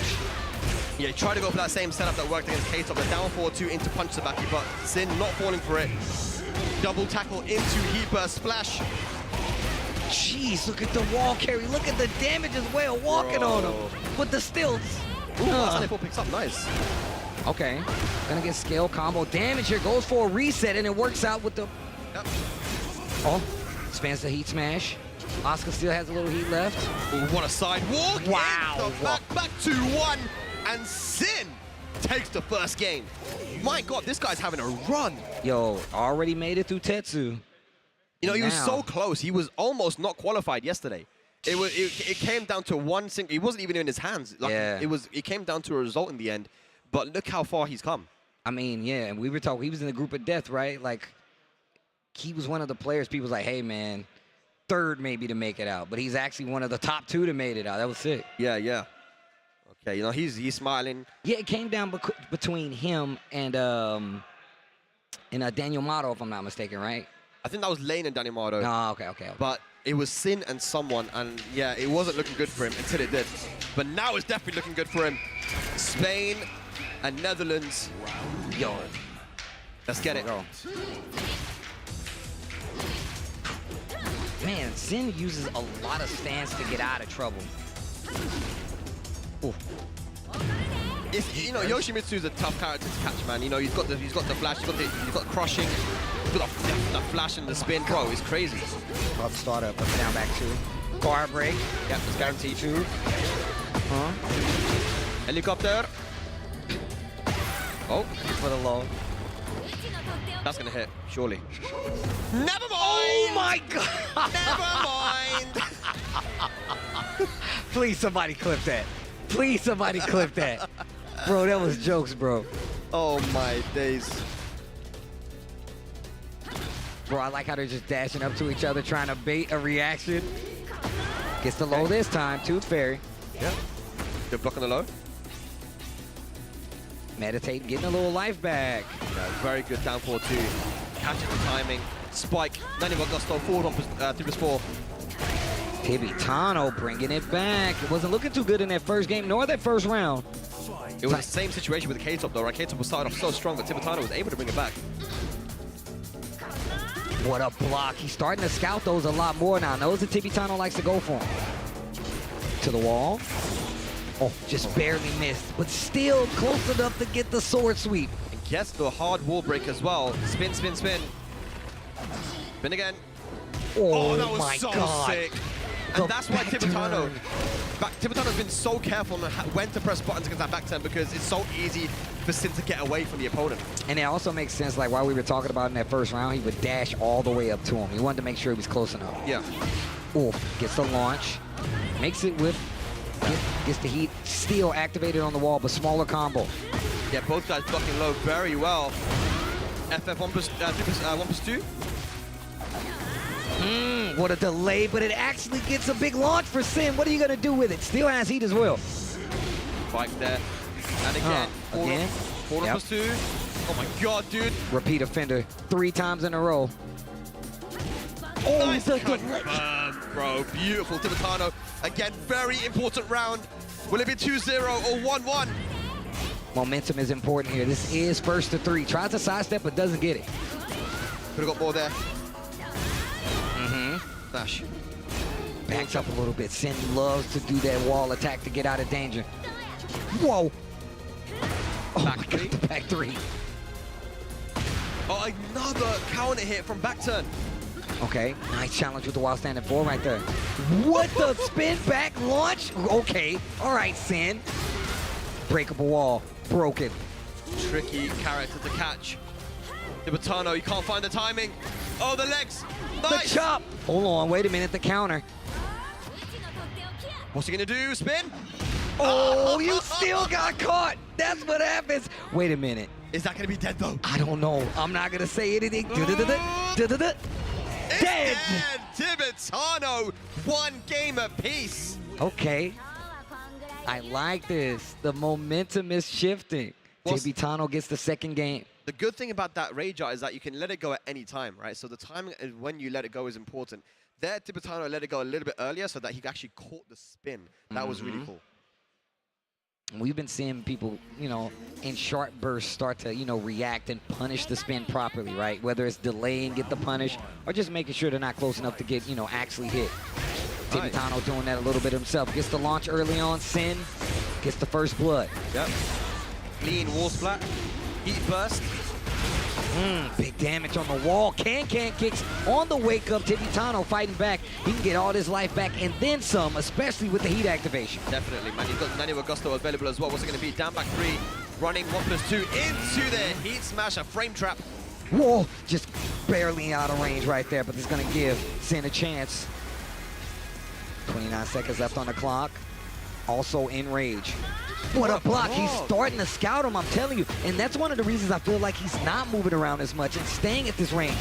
Dead. That last hit does so much damage, man. That was sick. Sin, yeah, I feel like he might be reacting to that down 1+2. It's one of the age-old questions. Can you react to down 1+2? Well, Sin looks like he can. Pull back up the old Arslan tweets. Good combo. Hey, Oki time. 4 in the puddle, spin. Bro, Keeping Tibetano to the wall. he uses so much of the Yoshi move list, dude.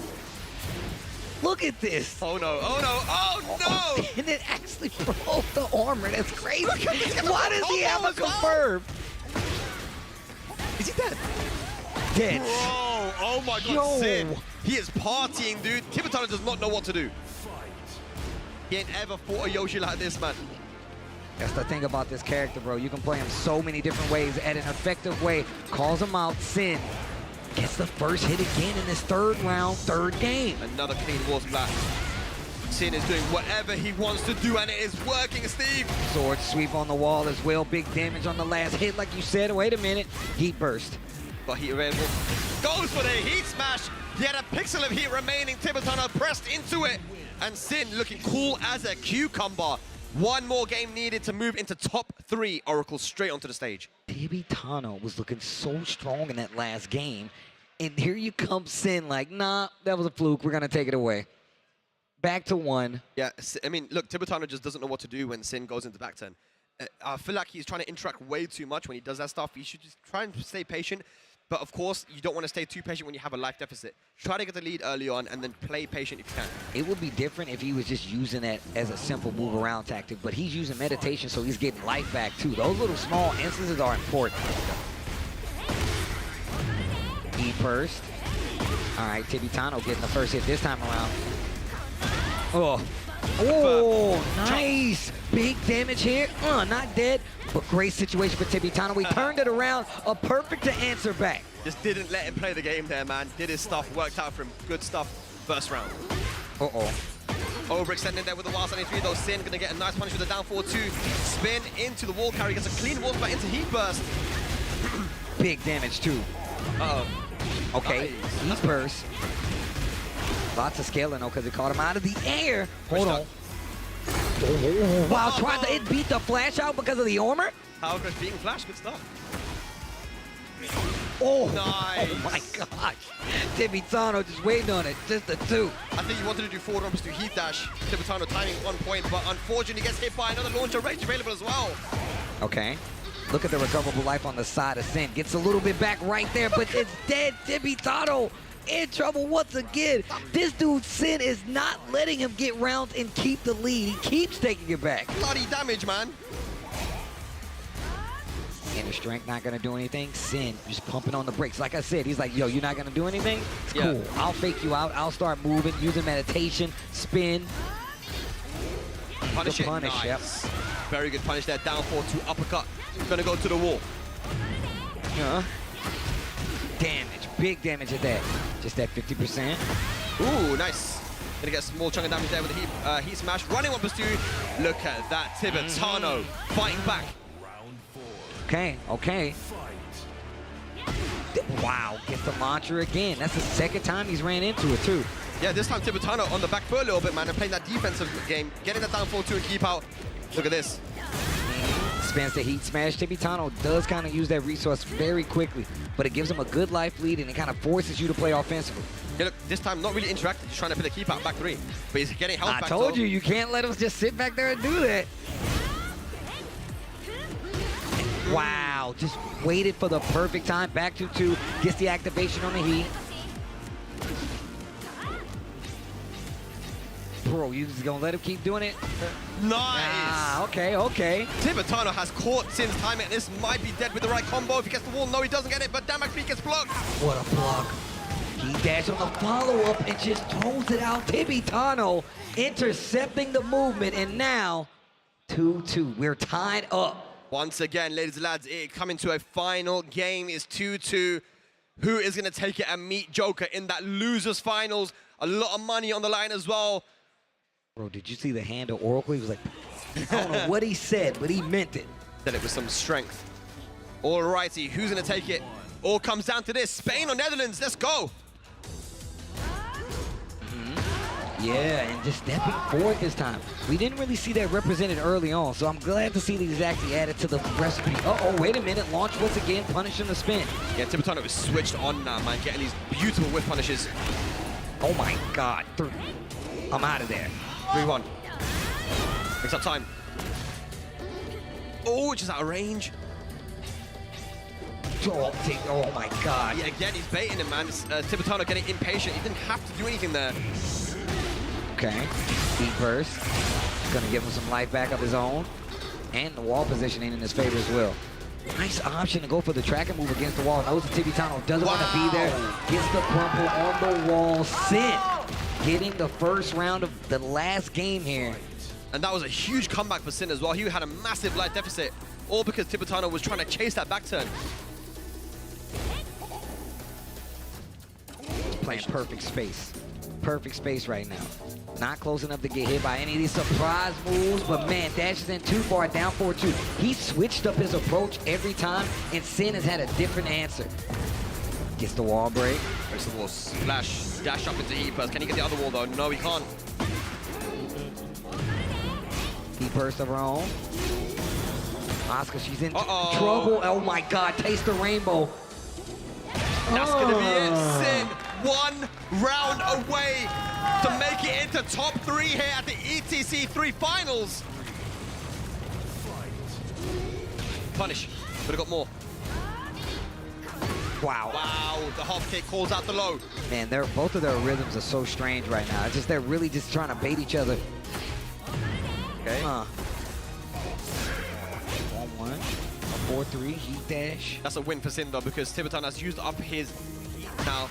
Down 4-2, good timing again. Wow, the placement has been so good, and that has been the turnaround of what's gotten Tibetano back in this game. What a duck. He wasn't even really in range though, so he should be fine. It seems like his tech rolls a lot into like a little twitch duck. But you gotta be careful. That's why Yoshimitsu is scary. He's got options. You tech, you could still be running into danger. Look at that combo as well. Oh my God. Is this gonna be it for Tibetano? Oh, big whip and a punish! Sin is gonna take move into top 3. Oh my gosh, Sin showing up, taking a spot away from Tibetano, and he was looking so strong coming into this. Sin, we were talking about how he just barely made it in even to this spot, even into the group play, and now look at him. Top 3 showing at ETC. Gotta give it up for Tibetano though, man. He's a top competitor. He's one of the best that we have here in Europe. One of my favorite players to watch, guys. Give it up for Tibetano. A top 4 finish for him. Shout out to Spain as well. But the tournament must continue, and straight away, we have Joka coming onto the stage. Bro. This is another banger of a match. Yep. Joka, definitely one of the big names from this region that everybody looks at, but talk to me a little bit about this matchup. I feel like you might know a little bit more about it than me. Yeah, so I remember that they played at the mix-up last year, and Joka was able to take down. I think they've played multiple times after that, but they've also played yesterday in the group stages too. And Joka was able to take him out there, right? So this is a run back, but looking at it right now, you can see that Nino is sitting pretty up there in the grand finals representing Germany, but right now there's only 3 remaining. Who is going to be going up there to play Nino? Will it be Sin or Joka? First 3 action incoming. Okay. But like, I think that might help Joka, man. The fact that he's already got that win over him, right? He kind of knows a little bit about his tendencies, done the research on him. So I'm wondering, what is really exciting for me is if Sin will be able to make the comeback, because actually the way that Joka beat him was very convincing. Well, I mean, Sin's already on the run right now, though. Like, if we need to look at anything, we need to look at what he's been doing today. And he's come back from some pretty crazy deficits since we've seen him play today. Some round inning, some tournament inning situations he has come back from. And even versus Tibetano right there, where he was just able to weather the storm and make it out alive. And now he's sitting in his top 3 spot. I mean, Joka's got his work cut out for him just the same.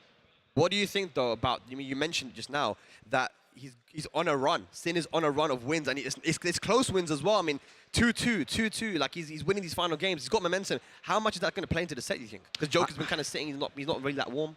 I mean, I think that's going to play a major part. I mean, if we saw how the game kind of evolved between those two, in the last 2 games, where literally Sin was like, okay, let me figure this out, and kind of worked it. He used the long set to try to figure out what was happening. I mean, it kind of worked in favor of Tibetano as well. He started getting those big launches, but even if you go back to the set before that, it's about Sin making these adjustments while he's playing in these high-pressure situations. I mean, when he took out Tetsu, just the same. Tetsu was looking ridiculously strong in the first 2 games. I'm like, oh, man, this might be a wash. And literally ran it all the way back. He's been making some crazy adjustments to keep himself alive in his tournament, and he's done it twofold. So whatever he's got planned, obviously he's got a plan going against Joka. Joka better be ready to have a counter plan, because it seems like he's been adjusting so well. Yeah, he might have to actually make some last-minute adjustments here versus Sin. Even though he is comfortable against him, he was able to beat him quite convincingly yesterday. Has a lot of Yoshimitsu experience. Of course, we have KaneAndTrench here in the UK, but also Higem, who plays as well as one of the best Yoshis in the world, in my opinion, and that's one of Joka's training partners. So he knows the matchup, but like we mentioned, Steve, everyone plays that character a little bit different, man. You know, you got people like iMusician who play a certain way. You got KaneAndTrench who plays the kind of more slow, fundamental style, right? Then you got Sin, who, you know, does full crouch, which other people don't do, just raw full crouch stuff. And, you know, he's been doing that kind of back turn stuff that has been catching everyone. It's one of the reasons why he was able to beat Tibetano as well, you know?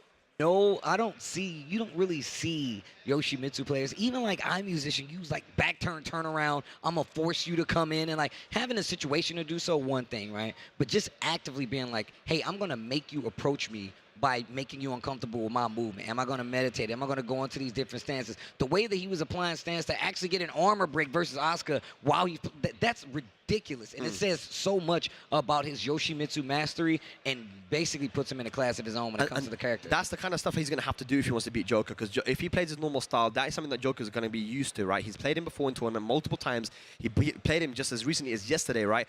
What can he do, though? What can he bring to the table that Joka hasn't seen, right? That is going to be the question, because I think that's the thing that the twins did really well as well with Clive. They brought something to the table that other people hadn't seen before. They weren't ready with it.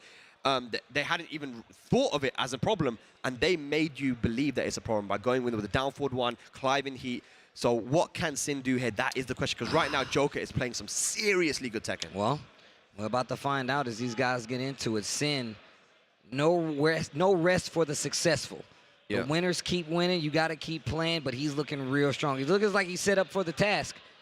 Joka's been sitting ready and wait, man. But we're getting closer to our champion. Who's going to be our ETC3 champion? It could be one of these two right here. It could be Sin. It could be Joka. but it can only be one. That's it. Here we go. We're going straight in, ladies. That's here we go. Burst of 3 action. The run back from yesterday. Little 1-3 down 4-3 as well. Joka playing very active in this neutral right now. And not letting him get away with some of the stance situation that we was watching in his last set. Yep. Whether it be just pokes, the down 4s, just dash up. Not making him comfortable, not letting him get comfortable. Back tempo here as well. There's, just to let you guys know, by the way, there's 2,500 euros, about $3,000 on the line for just this one burst of 3. Oh my gosh. Yeah. Big money on the line. For 1+2. Uses all of his resources though. Foul. Oh. Following him offensively, but still using back Kempo, maybe looking for an attack there to react to the back Kempo. Not sure, but didn't work out for him. Joka with the first round. Okay. Loser side, first to 3, loser side. One of these players are going home. Oh, spirited away. Puts the sword away. No sword stance. Gotta be careful of that flash. Yep, that flash. Oh, the shawarma cutter. They have good kebab here in Germany. Yo. Gotta try it, man. I got it without me, man. I messed up, bro. Yo, that chicken shawarma was crazy, though. It's pretty good. All right, here we go. Look at the patience on the side of Sin. Yeah. Damn, patience on the side of Sin. That sounds like a novel. To the wall.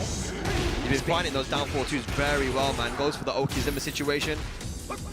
Bro, his ability to play at everybody else's speed and make him uncomfortable. Yeah.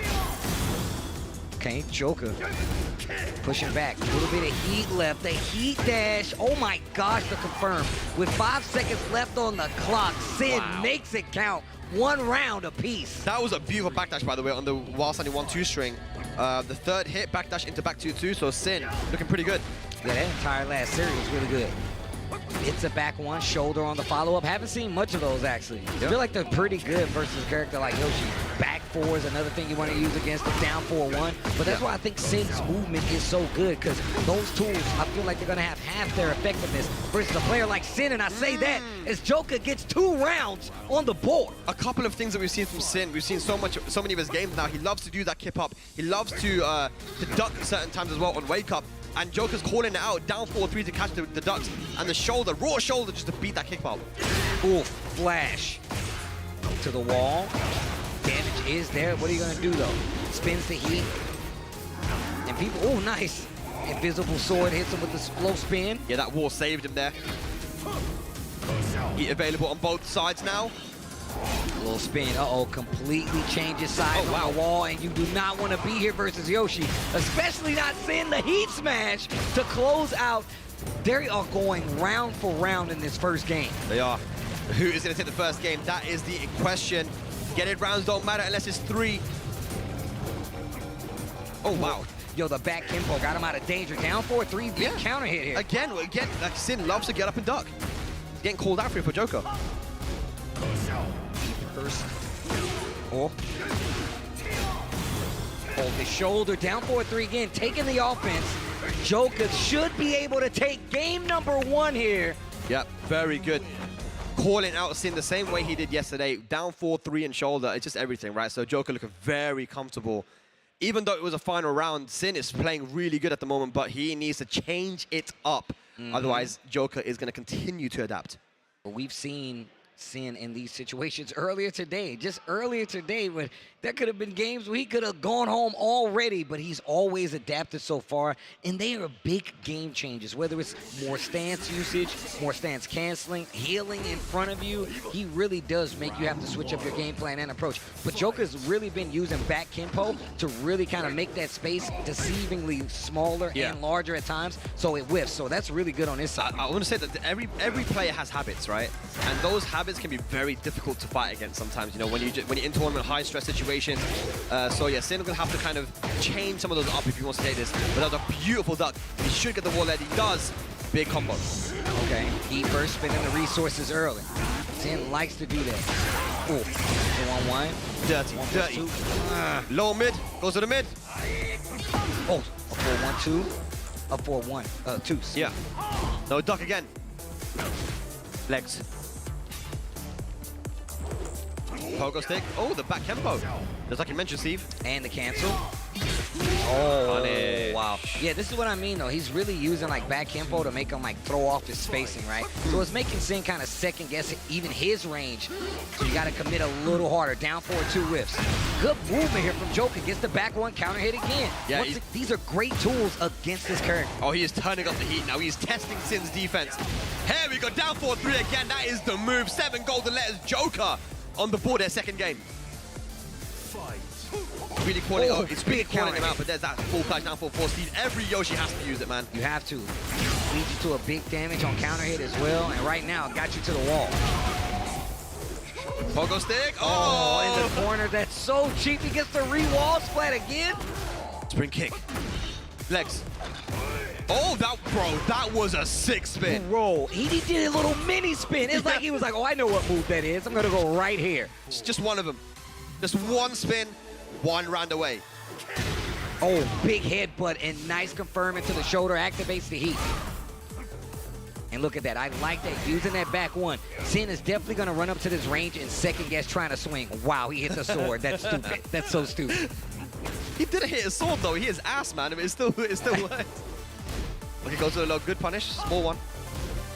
You got to have those sometime. Make some second guess what they're going to do on Wake Up 2. Oh. Lots of blocks done. Back 4. Yeah, good option there. 12 frame mid. Good tracking. While 25 seconds left on the clock. Both of them trying to find a hit. What a backdash. Walks around the kangaroo kick. Joka. Beautiful lateral movement there from Joka. But the time is becoming a factor. 16 seconds left on the clock. Rage available. Heat available. The down back 3 counter hit. Again, a very, very important round now. Will it be 1-1 or 2-0? There's that back 4. Clips him out of there. Gets a small combo because of the 2. Sidestep heat burst. Down 4-1 gets the counter hit. And what a duck once again. Sin always seemingly prepared for when you're going to go for that last second low just to get the launch. And now look at what has gotten him. Yeah, he's in the corner now, Joka. This is not a good position to be in. 4 rumps 2 again. Heat burst. Oh my God, the duck into launch. Sin! The clutchness, it can't stop. 1 game apiece, and look at him, looking so calm, Steve. I told you, man, he always makes game-changing adjustments. I couldn't even tell you what it is that game. It's just he played more solid, but it was a lot less of his stance canceling. It was more neutral play where he's like, I'm just going to get into these range where I can do down forward 2 is going to hit you, and his full crouch down forward 4. That's really what the difference was. Not as much stance, more forward lunging moves and like counter hit heavy base moves. And he's not just mindlessly using flash and spin, you know, he's using it at the right time, like we saw, to beat that standing 3 string. So yeah, definitely playing a lot more compact. Here we go, 3rd game now. And that might have been the first game that Sin's got on Joka for a long time. So that's going to give him some confidence, and that is definitely going to give him some confidence. Calling out the time in there. His down 4-2s have been on point, Steve. Wow, my man went for the optimal wall carry right there. This dude Sin is a Yoshimitsu player, bro. Yes, sir. Back 2-2, heat dash. Re-wall splat. Oh, shit. Okay, Good nice. It's the shoulder. Got an opportunity here. Not a lot of time, but man, he made it with no punish. They didn't punish that wall jump. Wrong punish. Ooh. Defense looking pretty solid. Oh my gosh, the back dash into the down 4-2. Here's the wall, does not have heat, but he might not need it, especially if he doesn't tech. Sin is forcing so many players to overextend and whiff in his face. Oh, he's walking, he's doing the pogo 6 again, man. Oof. Oof. But if you're Joka right now, you can't let that get to you. Even him just standing there, you can't let it get to you. You got the life lead. Oof. Yeah, gets the shoulder. Look at how much damage you get off of that. Oh, the full charge. Down 4-3 for the re-wall splat shoulder again. But it pushes him a little bit away. He runs into another one. Joka. Yeah, honestly, sorry to interrupt you, but the way that Sin is playing, it can get to you sometimes. It can be very frustrating, right? But you can't get frustrated because the more you do, the more you're going to start to overextend and play into that strategy. And those unblockable setups and everything will actually work. Door knocker, not going to have anything. Down 4-1 to catch the sidestep. 4-4-2, heat engage, back 3 for the plus frames. Joka playing very compact. What can you do with the heat? Oh. Oh, wow, and my God. Sin just knows when Joka wants to come in. Down 4-2, perfect timing again. Okay, spins the heat again. The low block, no punish. He's only been getting smaller punish earlier, but still the low out of stance, and now going to a situation where Joka needs to make something happen. Going down a game in a situation is not what you want to do. Gets the shoulder and the heat activation early on. Okay. Back four doesn't work out. The spin beats it, but uses the while standing one to hit him out of that stance. That should go to the wall. Sir. Has heat available still. He smash. Always got to watch out for that flash. They can't use your pressure all the time. Oh Rainbow drop. Gosh. Oh, big damage. Actually got him out of the move, the crouch dash. And he switches positions once again. We've seen him do this before. Nice call out here by Joka. Trying to close out the round, but it's scoring Sin more hits. No way, no way. He has the life lead. Hang on a second. What's he going to do? It's forcing a counter hit. He was like, yo, you going to let me get this life back? 15 seconds just about left on the clock. Down 4-1. Back Kenpo 2 to save the day. Joka trying to tie it up. Excuse me, take the lead. 1-1, 2 rounds apiece. Joka, the patience working out for him. A beautiful wall standing 2 counter hit, and that should go to the wall. Gonna spend it. Big damage on the wall. Almost 50%. Once again, you called out how he likes to tech, do a little twitch. The down 4-3s have been so successful. Big call out right there. Block on the low. Joka takes the lead in the set. 2-1. Sin has to make some changes now. He does, man. And Joka, once again, you know, calling out these habits. We talk about how habits, they die hard, man. Yeah. And going for that keep up at the wall again. You can't do that against Joka specifically with the way he uses down 4-3. He uses it to check people who like to just throw out get-up kicks, who like to go for the keep-ups and all these different things, right? And it's a tornado move too, so they gave him a free combo. But still, another final round situation there, man. So Sin, just small adjustments need to be made. And seeing him right now. Having a long discussion right now. Yeah. Serious discussion with Karma Ken's also from the same country. Like they're over having a debate, man. Lots of hand talking. Yeah, a lot of hand movements, man. That's saying no, it's serious. But it is a serious situation right now, ladies and lads. A lot of money on the line, but of course, that ETC3 championship as well. Joka trying to get into the grand finals to get his run back against Nino. Will we see another comeback from Sin? Let's get into it. Game 4. Okay, just jab this time. Once again, straight to the wall. He's trying to push us. Oh my God. Oh boy. Goes back turn that close. Anything could happen. A 4-2 though. Again, yeah, too active on wake up and gets hit by the down 4-3 counter hit. Okay. Trying to get the wall this time. Little catty corner situation. Tries to sneak something in, gets clipped because of it. Back 1 to interrupt the spin. Still has heat. Heat smash. Forward 4 on keep out. Perfect timing. Joka goes for the stomp as well. Yeah, that's the message. Another one as well? Damn. Joka starting to pull ahead right now. Oh, Sin. The evasiveness starting to add up. And look at how much more patient Joka is being now in this matchup. Yeah, and I think that's going to play into Joka's hands for sure, man. Sin playing a lot more aggressive. That opens up things after back Kempo. Ooh. Great block. Ooh, counter hit. Yeah, ooh, gotta watch your toes. Can he kill though? He's got heat. Back 3? No. Too low on the wall. Not able to get a follow-up combo. What are you gonna do? No break. Okay. Just standing there. Gotta do something. That's why we thought that you weren't playing last time, dude. Oh my God. Nice hop kick there from Joka, not having that sword sweep. 1 round away from making it into the grand finals. Oh, they trade. And right now, ready with the combo. Sin to the wall we go, right next to the hot dog stand. Yeah. Surely we can't get another comeback, right? Another reverse sweep? I wouldn't bet on that. I would not bet on that. Heat available. Goes for the heat smash. Wasn't able to get much from it. While standing 2. Flow combo and has heat available. Oh my gosh! Gets to the wall. Nice! Oh, no. Is that gonna be it? Not yet. Oh. And the duck Joka moves into the grand finals. Sin's run comes to an end, but it was an impressive run. Give it up, guys, for Sin. Very, very well played. Yo, Third Germany, place make finish. some noise. Germany, make some noise. Yo, Sin, I see you. I see you. It was an impressive run, man. I mean, look, from almost not making it into the top 12 to getting all the way to 3rd place. But his run does come to an end. And once again, 2 years in a row, Joka will be in the grand final of the European Tekken Cup, and this is the title that he really wanted, man. Really wants that. The first one, you know, we saw Super Kuma take it. First ever rendition of the European Tekken Cup. Then the next year, it was grand finals between Joka and Tetsu, and Tetsu reset the bracket and took it. Then so it's France, Germany, but this time, once again, Joka is in grand finals, but he has a lot of work to do, Steve. He needs to reset that bracket versus Nino and win another one, man. Look, the way Nino has played, I mean, if we just go back to that last set, that is going to be a hard guy to beat. I'm going to tell you right now, especially considering it's the Kuma. I feel like, look, I was saying how I didn't see any other Kuma. It's just Nino that we're talking about at this point. And he seems prepared for every other matchup in the book so far. So what do you bring to the table that he has not seen before, just like in this last matchup, that he won't be prepared for? How do you approach him when he's playing so offensive and he's literally taking out 30, 40% in these chip situations and then making you guess and just to get one hit kill? You said it exactly right, Steve. It's the chip situation that has been causing a lot of problem for Joka, and the problem is that he wasn't moving naturally.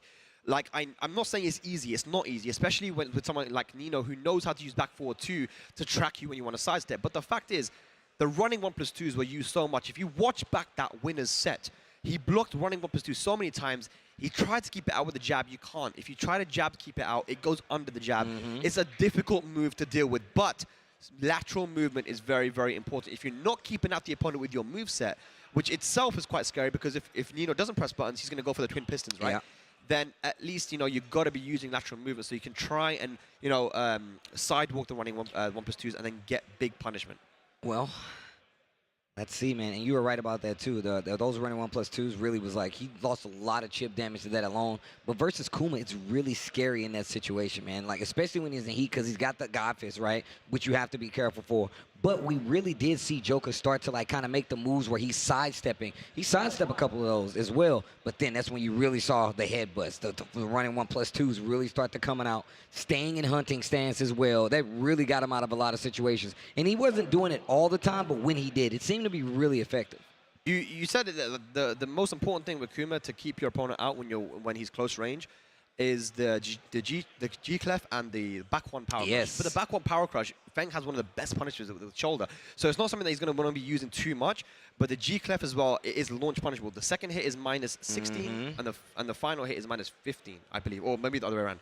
But it's either way, it's launch punishable. Joker's going to be able to launch it with the Feng.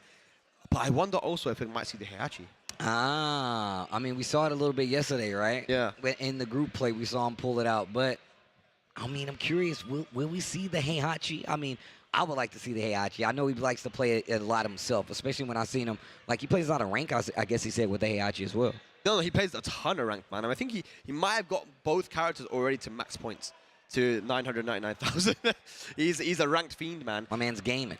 Yeah, bro, I'll be on Discord. He's just on ranked at like 4 AM, man. Like, that's what you gotta do if you want to be the best, man. No, that's facts. That's facts. That's facts. You know, getting that 500,000 whatever prowess as well. I don't know how prowess works. But, yeah, you know, I don't either. I actually don't either. It's sick. You know, some people have 700,000, bro. Who has the most? I think it's like Lohai or something. Is it? Yeah, because he's got mad characters at like God of Destruction. So. Something like that. Anyway, but I mean, the Heihachi. The point is, the Heihachi is an option if he wants to bring it out. But I think he's probably going to try the Feng at least for the first game. Well, I guess we're going to find out. Shout outs to everybody watching at home, man. Live from Gamescom land. Look, this is just a giant LAN party. We got TCG tournaments happening, but then on the other side, we got this fighting game called Tekken 8, man. It's your boy, Tasty Steve Spag, holding it down. It's always a pleasure to commentate with you, Brody. And you were talking about some of these other players, but you just, in this last couple years, you've been traveling around to a lot of other regions, kind of taking in their scenes, like seeing their tournaments, participating, and just talking to them, getting to know them. That's what it's all about, man. And like you said, I cannot wait for this Tekken World Tour Finals, but it's going to be taking place after this Grand Finals, man. Right now, we've got to go for the Grand Finals. Ladies and lads, our players are ready. Let me introduce up to the stage first, representing Team Falcons, Joka! There it is, man. He's locked in, Steve. He's in the Grand Finals again. He was here last year. Can he go one further and get that first place? We're going to find out. But Germany, look, you guys better make some noise. Coming up, coming from winner's side in this Grand Final showing, make some noise for Nino! The bear beyond compare. Hopping up on the stage. My man is ready. Oh, we got the Nino chant going as well. It's Germany versus the UK once again. There was a debate, who is the best scene in Europe? Is it Germany or is it the UK? It was Tetsu Joka last time. This time it's Nino and All right. So look, I'll ask the question. I'm going to ask the crowd a question. I like to get you guys involved. So crowd, I want to know a very important question. Germany, if you would like to see Joka be your grand finals champion, make some noise! They don't sound too happy about that. They didn't sound too happy about that. But I got another option. Germany, if you would like to see Nino be your ETC champion, make some noise! They're locked in. They're locked in. They are locked in. Germany versus the UK. A lot of people would have said that was the way it was going to go down in the end. Maybe they were thinking Tetsu was going to be there, but this time it's actually Nino in the winner's side of Grand Finals going up against Joka. And we're going straight in. Here we go. All right, here we go. Yo, Spag, you didn't make noise. I don't know who you want to win. You didn't. I can't be biased, man. I'm a commentator. There you go. That was a trick question. Well played. Game 1, let's go. Oh, the 1-1-1 didn't work this time, though. Already seeing some changes in the game plan here for Joka. For sure, man. And, you know, Nino does have the cushion that he's in the winner's side, but a grand finals can run away from you very quickly, especially with someone like Joka, man, when he has momentum. Especially in a game like this, Tekken 8, man, it's really easy to lose track of a life bar and be instantly reset, so you really got to pay attention. That chip damage, look at that, bro. My man lost 50% in chip damage and then got hit once and lost. Yeah, literally, man. The chip damage is too much, it's crazy. Running 1%. He tried a sidestep this time, but that has been the MVP move for Nino. And look at the chip damage once again. Jeez. Look at the chip damage, bro. Down back 4. More. Heat burst. Finally decides to try to take his turn back. Goes for it down 4-1, and Nino not close enough to make it make a difference. And the armor isn't enough. Takes the momentum back. Nino, 2 rounds. A very quick 2 rounds there for Nino. Running 1+2 once again. I don't think he's sidestepped either one of them yet. It's a lot harder than you think it is, man. I was trying for a while. I was getting clipped for quite some time. Difficult, man. Oh, back in ball. Wait a minute. Oh, what an answer. It's okay. He lost, what, triple that in chip damage last time. It's all right. Good punish there on the bear. Oh, wow, that could have been worse. What the? No way. Legs. No interrupt.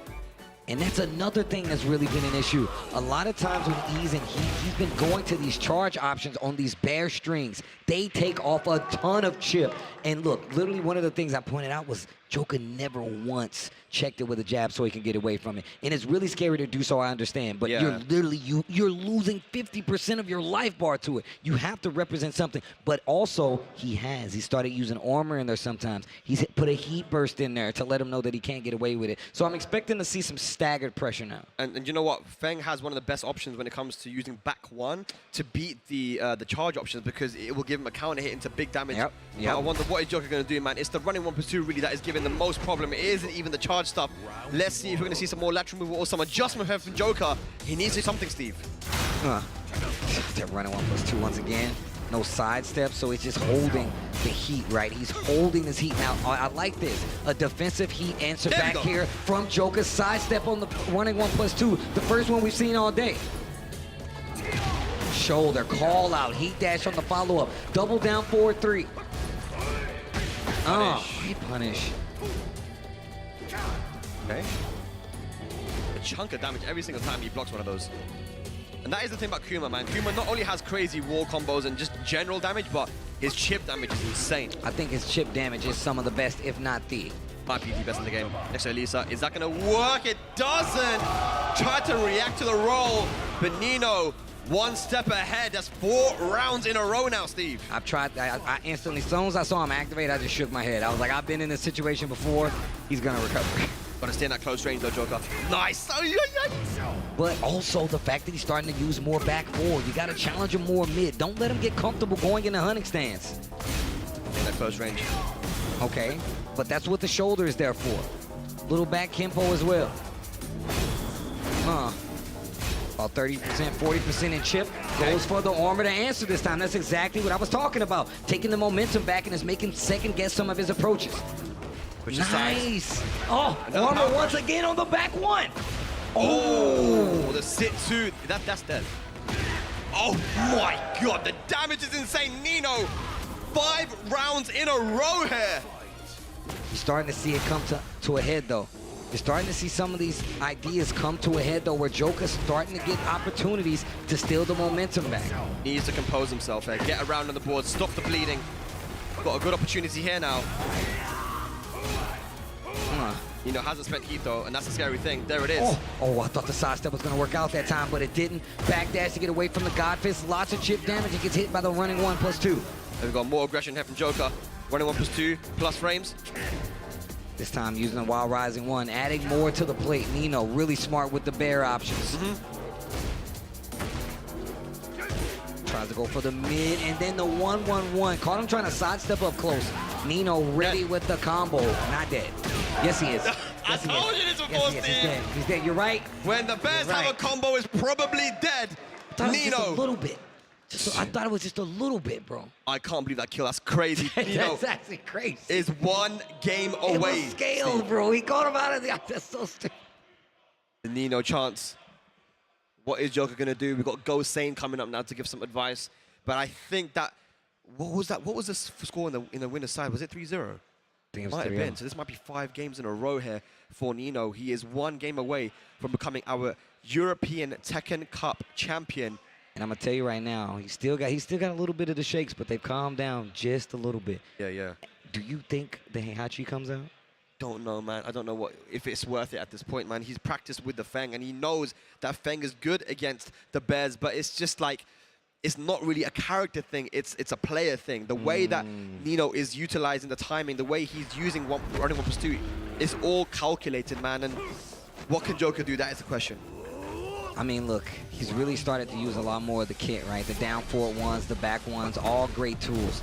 Back forward needs to be something in there. I feel like challenging a mid while he's in hunting stance is probably one of the best things you have to deal with. It's really big because he's going to get a lot of pressure with that alone. Yeah. Wait a minute, Joka getting a big launch here to the wall on this first round. Yeah, but still now Nino is going to go into heat. Uh-oh.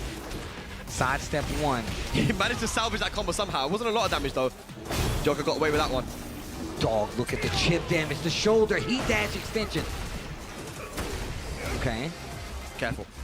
G-Clef down 2. Good option there. Joka finally gets around on the board, stops the bleeding. Oh, man. A little down forward here. Oof, gets the low out of hunting. Like I said, he's using it for pressure. He's making sure you respect it. Yeah. Sidestep too low, just a little bit too late. That hop kick would have worked. Yeah. No interrupt with the back one. Armor to answer, that's what I like to see. He's got to start taking his turn back. But Nino instantly answers back with one of his own. Oh my God, no interrupt once again, running 1+2. This time he doesn't go for the charge. 1 step ahead on the mind games, Nino.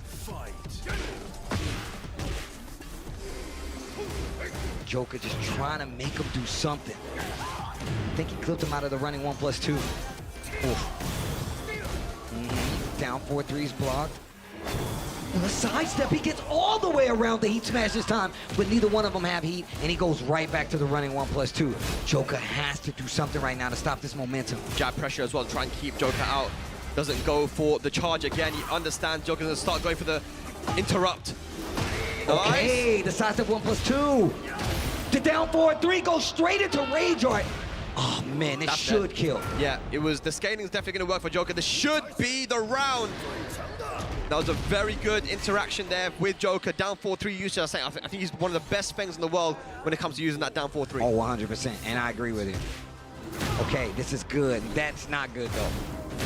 Uh-oh, starting off very, very strong. He's got heat available. This is scary. The chip damage, look at it. Oh my God. Charges time, and then the hunting. And then a perfect. This puts him on tournament point. Nino is 1 round away from being your ETC champion here. Counter hit. That's a great option as well. Yeah, the low's starting to come out now here for Joka. This is very good, and this could be the round. If he doesn't have the combo, he dropped it though. Nino stays alive.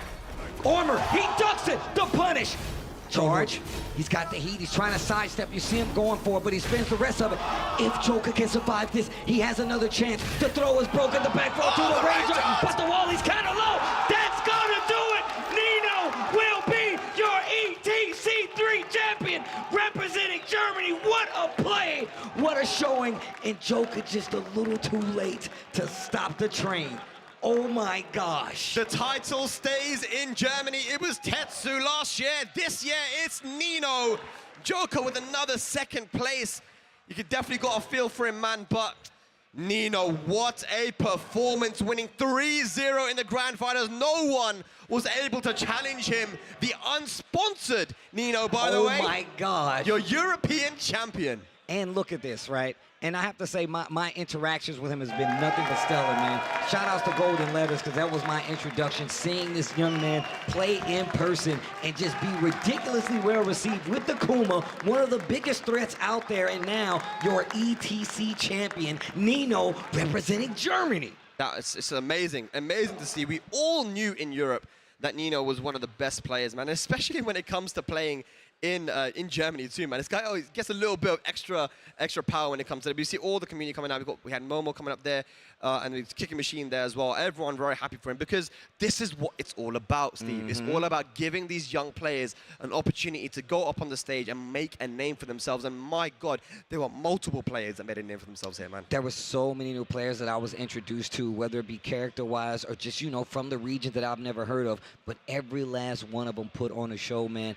I mean, look, we have to look at anything. Just look at Nino's run through this entire tournament, bro. He has been playing amazing, and he's took out some of the biggest names out there to get to this point. I mean, look, he already took out last year's champion to claim this spot. So, I mean, he's been fighting tooth and nail. We saw the nerves on display when he was getting the sniff, you know what I'm saying? But even still was able to, like, calm all that and become your champion here and getting all the deserved flowers up on stage right now. Yeah, I mean, it's the moment where all the grind, all the playing and the practicing and everything, the moment where it all pays off. You know, he's won tournaments before, but I think this is by far the biggest one that he's won, and it's put his name into the limelight, man. And we saw how strong he was at Golden Letters, you know. Yeah. And obviously, he won the LCQ for that one. He managed to qualify for it, but I knew, man, he was going to do some damage, and I've always wanted to see this guy travel internationally, man. So I hope whoever's watching, man, that you support this guy, because the world is his oyster, man. He can do a lot.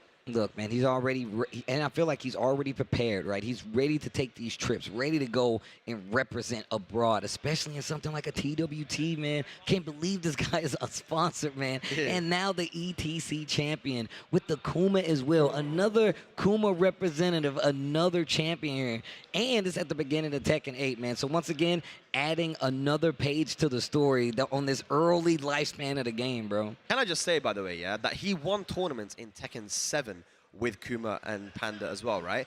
Dang, I called him a young man. My bad. I mean, he won in Tekken 7 with a character that was not known to be top tier. So if people say, oh, you know, it's Kuma, he's broken, or blah, blah, blah, whatever, you know, this is Nino, man. Like, I'm telling you, Nino was able to beat the best players in the world using Panda in Tekken 7, dude. I mean, that was not a good character compared to this one, right? So, I mean, yes, we all know Kuma is an extremely strong character, but the way Nino plays, he's a specialist player, right? And there are intricacies to his game that are not easy to see unless you slow it down and you really break it down, right? But, I mean, to be able to beat Joka 3-0 twice, there's not many players in the world that can do that, and you know that, Steve, right? I think Joker's one of the best players in the world, man, if you ask me. So just to see that Nino was able to do it twice, 3-0 Joker, where he would not have an opportunity to kind of switch it up, man. And you can see the tail of the tape right here, man. And just to start with Nino, man, first he took out last year's champion 3-1, making it to winners finals, and then that's when we saw the first fight for Joker, where it was actually a 3-0.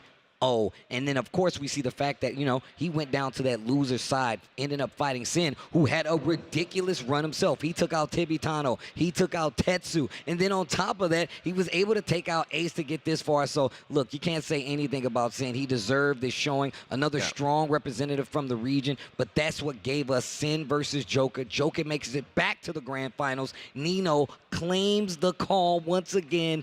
3-0, and he's going to be your European champion here. Deserves it, man.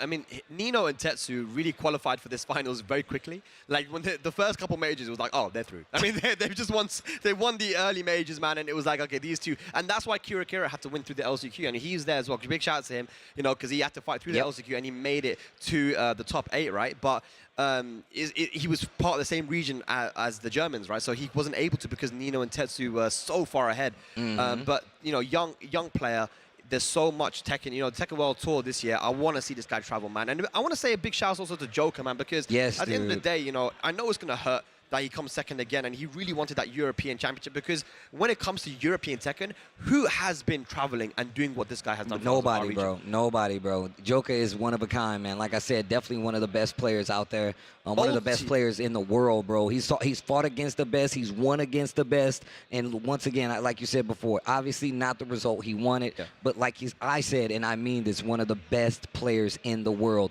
But the best player right now representing the region, of course, is going to be Nino. Definitely a world caliber talent, like I said before. The unsigned, like Spag likes to tell you guys, the unsigned Nino up there as your champion. But just look at this top 8, man. Just some of the dopest players, man. Shout outs to Kira, man. Shout outs to the boy Gosain as well, man. Yep. Tetsu. Yo, shout outs to Greece, man. They had 2 of them up there. Yeah, two of them up there. 2 amazing players showing some love. Tibetano, Sin, and then, of course, man, you know the boy Joka, but our champion Nino, man, he's going to be the guy. That's the guy. That's the man of the hour, man. You know, he's doing his thing, and I can't wait to see more from him, man. But, yeah, like you said, a very diverse top 8, not just of players that are known, that have traveled, but also new guys that are coming up to try and prove themselves. Big shouts to K-Top and his brother, man. Yes. Because I've known these guys, I've seen these guys back in Tekken 7, and now I just love to see that they get in their medals and they're getting recognition for their hard work, you know? Bro, K-Top, bro, and the brother. Oh, man, H-Dope, you guys are sick. And you bro, guys are I just know that if they start traveling to international matches, they're not gonna only play Tekken, they play other games as well,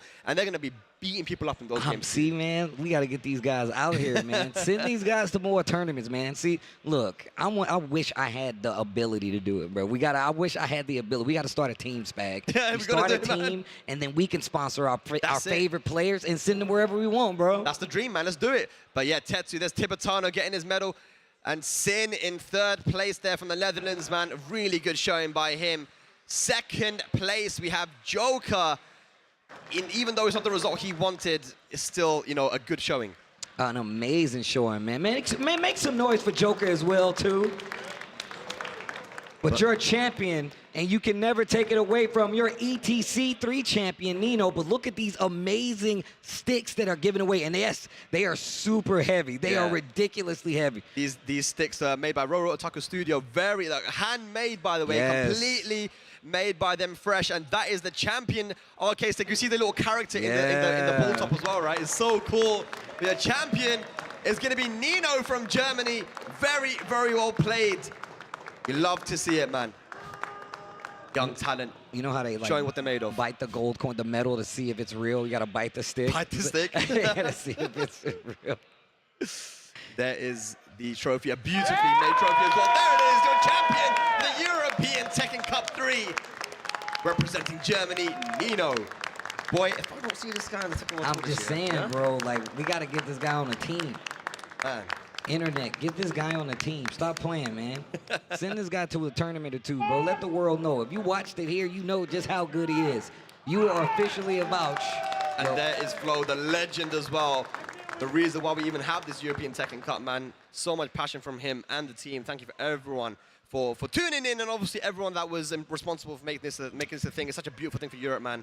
We love to see it. Yeah, man. I'm super jealous, man. We don't have one of these in the States, man. But I've been over here a couple of times to commentate the ETC, and hopefully I get to do it again, man. It's amazing to be in this region, to see a bunch of the friends, see a bunch of the players that I look up to and love to watch and commentate their matches, and get introduced to a lot of new ones. So I want to say, man, shout outs to Germany for actually holding me down, man. First time here, I had a blast. 10 out of 10, would do again, and hopefully I get to do it. And just shout outs to all the talent, man. First time seeing you guys, whether or not, bro, it is amazing to see the rest of the world, see the other Tekken talent, especially from this region, get some limelight. Definitely, man. But I think that is going to do it here for the European Tekken Cup until next year. But we do have, of course, a Tekken World Tour, which is going to be starting very soon. Of course, the first tournament is going to be in May, that Evo Japan. So there's always Tekken to look forward to. Steve, it was a pleasure to do commentary. But now it's time to get some German kebab, bro. You haven't tried it, man. We got to get it, man.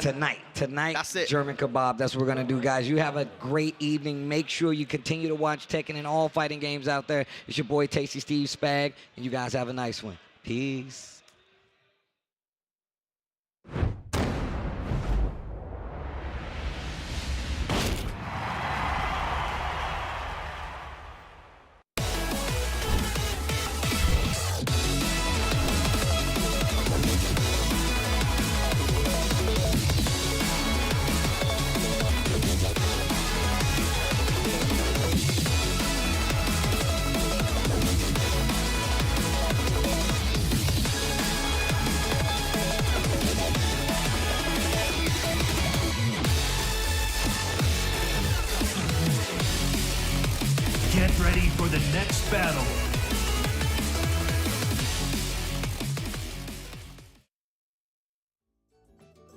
Thank you.